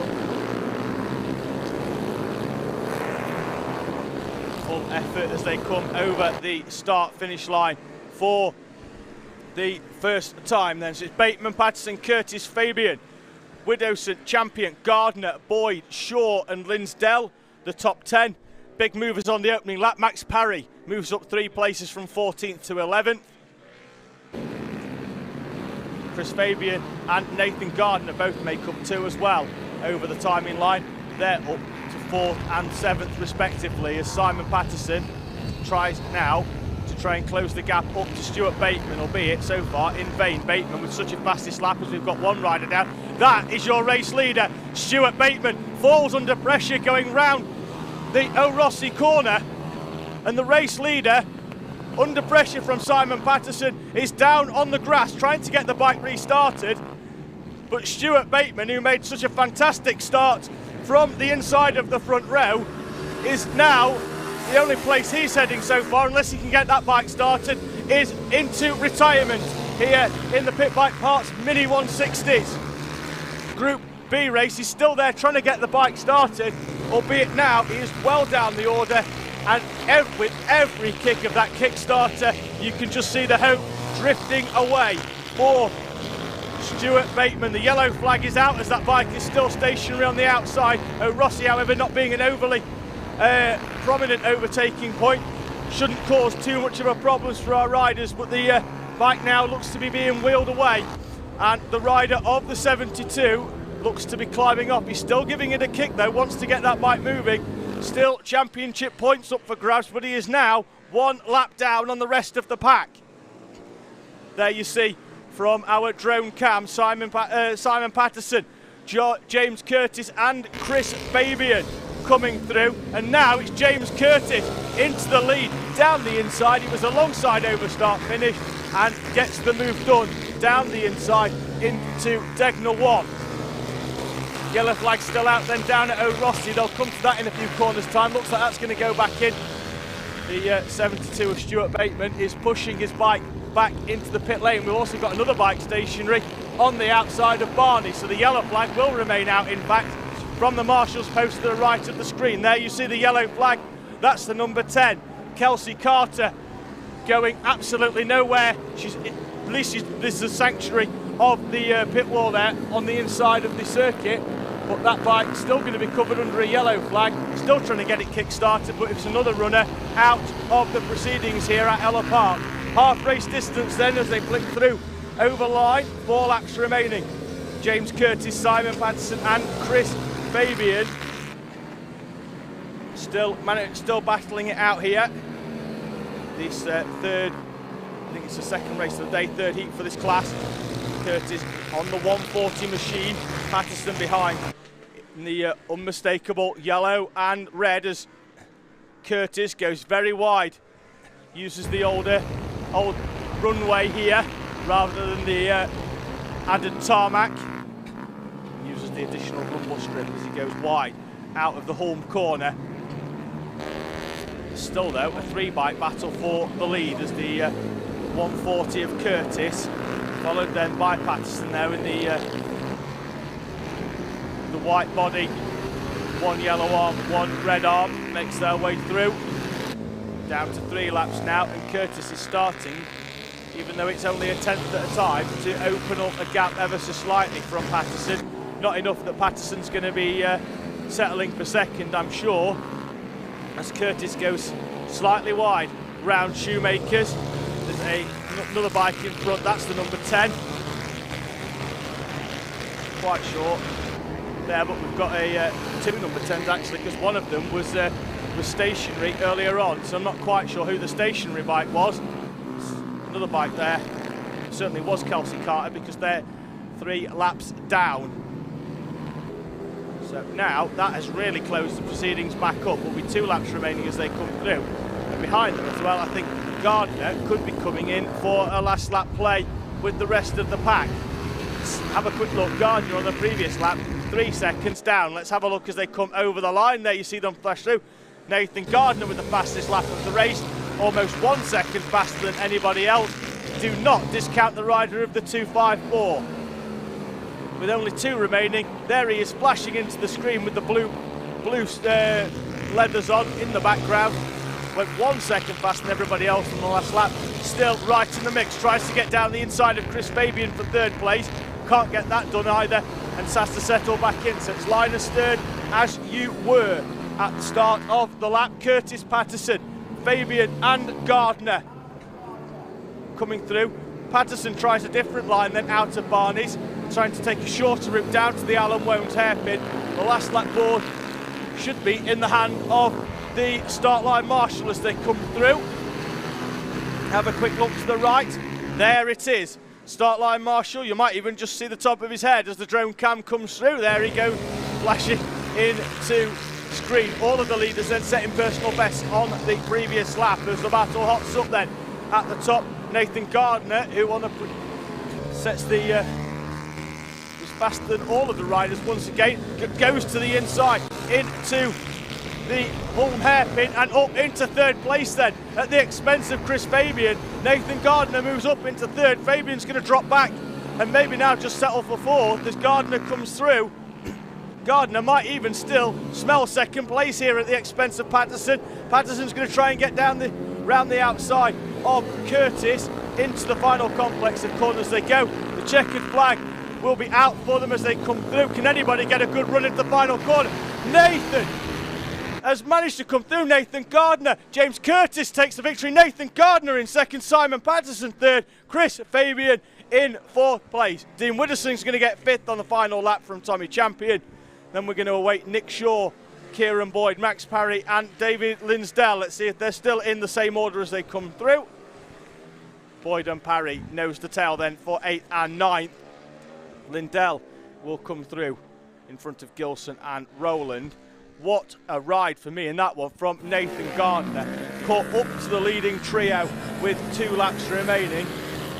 Dispatched Chris Fabian down at Holmes and looked like he was probably a little bit too far back to get anything done. Waited until the final corner, the unnamed hairpin, and managed to get down the inside of Simon Patterson and take second place. So fantastic racing once again. Nathan Gardner, the standout rider in that one, with the exception of course of our race winner on bike 140, James Curtis. Next up here then from Ellough Park, the Rich Energy British Mini Bikes Championship will be the Pit Bike Parts Mini Bike 160 Group A.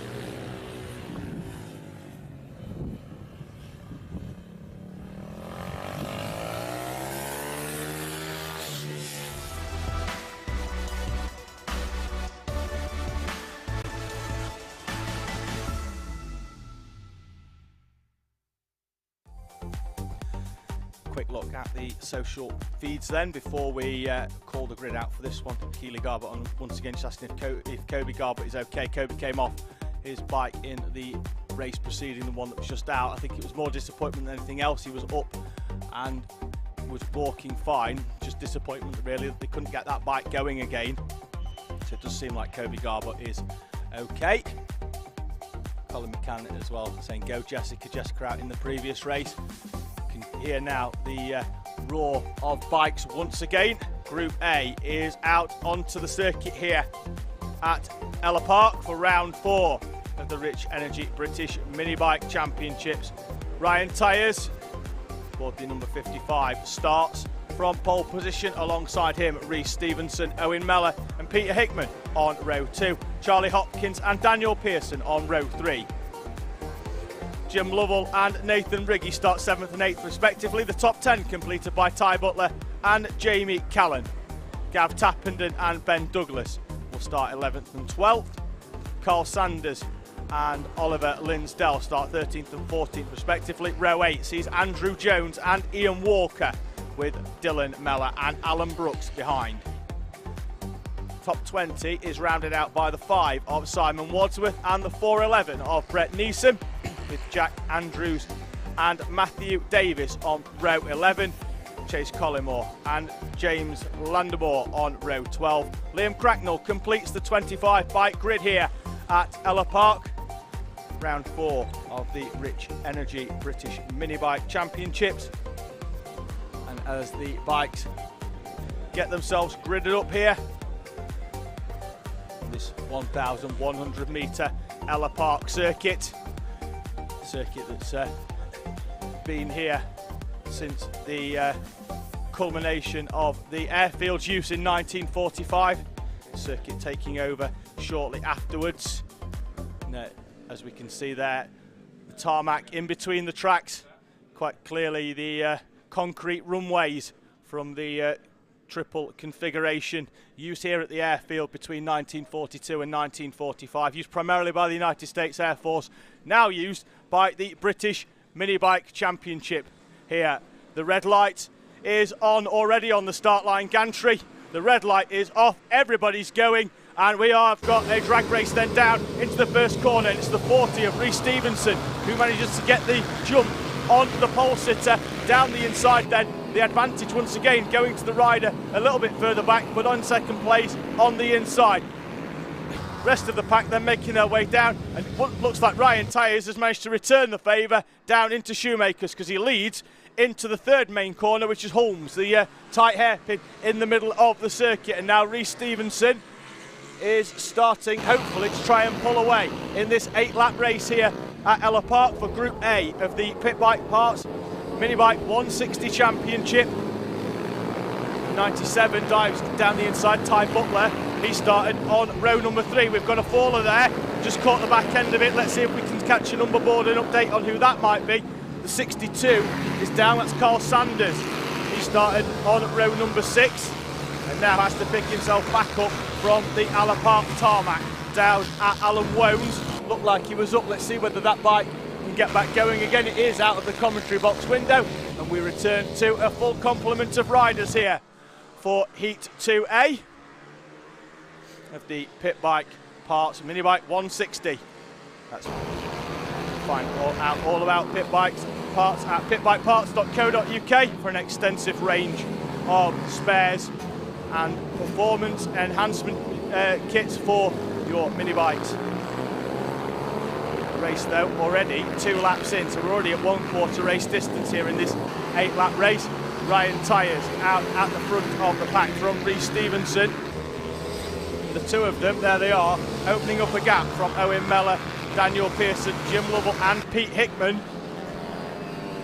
Down in 6th place, having started on the 2nd row of the grid. Pearson then in 4th place, continuing to hold off Lovell and Hickman, as out in front of them, Mellor tries to close the gap on the 2 leaders, although on the last lap round, 3/10 off their times, trying to close in, as that's Lovell going down the inside of Pearson. The multicoloured checkered leathers then of Jim Lovell in the 97, sees him dive down the inside of Pearson into Barney's hairpin, and that appears as well possibly to have opened the door for Peter Hickman as well. Let's get the confirmation as they go over the time. 1 point to the commentator, we are correct in that. Hickman moves up in front of Pearson, so Pearson drops 2 places in the space of 2 corners, with Lovell going down the inside of Barney's. Hickman does exactly the same down into Alan Wones as well. Behind them, looks like Charlie Hopkins is going to make this one a 4-bike battle for 4th place. So Lovell, Hickman, Pearson, and there in the background, Charlie Hopkins. Right on the back now of Dan Pearson. Pearson there in the yellow, the 77, coming under pressure from the 66. Round the Alan Wones, see the curb there on the inside, a lot higher than all the others round the Ellough Park circuit here. And that has caught out 1 or 2 riders earlier on, certainly in this race as well. We've had 1 rider down there. There's a late move there down the inside by Hopkins. Pearson has to back out of the corner halfway round. They're going to have a drag race down the back. There you see flash through the screen, Hopkins still behind Pearson. So the next battle's down the road there. We'll try and pick up what that was. That could have been Butler down to Andrews, 11th to 15th respectively. They're all fairly evenly matched though in front of them as well. Mellor and Riggy not really managing to get away. Pearson gets his head down then. Behind him, Hopkins still trying to find a way through. It looks like Pearson really does have the measure of Hopkins in the latter part of the lap. Maybe Pearson, Hopkins has got a bit more going down this straight into the first corner. Will he once again pop out? He doesn't, he goes really, really wide. Let's see whether he tries to chop back to the inside, down the intermediate back straight. I don't think he has done, and once again, Pearson is going to still be there as we pick up now our leaders coming down. With now Reece Stevenson in front of Ryan Tyres. That happened on the previous lap, but Reece Stevenson has got a rider there just rolling off into the paddock, so we're missing at least 1. We'll catch who that is because it's not popped up on the timing screen at the moment. But Reece Stevenson aboard the number 40 now leads from Ryan Tyres here at Ellough Park. Will be 2 laps remaining as they come through. 75% of the race in the bag. 25% more of this book still to be written as they head down then towards the right-hander at Degner. The 2 leaders have opened up a gap now of 4 seconds to Mellor, Lovell, Hickman, and Hopkins has in fact dropped off that back of that battle in his own personal battle with Pearson. So it's now going to be a 2-bike battle for the lead. Place your bets then as we go towards the final lap. Where is the money going to go? Will it be at Stevenson? Will it be towards Tyres in Heat 2, Group A of the Pit Bike Parts Minibike 160 Championship. Looks by all intents and purposes at the moment that Stevenson is going to lead over the line to see the last lap board. But will he be seeing the checkered flag for the first time in about 50 seconds time? We're about to find out as we go round Degner 1 for the final time and down the short back straight towards Shoemakers. There is a back marker in front. I'm not entirely sure whether they're going to go into play, but as Stevenson runs very wide round Shoemakers and allows Ryan Tyers down the inside. Stevenson carried too much speed into the first complex of corners, couldn't close the door into the second one, and Ryan Tyers goes down the inside and into the lead. The back marker will come into play, I think. They're closing up at a fair rate of knots on to the back of the back marker as they'll come through the back marker, and back moves out of the way. Sensible riding there here in the British minibikes out of the final complex of corners. Reese, Stevenson and Ryan Tyers, their battle culminates right at the end, and the checkered flag drops for Ryan Tyers to take the victory by 1/10 of a second from Reese Stevenson. Owen Mellor will come through, albeit further down the road by about 5 or 6 seconds to take Willie Note. Jim Lovell actually gets the final step on the podium in this race. Hopkins, Pearson and Owen Mellor on the final lap is dropping away on the timing. It looks like we might have a problem for the riders of the 30 and the 60. Both Owen Mellor and Peter Hickman have had problems on the final lap. Mellor will cross the line in 12th. Hickman is going to drop outside of the top 20 and may not even complete the race.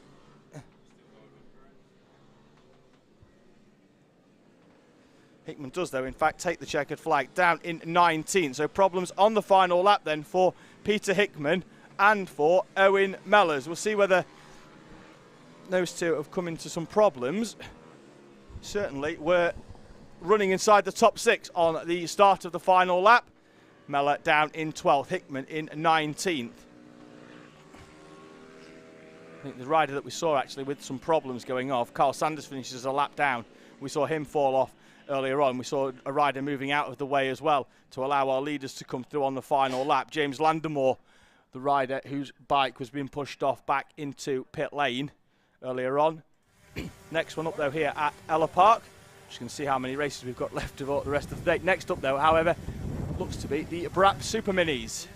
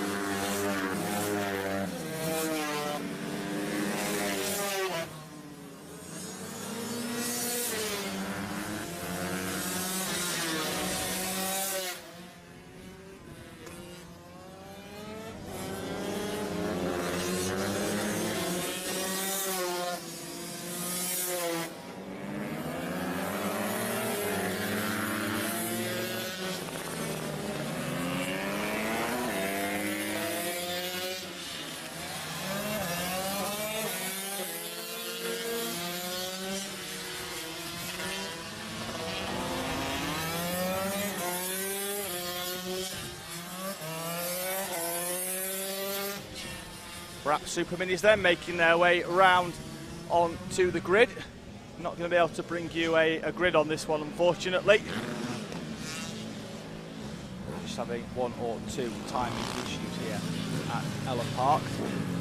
Just to have a quick look once again at the comments. Andy Merritt's been on shout out to Reese Stevenson on the AMR Moto 140. That one, I've got the feeling from what I saw earlier on in the week, that might have been that bike's first outing in that previous race. And what an outing it was for Reese Stevenson. Well, next question on is, so is this live? Yes, we are very live here from Ellough Park in Suffolk for round 4 of the Rich Energy British Minibike Championship. And a bonus here actually, I'm not sure whether we're trying fix the type of this year or whether we're just going to go and racing. On pole position now, looks to be the 48 of Joe Dickinson. Today, mentioned earlier, as the defending champion in the Brap Super Mini, second in the championship. Marshall points up to the red light Red light distinguishers, and we are away and racing in Brap Super Mini. The run down towards the first corner. Dickinson manages to chop across the bows of everybody else from his pole position berth and has moved off at the head of the pack as everybody else makes their way through. Down towards Holmes. Dickinson already making the most of that front row berth. He's already through O'Rossi. There he is through that left-hander, and it's almost a double apex left because they have to clip the side of the track there on the left before chopping the bike right, changing its direction to go into Clinton's. So Super Mini. Any Super Mini bike with a seat height under 88 centimetres, obviously mini bikes, so we can't have them too high up. The Honda CRF 150 engine at 180cc, or a single cylinder 2-stroke engine at 125cc. There's also an option to choose any horizontal hit-like engine up to 200cc. It's an open class as well, so riders with a lot of scope to improve their machines, try and get the most out of these Brap Super Minis. Find out about Brap Bikes at brapbikes.co.uk. Also find out all about the British Mini Bike Championship at britishminibikes.co.uk.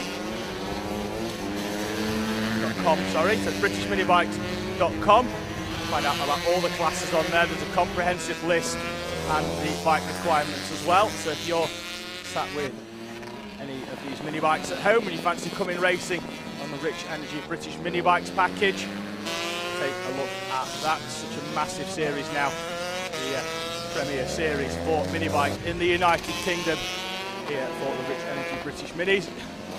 Here in the Brap Supers, it is Joe Dickinson leading the way from Steve Cornwall. Storm Stacey with thirds, Lawrence Wardle, James Dutton, Richard Holmes-Williams, Tim Cornwall, Stephen Brooks, Michael Garwood and Robin Kyle. The top 10, Peter Parris and Keaton Leatherland rounding out the 12 bikes on this Brap Super Minis Heat 2. Looks like Storm Stacey actually has found her way through past Steve Cornwall. Joe Dickinson is already 4.5 seconds down the road. The battle for second place, quite an intense one, as we've got one rider off, pushing his bike, already got his helmet off, so certainly not rejoining. That'll be Keaton Leatherland. One lap down, I think, on the rest of the pack.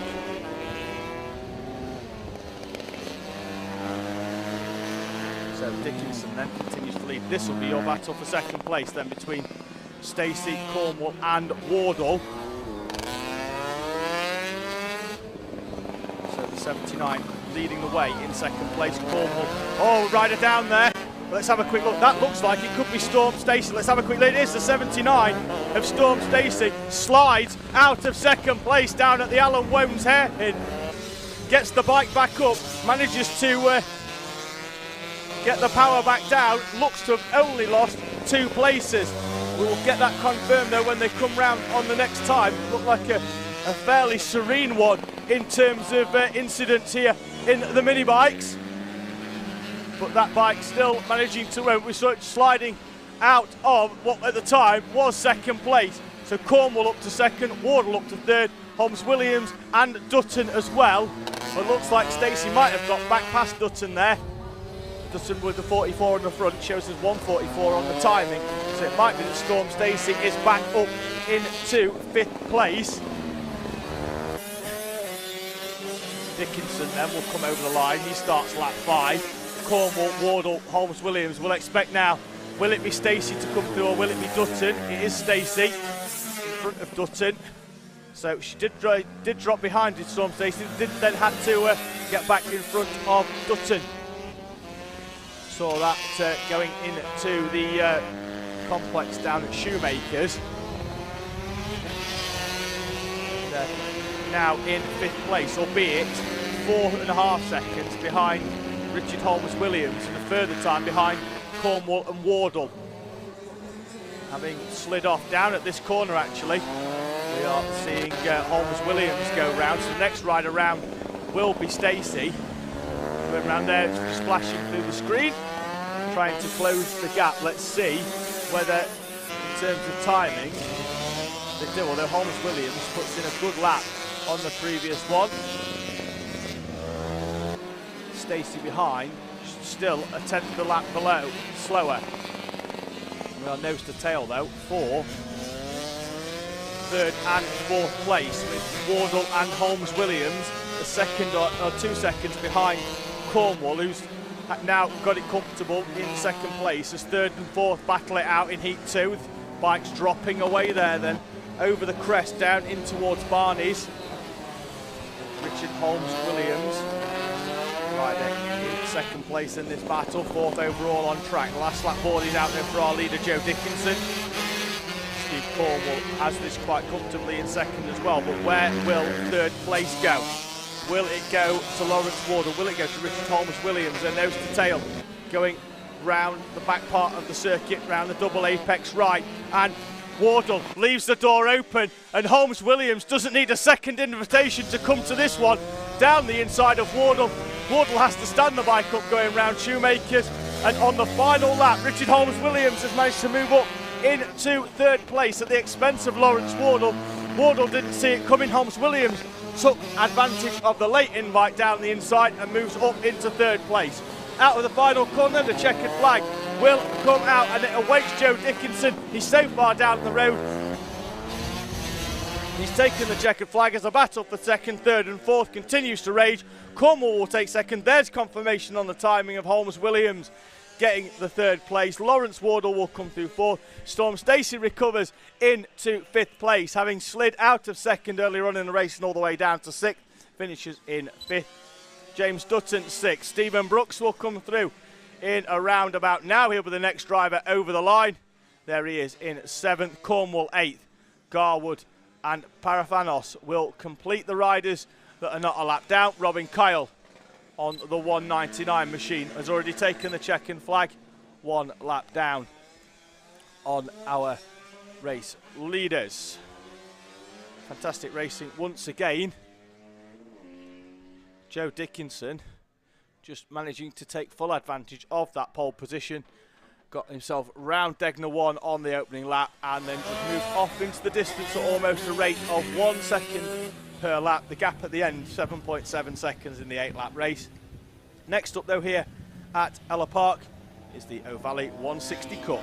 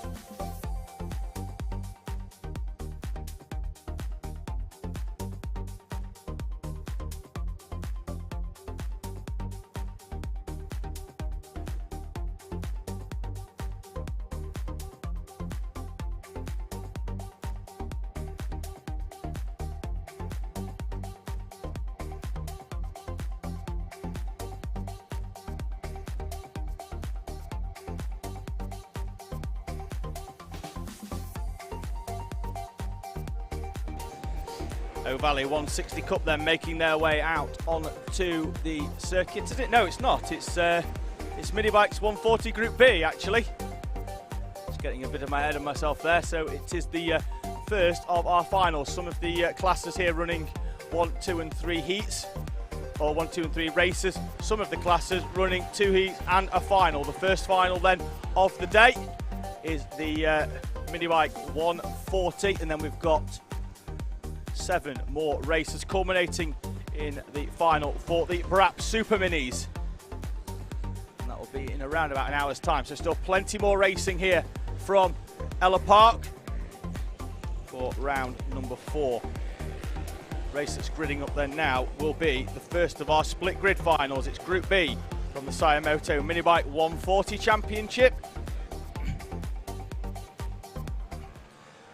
And they're making their way around. Riders in this one, because it's a split grid, will be starting their final from where they finished in race number 2. A slight timing issue on the earlier in the day means that we are going to just slightly revise how we're going to be starting the final in our split grid races. Riders starting where they finished in race number 2 then.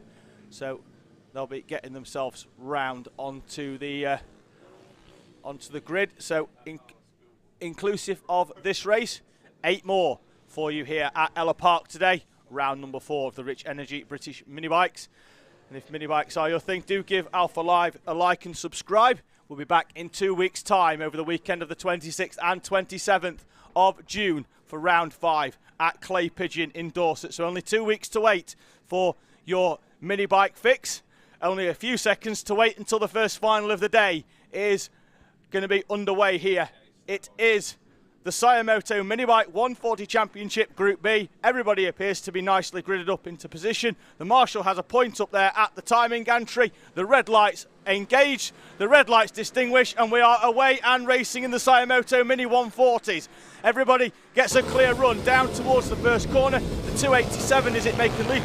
Dean Quincy comes through from the second row and up into the head of the pack. Fantastic start for Quincy. We've got one rider off by look of it already on the grass. That could have been on the warm-up lap actually, so not making it round on to the start. Certainly for one rider, we're one down, but there's still plenty as they file their way through and head up toward Holmes Hairpin. 8 laps then for this Group B final. Looked like as well Dean Quincy would say made a fantastic start off the line. He came through the timing line actually over the start finish as our riders made their way out in 4th place. He's going to make his way round over start finish at the start of at the end of the first lap in the lead, having outbraked everybody into that first corner. So Sayamoto Minibike 140 lap number 1 is in the bag. Let's have a quick look at the timing as they come through. Confirmation then on the screen there. Dean Quincy with an absolutely monster first lap moves him to the head of the pack. Connor Wyatt second, McKay third, Smithson, Jacobs, Shaw, Overend, Almond, Impey and Max Parry. Some big movement there for our riders on the opening lap. Quincy and Wyatt both making up 3 places. Almond makes up 2, Parry and Hopkins 3 as well, with Goff in 15th coming up from 18th. Not the same can't quite be said for James Walker, down in 13th, dropping 5 places on the opening lap of this Ellough Park circuit. Leaders making their way then round the Alan Wones hairpin, round the final corner as well, as the circuit then hooks back right. This circuit that cannot praise enough in terms of being just perfect for the Rich Energy British Minibike Championship. Close racing, see them going side by side over start finish. The drone camera picking them up perfectly as they go through over the start finish line. Quincy still coming under pressure though from Wyatt. Both of those riders, we say, making up 3 and 4 places on the opening lap, coming through from 4th and 5th respectively. Quincy, Wyatt and McKay then the top 3. Smithson, Jacobs, Shaw, Overend, Almond, Impey and Hopkins rounding out the top 10. Hopkins appearing in there at the expense of Parry, who's dropped away outside the top 10 in on the 666 machine. Now Connor Wyatt, who was half a second behind at the start of the lap, is now right on the back of Dean Quincy. Quincy's going to come under pressure then as they come over the start finish line and down. Though Quincy does seem to be quite quick out the final corner, not quite at the top end, as McKay as well is right on the back there. The black rider with the yellow on his suit as well, black helmet, all black down the front of his suit, and black bike as well, up into 3rd place, right on the back. And Smithson can't be discounted from this one earlier. He's picked up a race victory earlier on in the day as well. Still, almost less than a second between the top 4 in this class. Quincy, Wyatt, McKay and Smithson. When they come round already and take the line, we'll already be at half race distance in this race. Looks like they might even be catching a back marker. One of the riders seems to have a bit of a problem. Jack Wolf going fairly slowly. Charlie Oakland is missing from the lap count as well. Looks like we've had a couple of riders with problems. Nobody seems to be stationary out on the circuit, which is helpful. Jack Wolf, though, is about to be engulfed by our race leaders. Stays off the line. Good riding for the rider of the 89. Allows the rest of them to come through. Quincy, Wyatt, McKay and Smithson, as it was on the previous lap. McKay has a half-hearted attempt down the inside into the double apex right of Shoemakers. Decides to back out and save himself for another corner. Does get a good run though out of Holmes. Can't get alongside into O'Rossi. In even way, it's not the most obvious overtaking place, and it's always best to line yourself up for an outbreak down into the corner. They've just gone round at Barney's. Still though, absolutely nothing between the top 3 and the top 4 as well. Smithson is starting to drop away a little bit, even though the top 3 are battling. I imagine I do expect him to come back in, although he does run wide out of the final hairpin. Does have to back out a little bit in terms of defending. Oh, there's contact between McKay and Wyatt. Wyatt tried to overtake the inside of Quincy. Wyatt not happy about that one. McKay appeared on the apex very, very late. Wyatt was turning in, and Wyatt's bike will be stationary. It's left up on his side. The yellow flag is out over start finish. I think he might be going back to pick that one up after he's gesticulated to Lewis McKay. The bike's going to still be stationary on the outside. Riders left it where it is, and Connor Wyatt retires from the first final of the day. The Sayamoto Minibike 140 Group B final is now a 2-horse race between Dean Quincy and Lewis McKay. McKay then closing right up on the back. He's going to get side by side with Dean Quincy down the back straight. The yellow flag's out down there still. Don't imagine he's backed out as well, so he's done all right there. Don't want to get yourself into trouble with the clerk of the course for overtaking down there with the yellows out, as the bike of Connor Wyatt is recovered from the outside of Degner 1. Top 10 then, as it stands now, having been the pack shuffled somewhat by that incident, is Quincy, McKay, Smithson, Jacobs. Hopkins comes up. He was down in 10th earlier on, now in 5th place. Shaw, Ullman, Overend, Impey and Parry. 2 laps remaining. It's really 1.5 as the leaders are making their way round the latter part of the circuit already. Might have also had a rider off down at Hull, the green flag being waved on the inside of the circuit. Last lap board, I don't think has come out for our riders, but they will see the checkered flag when they next come round. We have started the last lap here in the first final of the day, the Sayamoto Mini 140. And the top 2 are nose to tail, and as expected, Smithson appears to be just about there enough behind them to pick up the pieces should Quincy and McKay fall out over some tarmac in the final few corners of this Ellough Park circuit. Round O'Rossi for the final time. Clinton's dispatched without issue for our race leader Dean Quincy. Round Barney's 2 corners away. Looks like somebody's showering the circuit with some foliage in front of them. They should be able to negotiate the final complex of corners, unless there's a back marker. There's a late lunge down the inside from Smithson for 3rd place. The checker's out though. Dean Quincy wins the first final of the day in the Sayamoto Minibike 140 Championship. The podium completed by Lewis McKay and Sam Smithson. Shane Hopkins works his way back up into 4th. Gary Jacobs and Nick Shaw. Rob Overend, Max Parry, Darren Coleman and Ian Blatchford round out the top 10 here at Ellough Park.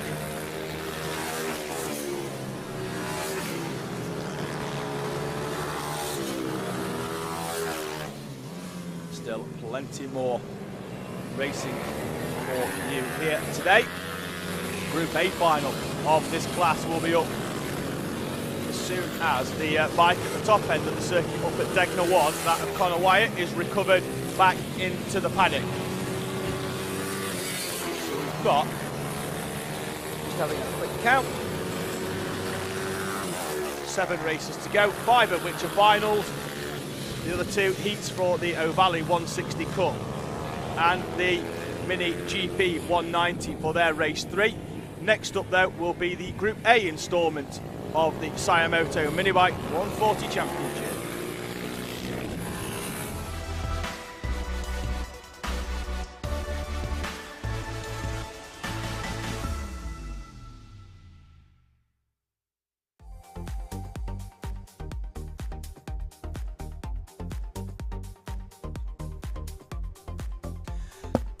Thank you very much for joining us then, whether you're here at the circuit or whether you're watching at home on YouTube and on the social media feeds as well. Thank you very much for joining. If you are watching on YouTube, please do give the Alpha Life Productions channel a like and subscribe. Not only will you get all of the season from the Rich Energy British Minibikes Championship, as well as the next round, round number 5 from Clay Pigeon on the 27th of June. We'll also next weekend be treated to action on both 2 and 4 wheels. The 4-wheel action, the Bambino Kart Club from Wilton Mill, and on 2 wheels we'll have live coverage of the British Motocross Championship from Hawkston Park in Shrewsbury, as well as the rest of the season's action on both 2 and 4 wheels, be it on the tarmac or a loose surface. All of your motorsport action covered by Alpha Live. Give that page a like and subscribe for all of the action. Riders making their way around then onto the grid. Looks like we had a bit of confusion there as to whether they were stopping to be gridded up, as whether they were going all the way around. They are going all the way around, and then they'll get gridded up in their race order from race number 2 for the Sayamoto Minibike 140 Championship. Had as mentioned earlier on the screen, just to confirm, whether in case you're just tuning in, for 1 or 2 races we have had a slight timing issue, which means that the grids for the final will be the finishing positions from race number 2 here at Ellough Park. It's not a timing issue, we won't be able to bring you a physical grid up on the screen, I don't think, but we will see what we can do for you here.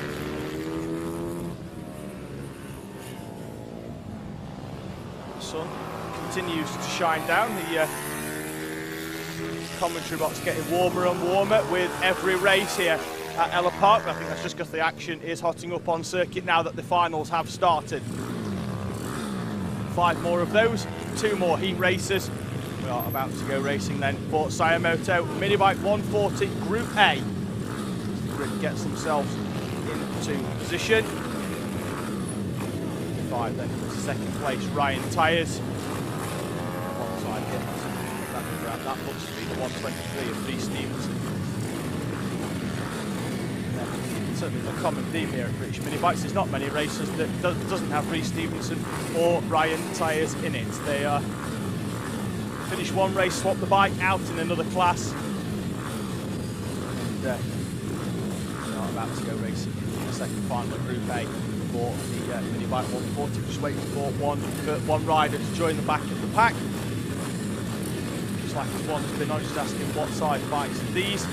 Ones in particular are any Supermoto or Mini GP with a maximum seat height of 84 centimetres. They can still see up to the red light though, and we are away and racing in the Sayamoto Minibike Group A final as they head down towards the first corner at Degner. Stevenson then looks to have still grabbed the lead from his pole position berth, holding off Ryan Tyres, and their battle across multiple races and multiple different bike types throughout the day looks set to resume here at Ellough Park.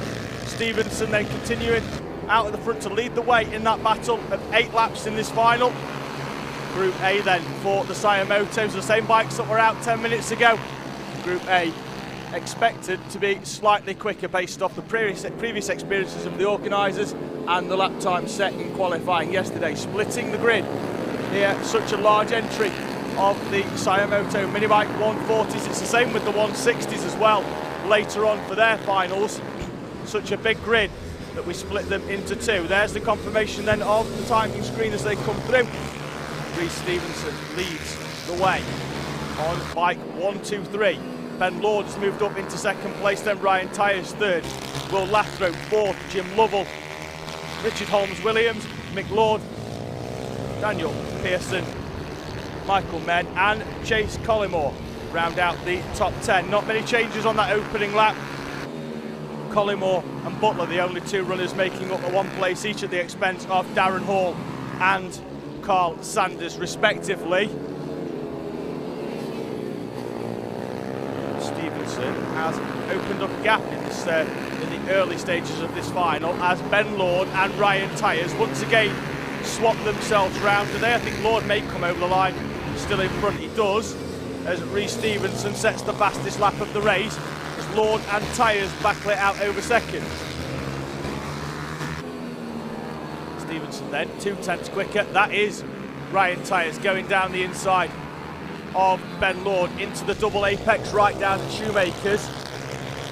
Lord in the red, Tyers in the yellow. Tyers makes his way through and then uses all of the tarmac and the additional concrete of the former runway here on the site of the RAF Beccles to make the move stick down the inside into the final complex, to the Holmes hairpin. They come round in the final complex of corners. The gap for the leader is starting to pull out a little bit, not as much as he'd have hoped. Even with Tyers overtaking Lord, the gap remains fairly stationary between the two of them. In fact, Tyers had a slightly quicker lap, so that's certainly going to be good for his confidence. But he has 4.5 laps now to try and close up a gap that's 1 second to Rhys Stevenson as the battle for 4th, 5th and 6th sees all of them running out onto the concrete rumble strip as well. Now Ryan Tyers is starting to close in on Rhys Stevenson and looks to have chomped a huge bite out of that 1 second lead that Stevenson had at the start of this lap. We are halfway through the race and the gap has dropped by over half a second now. Rhys Stevenson, Ryan Tyers and Ben Lord. There's the gap battle for 4th place as Lathrope runs Holmes-Williams all the way to the inside of the circuit and more, and may have opened the door as well for Jim Lovell to come through. He has. So trying to defend his place, Will Lathrope gives up one but gets it straight back, forcing Jim Lovell wide.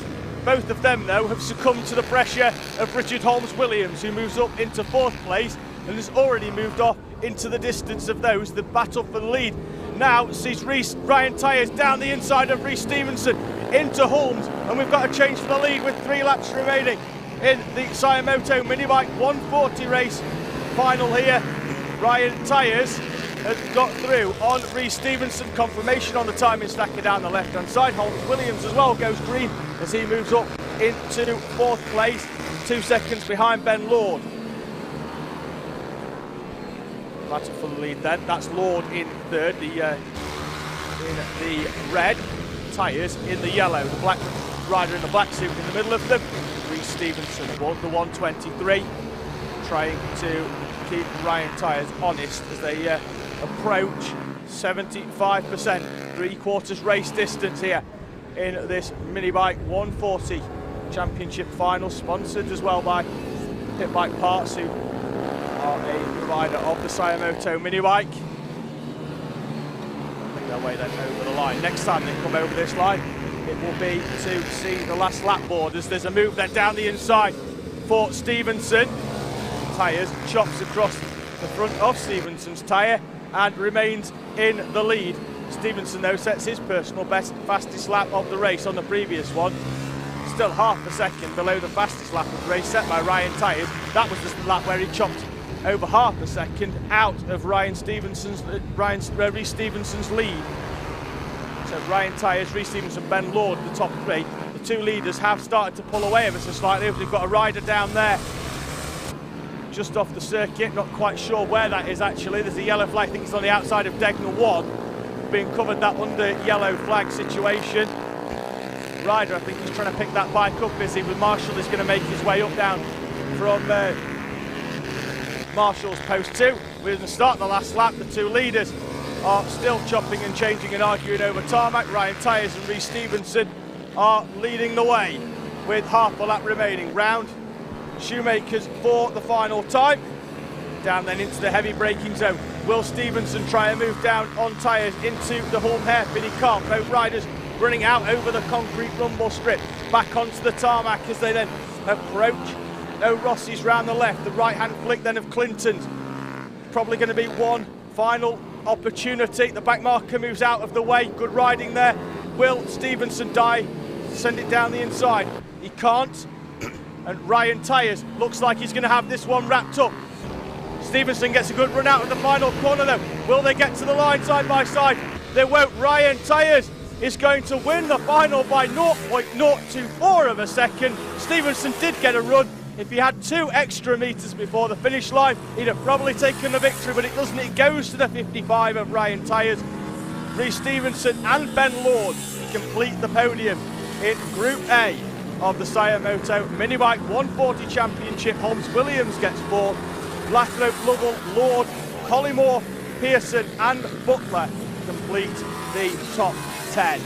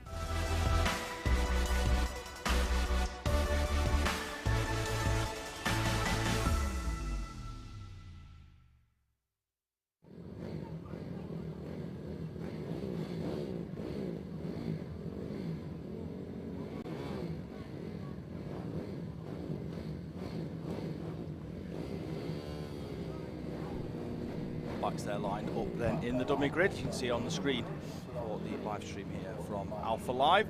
Looks like we were having a little bit of track work done down on the outside of Degner 1 with that bike being on its side and a bit of fluid to the track, but that has been cleared. We are now about to go racing for the Motor Oils O'Valley 160 Cup.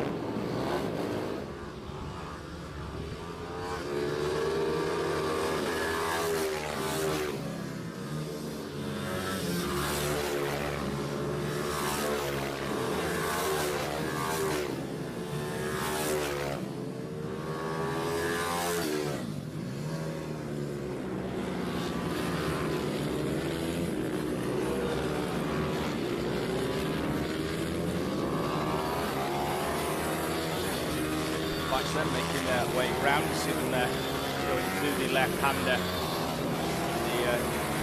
the tight corner of Rossi.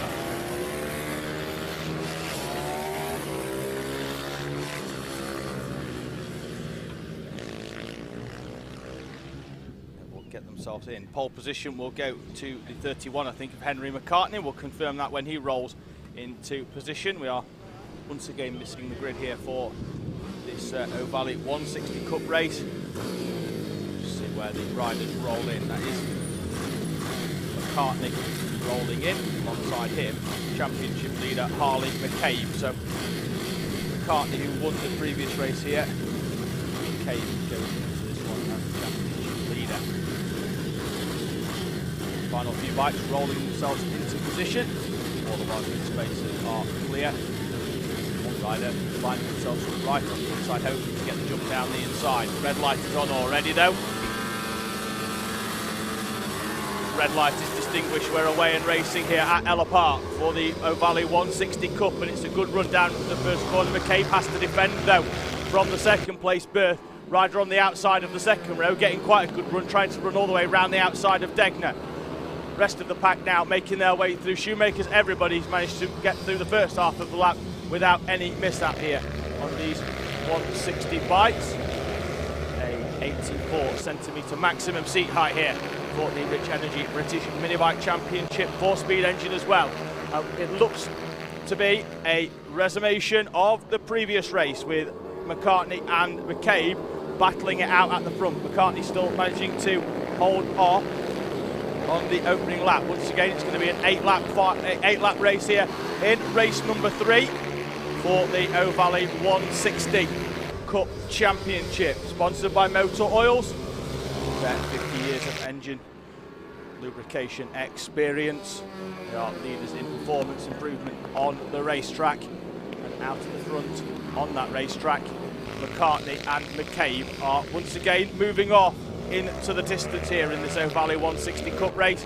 McCartney managing to hold off McCabe. McCabe, who was slightly quicker on the opening lap off the line, now seems to be all over the back of the 31 as they go through Barney's for the second time. McCartney has a quick look over his shoulder to the left to have a quick look where McCabe was, make sure he didn't come all the way over the track to squeeze him off up there against the wall for the dummy grid in the pit lane.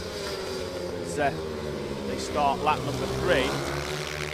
McCartney there seemed to catch quite a bit of a bump on the inside, and it's forced him wide and opened the door, and Harley McCabe comes through that door and into the lead of this O'Valley 110 Cup Heat Race 3.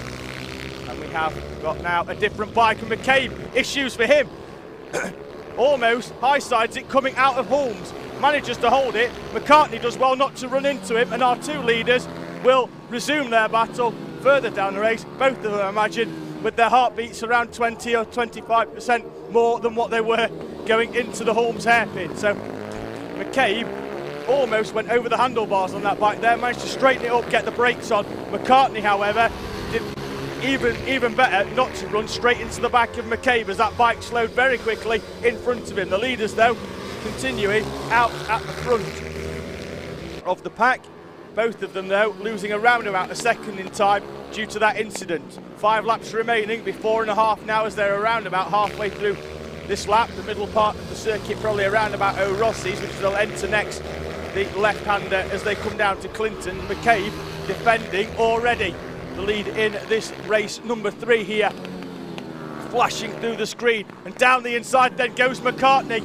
McCabe defended, but he defended on the wrong corner, down the inside into O'Rossi's, and Henry McCartney comes down the inside and into the lead. Harley McCabe now in second, now has the overtakes to do, but seems to be dropping away round the final complex of corners. Still only half a second behind, half the race remaining to catch up onto the back of McCartney. Down the back straight they go. In this battle for the lead, McCabe seems to be up. McCartney there on the inside, just flapping his knee round on the way in there. At first instance, it looked like the side bodywork was coming loose on that bike. Sorry, but there's problems for Harley McCabe. He's ground to a halt on the outside of O'Rossi, the championship leader and the rider running in second place. The bike stops on the outside of the O'Rossi corner. That bike is only going one place, and it's going into retirement. Don't think they're going to get that one sorted again. The yellow flag's out. We're going to cover it under local yellow, and it'll go back to the pit lane. But the championship leader will score no points from race 3. You could see the disappointment as soon as that bike said he seemed to be slowing at around about half a second a lap to Henry McCabe during the last couple of laps since he got overtaken by McCabe down the inside into Barney's, and that bike grinds to a halt on the outside of O'Rossi, and vital points in the championship are gone for Harley McCabe. Battle then on screen. Let's pick this one out as they come through. Let's see if we can spot some numbers. Even so, they seem to be enjoying a nice intense battle with a move down into the Rossi corner. We've not seen many into there. It's not a prime overtaking spot. Maybe the rider caught the one by surprise. So when they come through and over the start finish, we'll expect now only 9 runners as come through. This is the battle then for second place. Joshua Williams and Kobe Perry battling it out for now second and third, rather than third and fourth as it was a lap ago. McCabe off into retirement, and they're chopping and changing once again down the inside. Williams now behind Perry. Perry got the move done into Shoemakers. He's now up into second place. Fortuitous second, but I'm sure if you ask him, he won't particularly mind. Perry now into third as well. These two changing places as they go. Perry always seems to get quite a good run down the Purnell straight over the start finish towards Degner, so we'll see whether he gets a run out of there.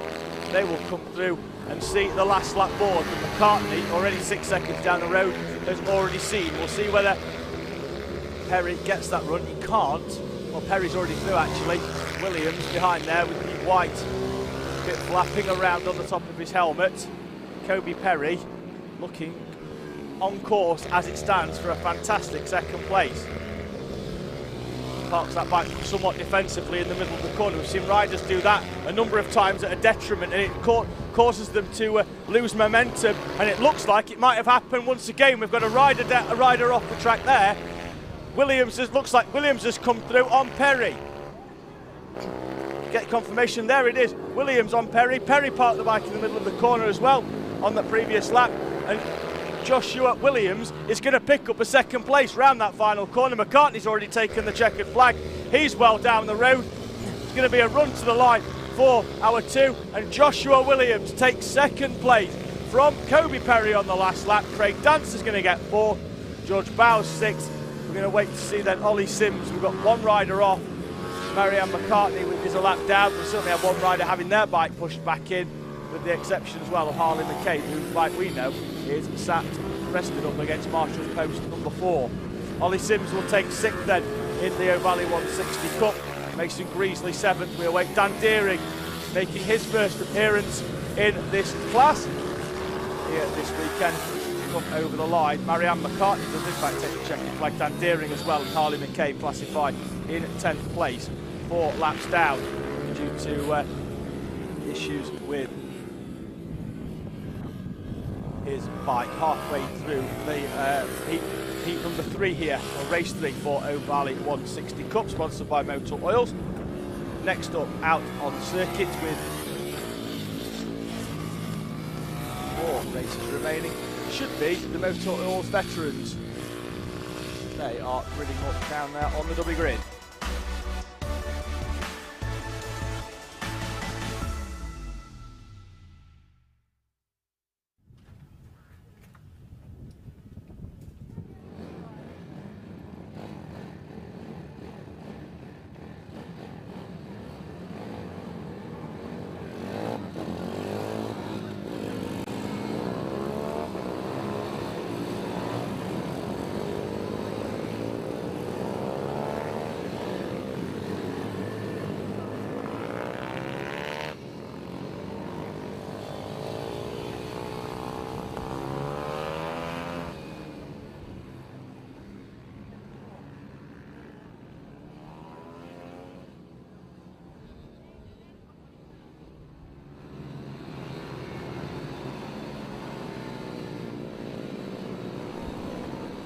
Five more races then today, including this the mini bike veterans. Then we're going to have the mini GP 190s, 2 instalments of the mini bike 160s for Group B and Group A, who will then end the day with the Brat Super Minis for their final. So out on circuit then, the mini bike veterans final. Our riders in this one, not sure if we're going to have a grid, but our riders: Ben Douglas, Mike Smallbones, Stu Bateson, Matthew Davis, Ian Walker, Gav Tappenden, Mark Jarrett, Julian Grommet, Alan Brooks, John Pearson, Michael Judkins and Tony Reveley. 12 bikes making their way round the pit bike veterans final.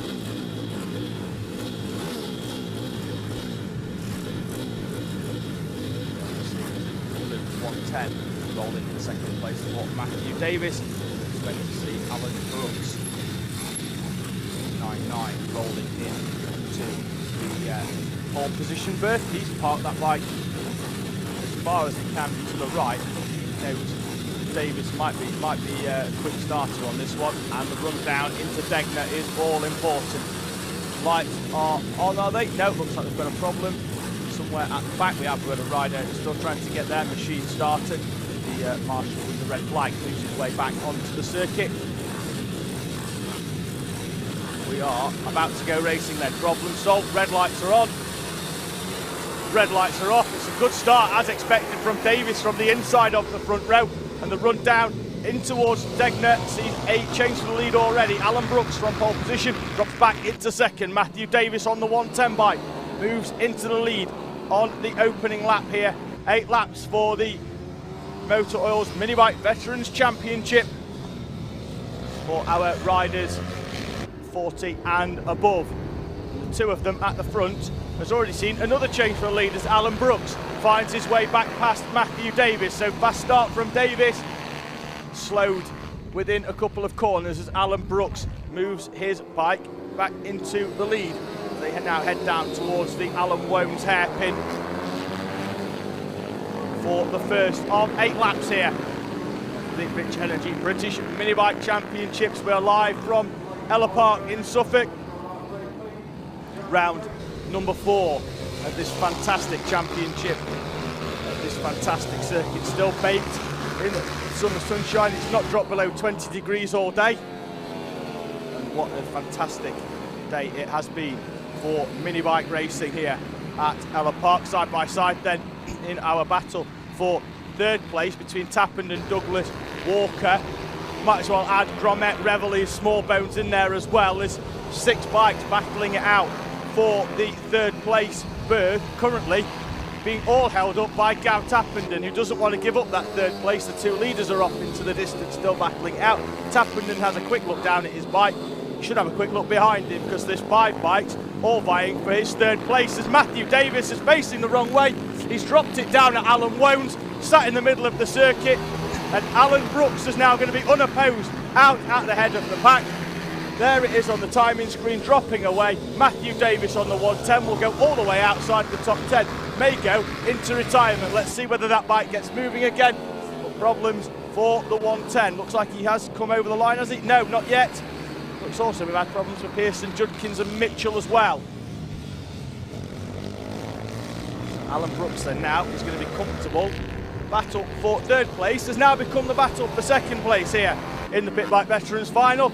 There's 2 more, there's 1 more place up for grabs on the podium, as long as these riders can keep it nice and clean for the remainder of these 5.5 laps. Another one, once again, Tappenden has a quick look down, not sure how much of down that is, and how much he's trying to get a look behind at the chasing pack, but still Tappenden, Douglas, Grommet, Walker, Reveille and Small Bones all down from 2nd to 7th place, battling it out, although they have opened up a slight gap from Reveille and Small Bones in 6th and 7th respectively. So it's now going to be a 4-bike battle effectively for 2 podium places, unless Alan Brooks does something silly out the front, or his bike doesn't comply with his wishes of taking him all the way to the checkered flag. Grommet gets down the inside, then it'll be a Walker moves back up into 4th place. Looks like Douglas could be in there as well. Douglas has dropped all the way back from what was 3rd. He's now going to be at least into 4th. For 1 minute, and I forgot that Davis had dropped out. I thought this was still the battle for 3rd place. It is in fact for 2nd. Tappenden does the traditional look back. So Tappenden, Douglas, Grommet, Walker, Reveille and Small Bones still biting out, although Reveille and Small Bones now a 2nd back. You'll see them almost, just saw the front wheel there of Tony Reveille's bike coming into shot as Grommet tries to get alongside Tappenden down the inside by a half race distance. Gets a good run though out of the final corner as they go down towards Shoemakers. Can't get down the inside of Tappenden. Tappenden closes the door again as well on the 2nd apex, chopping across the bows of the number 75 of Grommet. Alan Brooks, Gav Tappenden, Julian Grommet, Ben Douglas, Ian Walker, Tony Reveille, Mike Smallbones, Matthew Davis back up and running into 8th place, Stu Bateson and Mark Jarrett. The top 10 Matthew Davis, though, now 13 seconds behind the race leader. Only, though, 4.5 seconds behind this battle in front. And lapping around about half a second to a second quicker than everybody else. They may just about get on the back if these four riders for second, third, fourth and fifth respectively continue to battle it out, as there's overtaking the background Ian Walker and looks like down the inside of Ben Douglas. There he is in the background, Walker's bike black with the yellow number on the front, managing to get down the inside of Douglas for what would be fourth place. There's our leader flashing through the screen, unopposed out at the head of the pack. Still opening up the gap. Seems to have eased off a little bit just to conserve and make sure he gets all the way to the end. But set a lap time faster than anybody else by a good 1.8 seconds during the early part of the race on lap 2 as he closed in at the time on Matthew Davis. Davis still down in 8th place. He is closing in on Reveley and Smallbones for 6th and 7th. The only thing that might beat him to the punch may well be the checkered flag. We've got 2 laps remaining. The leader's already through. Gav Tappenden is now down in 3rd place. Julian Gromet's come through into 2nd. So Tappenden, who had held on to that 2nd place for so long, is now going to be in a battle to hold on to the final step of the podium here in the Motor Oil's Minibike Veterans Championship final. Runs wide to try and maximise the track. He's got 1.5 laps now to try and hold off Ian Walker and Ben Douglas, but Ian Walker closing in corner by corner, and as long as he doesn't come under too much pressure from Ben Douglas, will be in a position on the final lap of this race, will he, or is he going to goes early and goes down the inside of Alan Wone and goes on to, as it stands, the final step of the podium for Ian Walker, down the inside of Gav Tappenden, and Tappenden, who was 2nd a few moments ago, now down in 4th and might have to watch the trophy presentation rather than take part in it. Race leader has already seen the last lap board.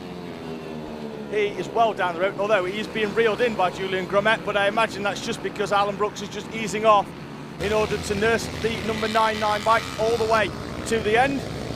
That is Matthew Davies coming back through the pack, goes down the inside, I think, of Mike Smallbone and goes back up into 6th place now. That could have been Tony Reveley, actually, that he's got back up into 6th place, and it will be very much a case of what could have been today here for Matthew Davies. For our race leader, though, it's very much a case of what is, and Alan Brooks is going to come through to win the Motor Oil's Minibike Veterans Championship final from Julian Gromet, and Ian Walker takes the final step on the podium. Gav Tappenden and Ben Douglas, Matthew Davis, Tony Reveley, Mike Smallbone, Stuart Bateson and Mark Jarrett will complete the top 10. They come through and over the line.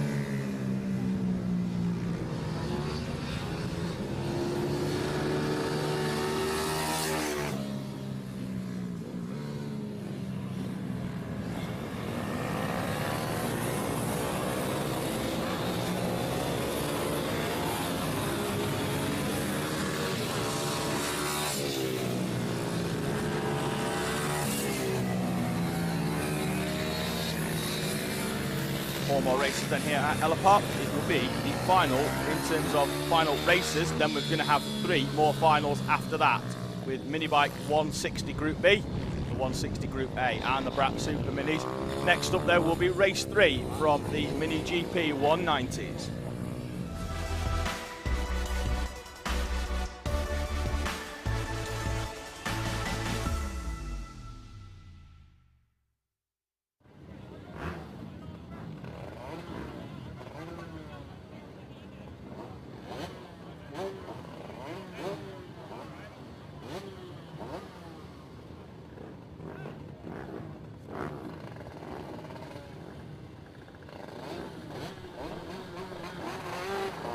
Opens up then, our 190s making their way out.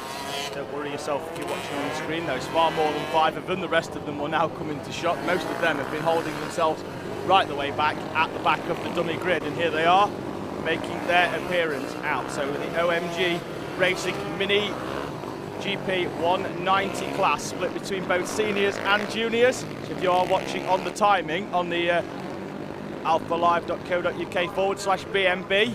You will note on there is a donation of Junior down the side of a number of our riders. They're all making their way through the line for this one, so a mixture of senior and junior riders here in the OMG Racing Mini GP 190 class. Juniors are the riders between 12 and 15. The senior riders from 15 and above. No difference in the two bikes, just a difference in the age and subclass between the two of them. We'll keep you updated throughout the race as to how the juniors are doing in their own subclass, as well as their overall race here at Ellough Park. Strange to say, it's beyond 5 o'clock and I think it's getting warmer. As the sun is lowering itself ever so slightly in the sky from its midday high, it's certainly starting to get warmer in the commentary box as the sun now starting to come through the window rather than sit above us on the roof here. Hopefully it keeps shining all the way to the end of the day. I can't see any reason why it wouldn't do. We can't see anything other than blue skies for much of the distance around this Ellough Park circuit, closed mainly by a grass bank of around 10 foot high around all of it. We can see we're raised up here in the commentary box. You can see us in the background there above in the what looks like an air traffic control tower. That's our commentary box up the top there. We might have a rider missing actually on this one. We've got a berth available for a rider in P8.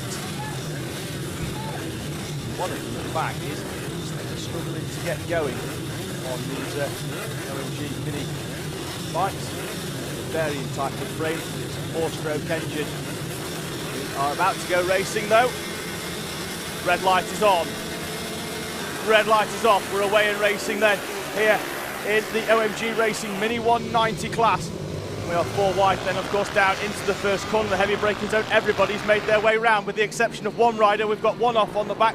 On the rider though is up and walking back towards his machine, although not walking there in any sort of haste. Looks like he might pick that one up, but he's going to head that bike off into retirement. Rider though is up and okay, which is pleasing to see. We will try and find out who that is when they come over the timing screens, just to give some people some reassurance that the rider is up and okay and heading towards the marshal's post down there on the outside of Degner 1. The rest of the pack though is already round on this 8-lap final, heading towards the Alan Wones hairpin for the first time. One of the riders goes a bit wide round there. Over the line then for the first time, Ash Barnes leads the way.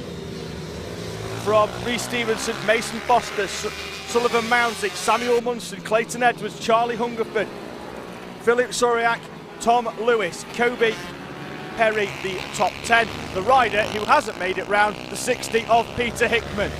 That bike in a cloud of dust, now stationary on the outside of the opening corner. Hickman stood next to the marshal having a chat on the outside of Degner 1. The rest of the 19 runners then making their way round this Ellough Park circuit here in Suffolk.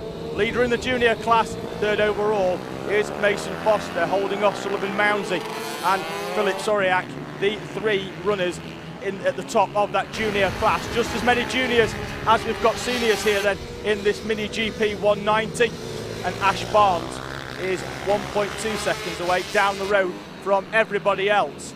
On the opening lap, Rhys Stevenson once again making an appearance. As we mentioned earlier, there's not many races that he is actually in here in the British Mini Bikes Championship. He is in second place, holding off the 2 junior runners behind him of Mason Foster and Sullivan Mounsey. Those 2 riders closing in, and Stevenson having to go defensive already into Barney's, holding off the 2 junior runners in their own sub-championship. As Foster tries to make a move down the inside, Stevenson runs all the way around the outside and chops across the bow of his junior competitors. We're already then 3 laps in. Beautiful bike actually of Mason Foster. It's probably one of the nicest I've seen here all day.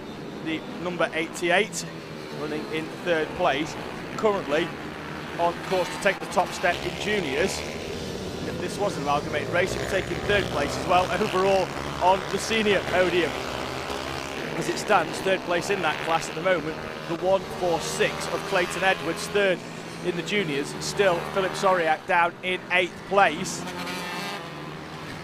He's under pressure as well from Kobe Perry, who we saw in the last race. Maybe that's why all the bikes were at the back, because one ride they just jumped straight off one, straight off the other, and then back out again here at the British mini bikes.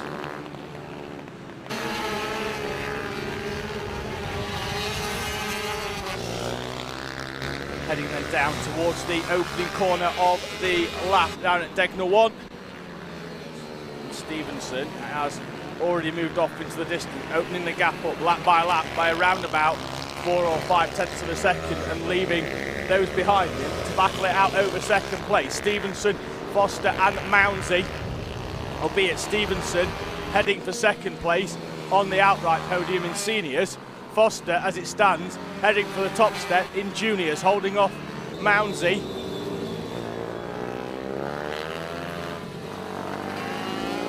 Make their way round the Alan Wones hairpin.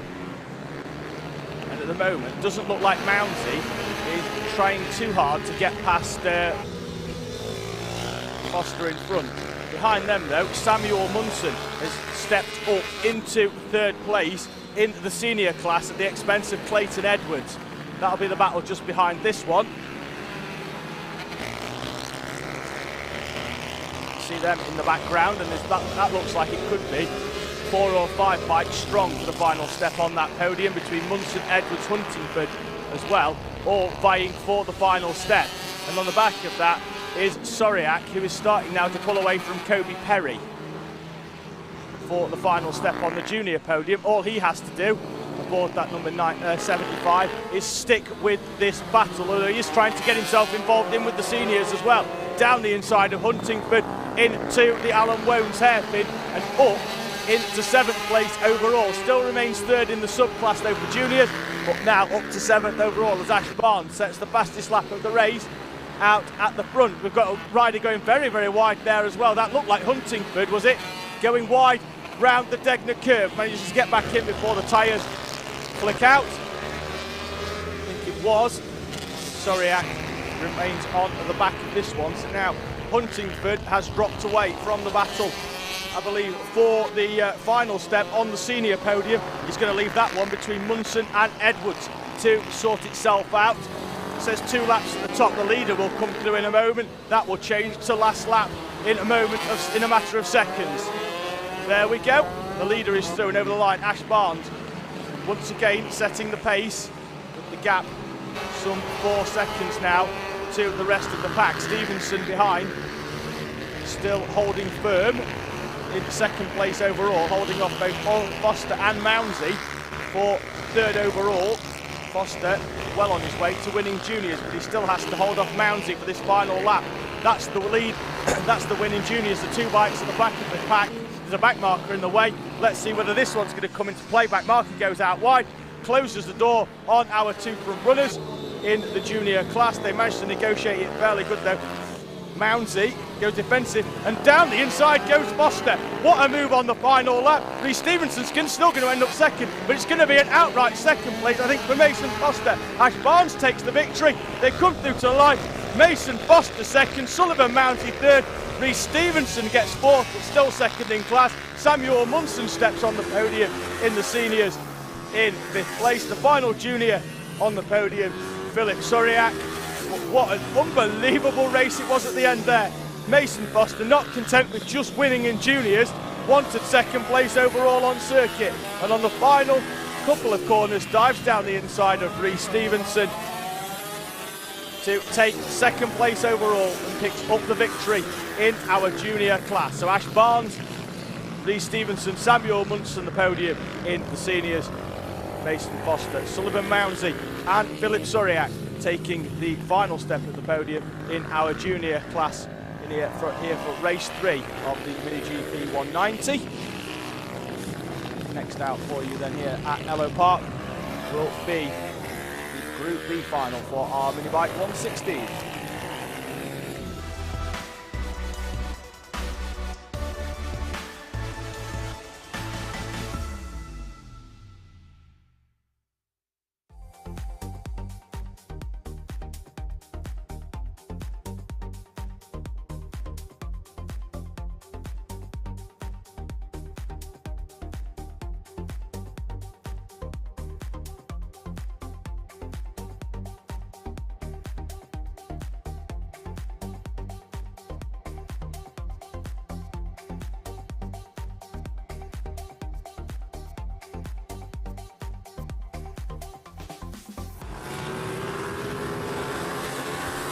out onto the circuit then, the first of 2 instalments for the Pit Bike Parts Mini Bike 160 Championship, sponsored, as I mentioned, by Pit Bike Parts, pitbikeparts.co.uk for all of your spares and improvement parts for your pit bikes. The first instalment will be Group B for the class. We'll then follow it up by Group A, and then the final race of the day here at Ellough Park, the Brap Super Minis.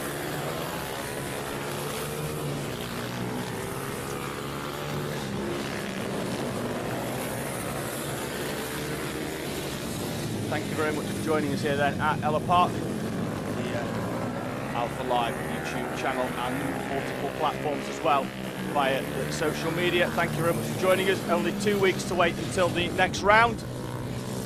Jason Sedgwick has been on, asked exactly that question. When is the next round for these little beasts? Well, the answer to that question is the 27th of June, which will once again be live on the Alpha Live Productions YouTube channel and the varying social media platforms.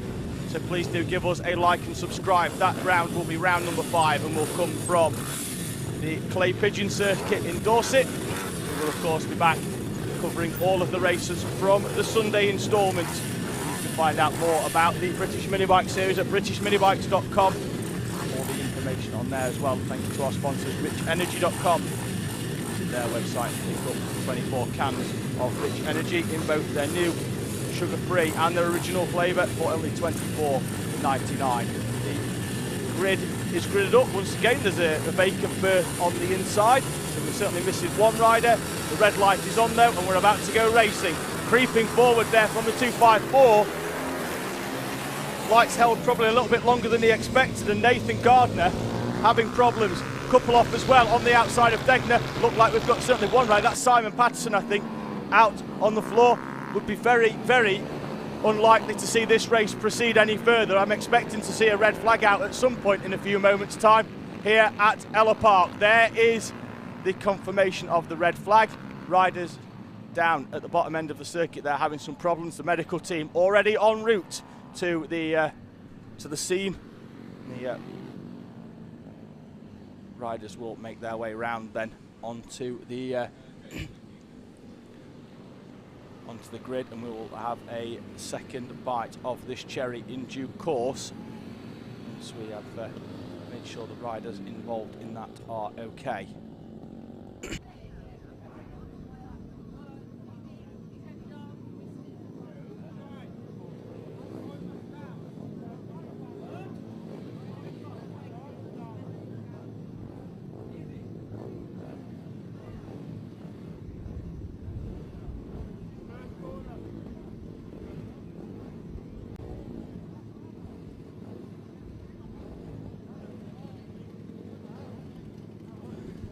Then they're being held at the entry to the Alan Wones hairpin as the medical team down at the other end of the circuit attend to our riders.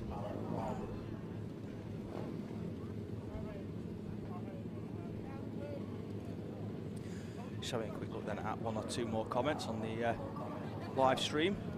Tony Kart races on. He's had a busy weekend at the on Alpha Live. Watching the coverage yesterday from the Formula 3 Cup at Castle Combe that was also covered by Alpha Live Productions. He says these look fun. They certainly are. We are at the moment just having a slight break from racing as the medical staff down at the bottom end of the circuit are just dealing with an incident.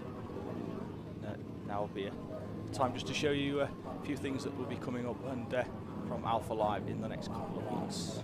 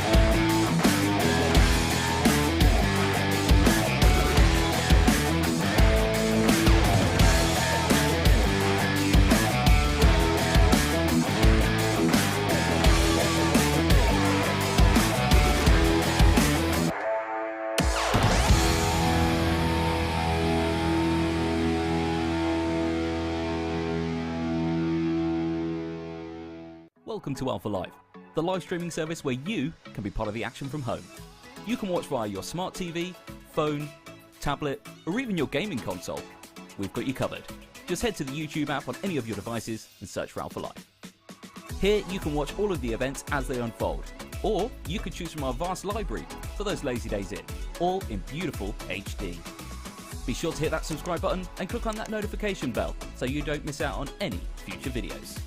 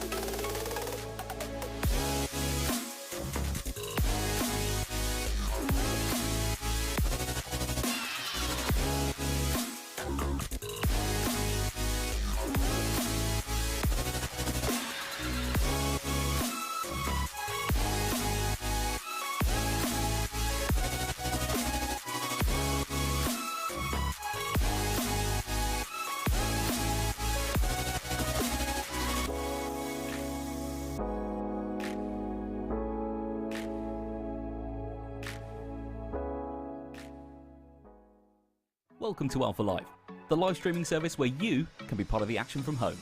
You can watch via your smart TV, phone, tablet, or even your gaming console. We've got you covered. Just head to the YouTube app on any of your devices and search for Alpha Live. Here you can watch all of the events as they unfold, or you can choose from our vast library for those lazy days in, all in beautiful HD. Be sure to hit that subscribe button and click on that notification bell so you don't miss out on any future videos.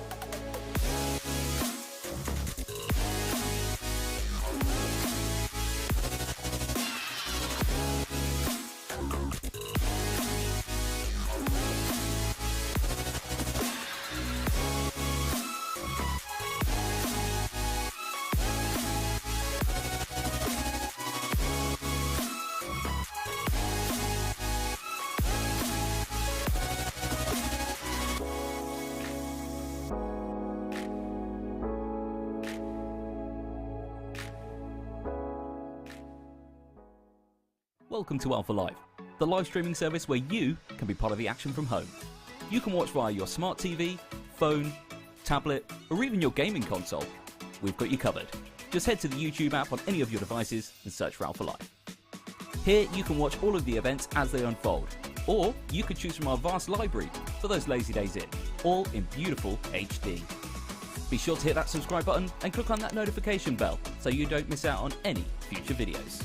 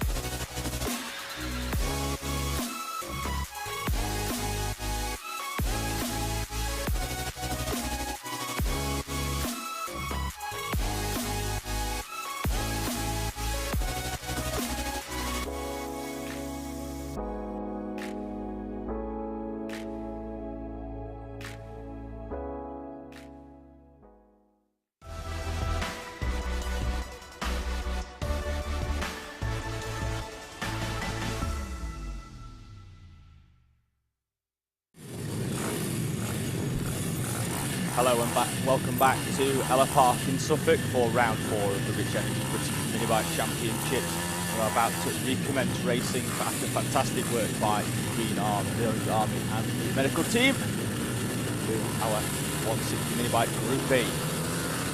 Red light is out and we're away and racing already from the grid reformed up following the red flag. The race will be shortened down to 6 laps as they make their way then down the back straight and into the double right hand of Shoemakers. We are obviously missing a couple of riders and we wish them all the very best after the incident at the start of the first time of asking here in this 160B group final. Leaders though making their way through. They will be classified down the left in terms of timing because the race had already made itself start. So Curtis, Gardner, Fabian, Shaw, Champion, Parry, the top 6 when they came over the line at the start. Down the inside though, that looks like Gardner returning the favour on Gardner. Let's have a quick check though. Well, Gardner's actually down in 3rd. Who's that coming through into the lead? We'll have a quick check when they come over the line and get confirmation. There we go then, James Curtis leads, but Chris Fabian battling away as well. Nathan Gardner behind with Tommy Champion, Nick Shaw, Stuart Bateman, Max Parry, David Linsdell, Craig Rowland and Mike Mobbs, the top 10. 48 then of Chris Fabian now out in the lead by the look of it. Nathan Gardner in 3rd place. That means that it's going to be James Curtis in 2nd. Making their way through. It's going to be 3 laps remaining. It's almost going to be a case of we're going to be finished before we started here in this short race that's going to be shortened down to 6 laps in the Pit Bike Parts Minibike 160 Group B final. This will be followed in a few moments time by the Group A final and then we will end the day with the Brap Super Minis. Over the line they come. 3 laps remaining then the top 3 nose to tail split by less than a second and it's Chris Fabian heading out at the front with James Curtis and Nathan Gardner battling it out for 2nd place as it is. Gardner tries to get down the inside into Shoemakers and can't. Has the door closed on him. And there, and this one now playing into the hands of Chris Fabian, who before the start of this final hadn't led a single lap here in the B Group final and now finds himself with about half a second cushion and only 2.5 laps remaining unless James Curtis or Nathan Gardner can do anything. And in terms of doing anything, if they keep battling with each other, this one will just hand it on a plate to Chris Fabian. Down into Alan Wones then. Still just under 2 laps, or just over 2 laps remaining. And Gardner catches the back of Curtis and down he goes on the outside of the final hairpin corner. Stays down as well and it looks like we might end up with a 2nd stoppage potentially in this one. He is rolling himself off the line. Might get back up under his own steam in a few moments. But as it stands, James Curtis still in 2nd place. Nathan Gardner catching the rear wheel though of the rider in 2nd place. Chris Fabian out at the front with still a 1 second lead. Still covered under a yellow flag down there at the final hairpin. Looks like Gardner is getting himself back up onto his feet, which is good to see. Certainly after the red flag earlier on in this race. 1.5 laps remaining then. It's the battle for 3rd place. Sees Champion, Bateman, Shaw and Parry now battling for the final step on the podium. It looks like Bateman now has got to the head of the pack there in that one. And that was going to be a battle for 4th. Now it's going to be a battle to get onto the podium in this B Group final. Last lap has begun and Chris Fabian could be on his way to make the step up onto the top step of the podium. Curtis, Bateman, Shaw, Champion, Parry. The top 6 come through, so there's still a battle going on for the final step of the podium. Gap out at the front of the field though, 1.3 seconds for Chris Fabian over the line last time. Sets the fastest lap of the race on the way as well and opens up the gap by around about 4:10. This is your battle for the final step on the podium though, currently headed by Stuart Bateman as Nick Shaw looks like runs wide, is it? Tommy Champion behind. No, Champion was the one who ran wide. Shaw tried to get down the inside, chops across the bows. This is going to be a battle for 4th place between Shaw and Champion. Champion tries to go down the inside then of Shaw. In fact, it's Champion already in front. Shaw trying to get back down the inside in a quest for 4th place. Out of the final corner though, the leaders have come through. Chris Fabian wins the B final in the Pit Bike Parts mini bike final 160s. James Curtis takes second. Stuart Bateman the final step on the podium. Tommy Champion will get fourth in front of Nick Shaw, Max Parry, Craig Rowland, and we await David Linsdell coming through. There's confirmation on the screen of him going across the line for Checkers. Mike Mobbs will get ninth. The final place in the top 10 may well go the way of Kira Williamson, but she's battling it out with Kelsey Carter. They're going to come over the line now. Kira Williamson does get herself inside the top 10. Carter, then it's going to be Hamilton and Gardner, the final classified runner. After the incident earlier on involving Simon Patterson and Dean Widowson off the start line, which caused the first race to be red flagged, which was very unfortunate. But as mentioned previously, fantastic work, of course, by the medical team and everybody here at Ellough Park, including the marshals, to stabilise the riders and get them to safety. The race day curtailed ever so slightly for that. Two finals then left for you. The next one up will be the Group A of the bikes we've just seen out on track. And that will be the Pit Bike Parts Mini Bike 160 Group A.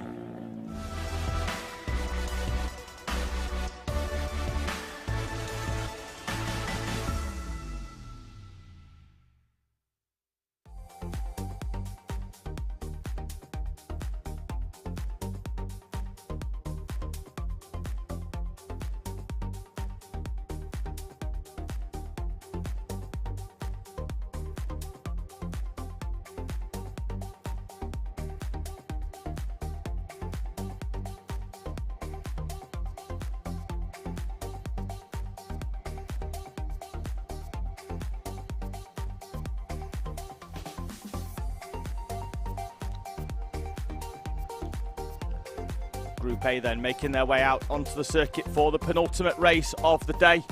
It is the Pit Bike Parts Mini Bike 160 Group A. That will be followed by the Brap Super Minis to bring round number 4 here at Ellough Park to a close. Riders making their way round on their sighting lap here at Ellough. They'll then be gridded up once again with the split grid classes. They'll be in the positions of their finishing from race number 2, following a timing issue earlier on in the day. So riders gridded up from where they finished in the second race of the day here.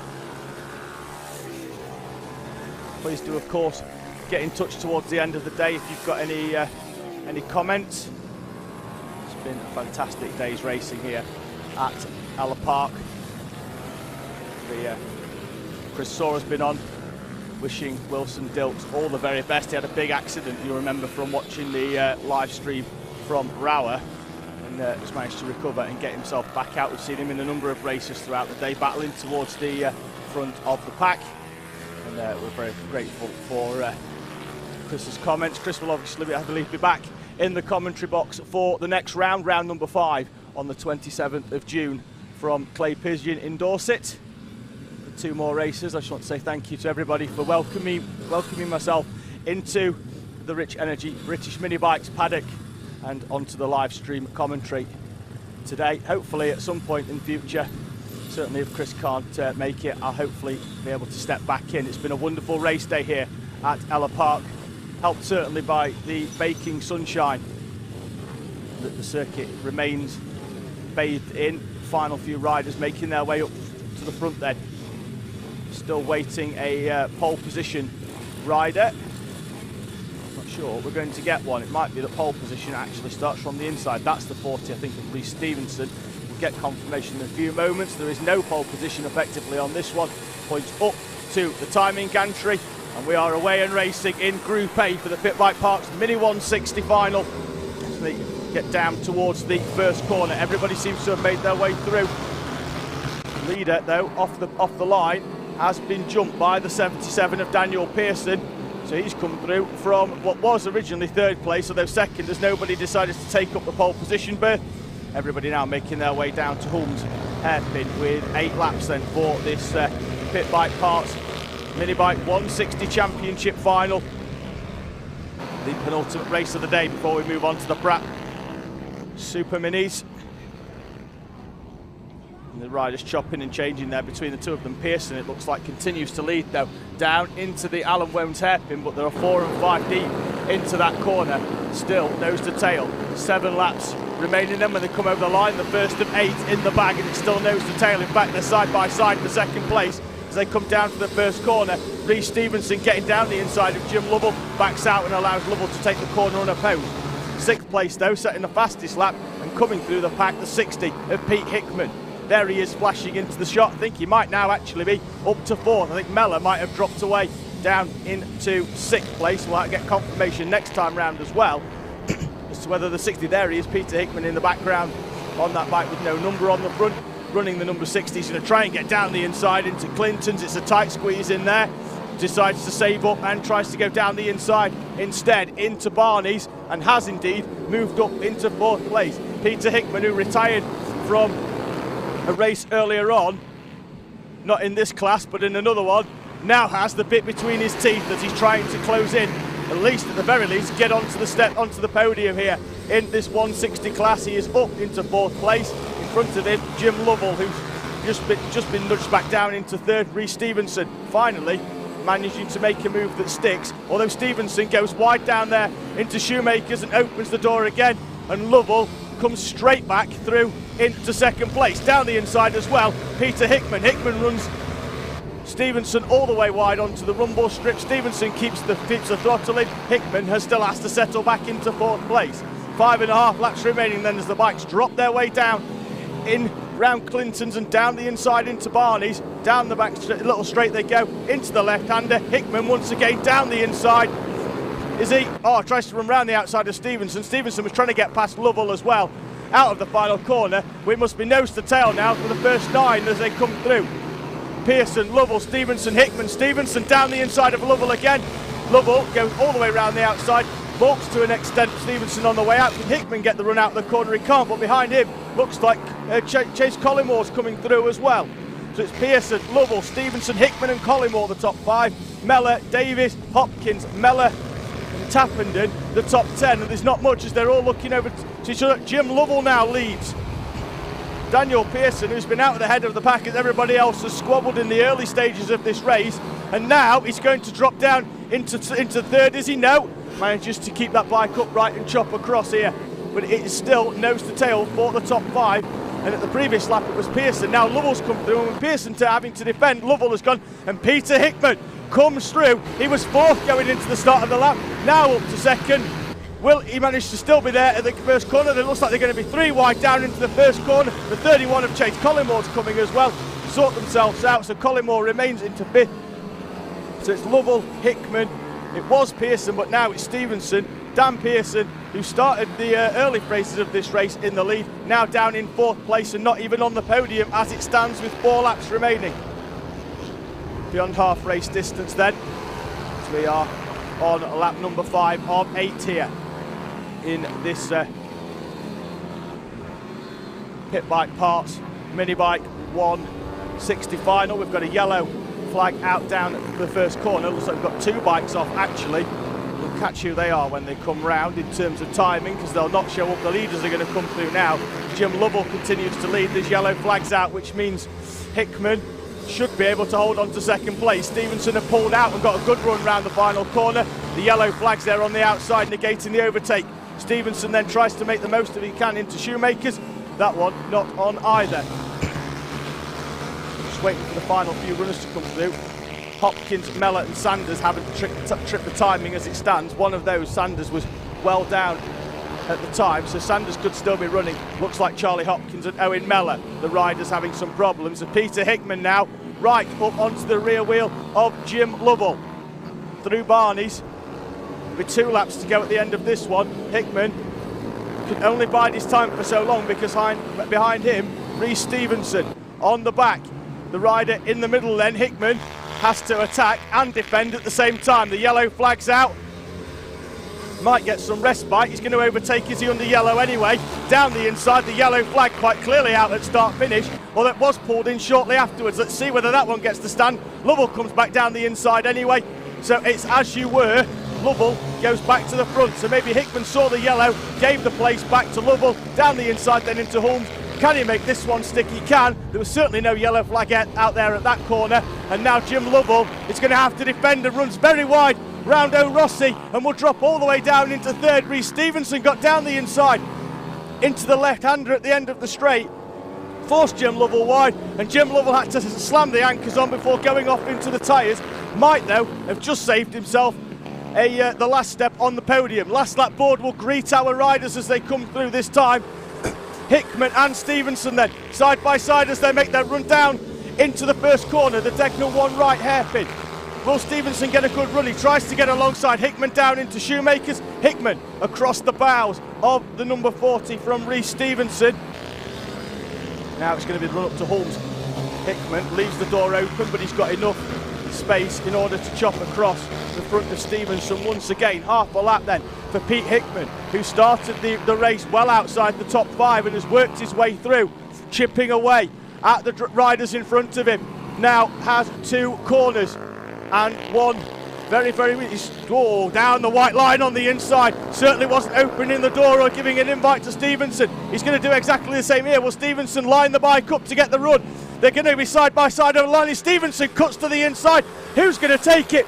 Hickman by less than half a tenth of a second takes the victory from Stevenson. Lovell, it recovers from almost going off into the tyres to get the final step on the podium. Pearson with 4th, Collingwood, Mellor, Davis the top 7. Tappenden comes through with Butler and Walker.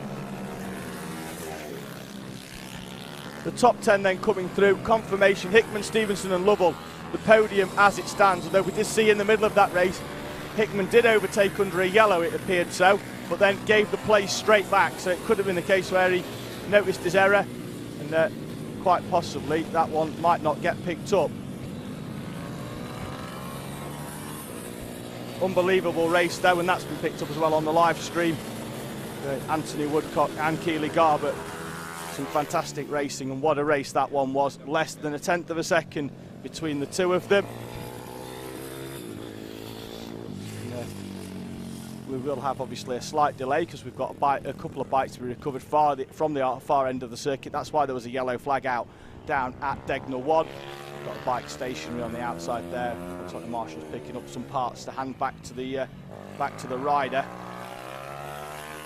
And then it will be time that rider's going to push that bike, I think, all the way back, is he? It's on the grass at the moment, but it's going to be he's probably about as far away from the paddock as he possibly could be on the outside of Degnall 1. He's going to have to try and get it back to the paddock before we commence with our final race of the day here at Ellough Park. It will be the Brat Bikes Super Mini Championship.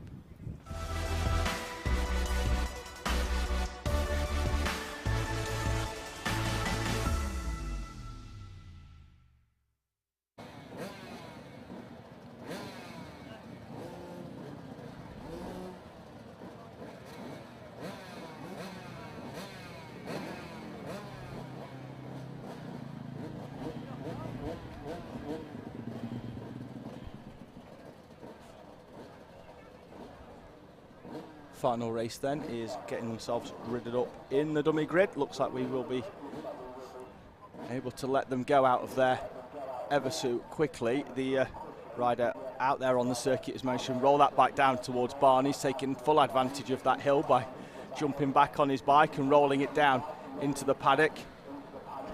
So we had a couple of riders off there on the outside of the hairpin at Degnall 1. Looks like though we are about to go racing for the final time here at Ellough Park today, round 4 of the Rich Energy British Mini Bikes Championship. And it will be the turn of the Brat Bikes Super Minis for the final race of the day. Hope you've enjoyed yourselves as much as I have, calling all of the action on this British Mini Bikes Championship. Myself, David Sullivan, for the first time. And it's been an exciting day from start to finish. Some incredibly close racing. As I've mentioned a number of times, the circuit I just think lends itself perfectly to mini bike racing. In fact, lots of overtaking opportunities, certainly down into the first corner, then the third hairpin at Holmes, the third corner at Holmes, and then the other ones down at Barney's and Alan Womes. We've also seen a lot of overtakes actually down at Shoemakers, which, given that it's a double apex right and you're expecting a lot of riders to try and hug the inside as much as they possibly can, we've seen a lot of riders run quite wide round there throughout the race day, and it's really just opened the door up for the rider behind. Apologies as well that we haven't been able to bring you some of the grids towards the latter end of the day. We have had one or two timing issues, which has meant we haven't been able to provide the grids for all of the races towards the latter part of the day. Nonetheless, the fantastic racing has made up for that. The final few riders then making their way in position. Joe Dickinson will start this one in the red bike, on the red bike there from pole position. The red lights are on for the final time. Perhaps Super Minis are go here at Ellough Park. Short run then down into Degner, and Joe Dickinson is away from the pack as he was, and just gets an absolute flyer down that back straight, leaves the rest of the pack to try and argue it out, and there is a great overtake then down into the inside into Shoemakers on the opening lap and up into second place there. We'll catch a number in a minute, but what a fantastic move. It looks like Richard Holmes-Williams is a rider that made the move down the inside into Shoemakers, just got on the brakes, got through, and now Holmes-Williams is going to try and close in on Dickinson the best he can. 8 laps once again for this final. Ryan Tube has been on, he's supporting Joe Dickinson, and with 1 lap of the 8 in the bag, it is Dickinson out at the front with a fairly comfortable lead as it stands, 1.4 seconds. What a fantastic opening lap for Dickinson. From the pole position berth, 1 second faster on the opening lap. The other 4/10 accounting for his pole position start from everybody else as well. So that one there, that's Dutton and Wardle battling out, I think.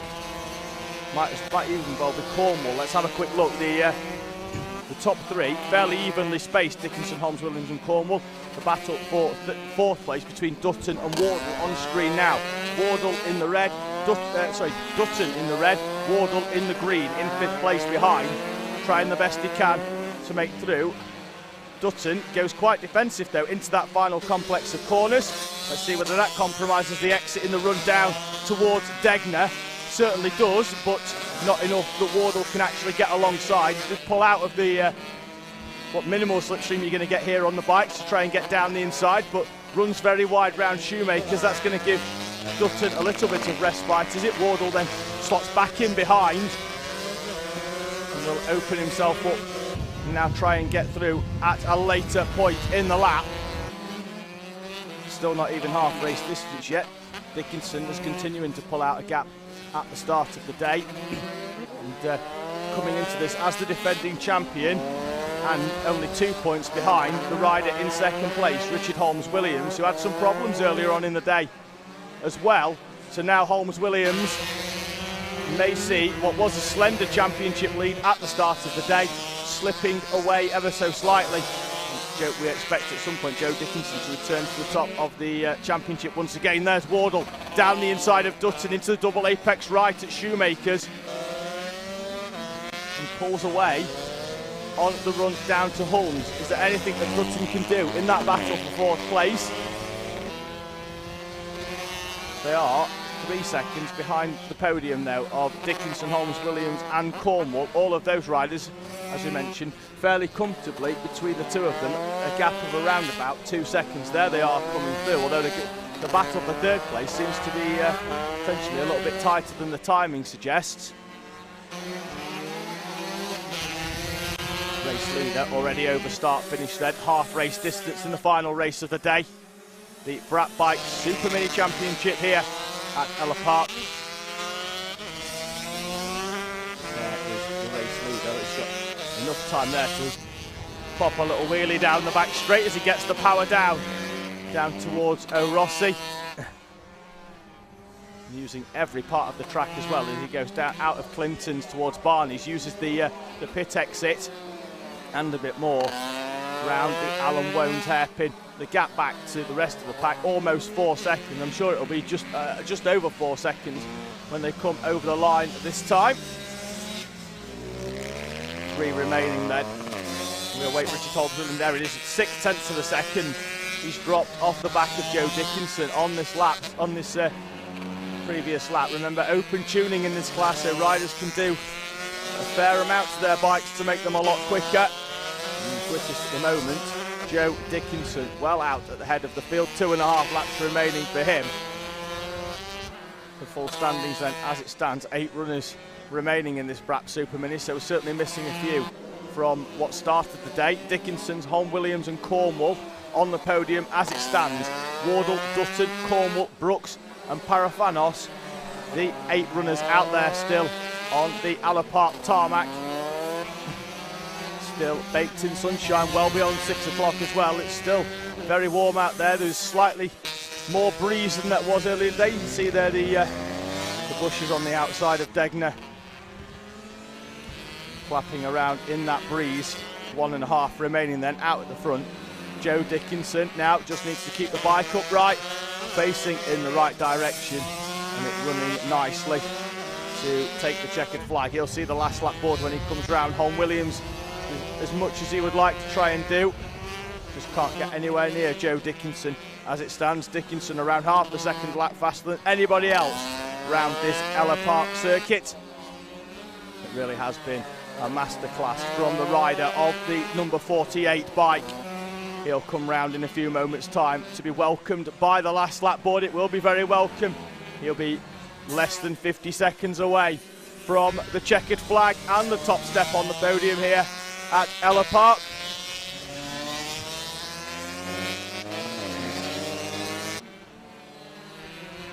There he is, making his way down the back straight now towards O'Rossie for the final time.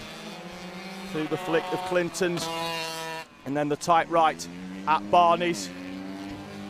And Joe Dickinson now over 5 seconds in front of the rest of the pack. There is a back marker in front of him, but looks like he should be able to negotiate the checkered flag without much of an issue. Out of the final corner he comes. The 48 of Joe Dickinson wins Brabham Super Minis here at Ellough Park. The second step on the podium will be taken by the 126 of Richard Holmes Williams. And the final step by the number 4 of Steve Cornwall. There he is coming through, taking the checkered flag, and the final step on the podium. Lawrence Wardle gets 4. His earlier battle with James Dutton sees him eventually finish 6 seconds ahead of the rider of the 44, Tim Cornwall, Steve Brooks and Peter Parafanos, who crossed the line just in front of our race leader, so will still need to come round and take the checkered flag. He's making his way round the Alan Wones hairpin now as we speak, and he will be the final rider to take the checkered flag here at Ellough Park. See him there come into screen.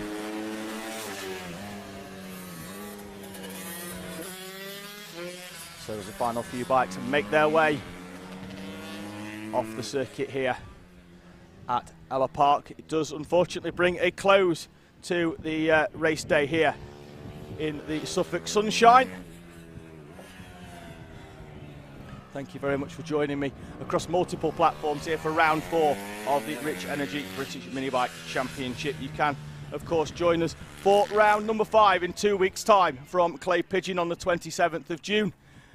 Do give us a like and subscribe on the Alpha Live channel. That way you'll be notified every time we go live for all your motorsport action from 2 wheels and 4, as well as motocross as well on the loose stuff. Until next time, though, thank you very much for joining us here at Ellough Park for the British Minibikes. I've been David Sullivan. Goodbye.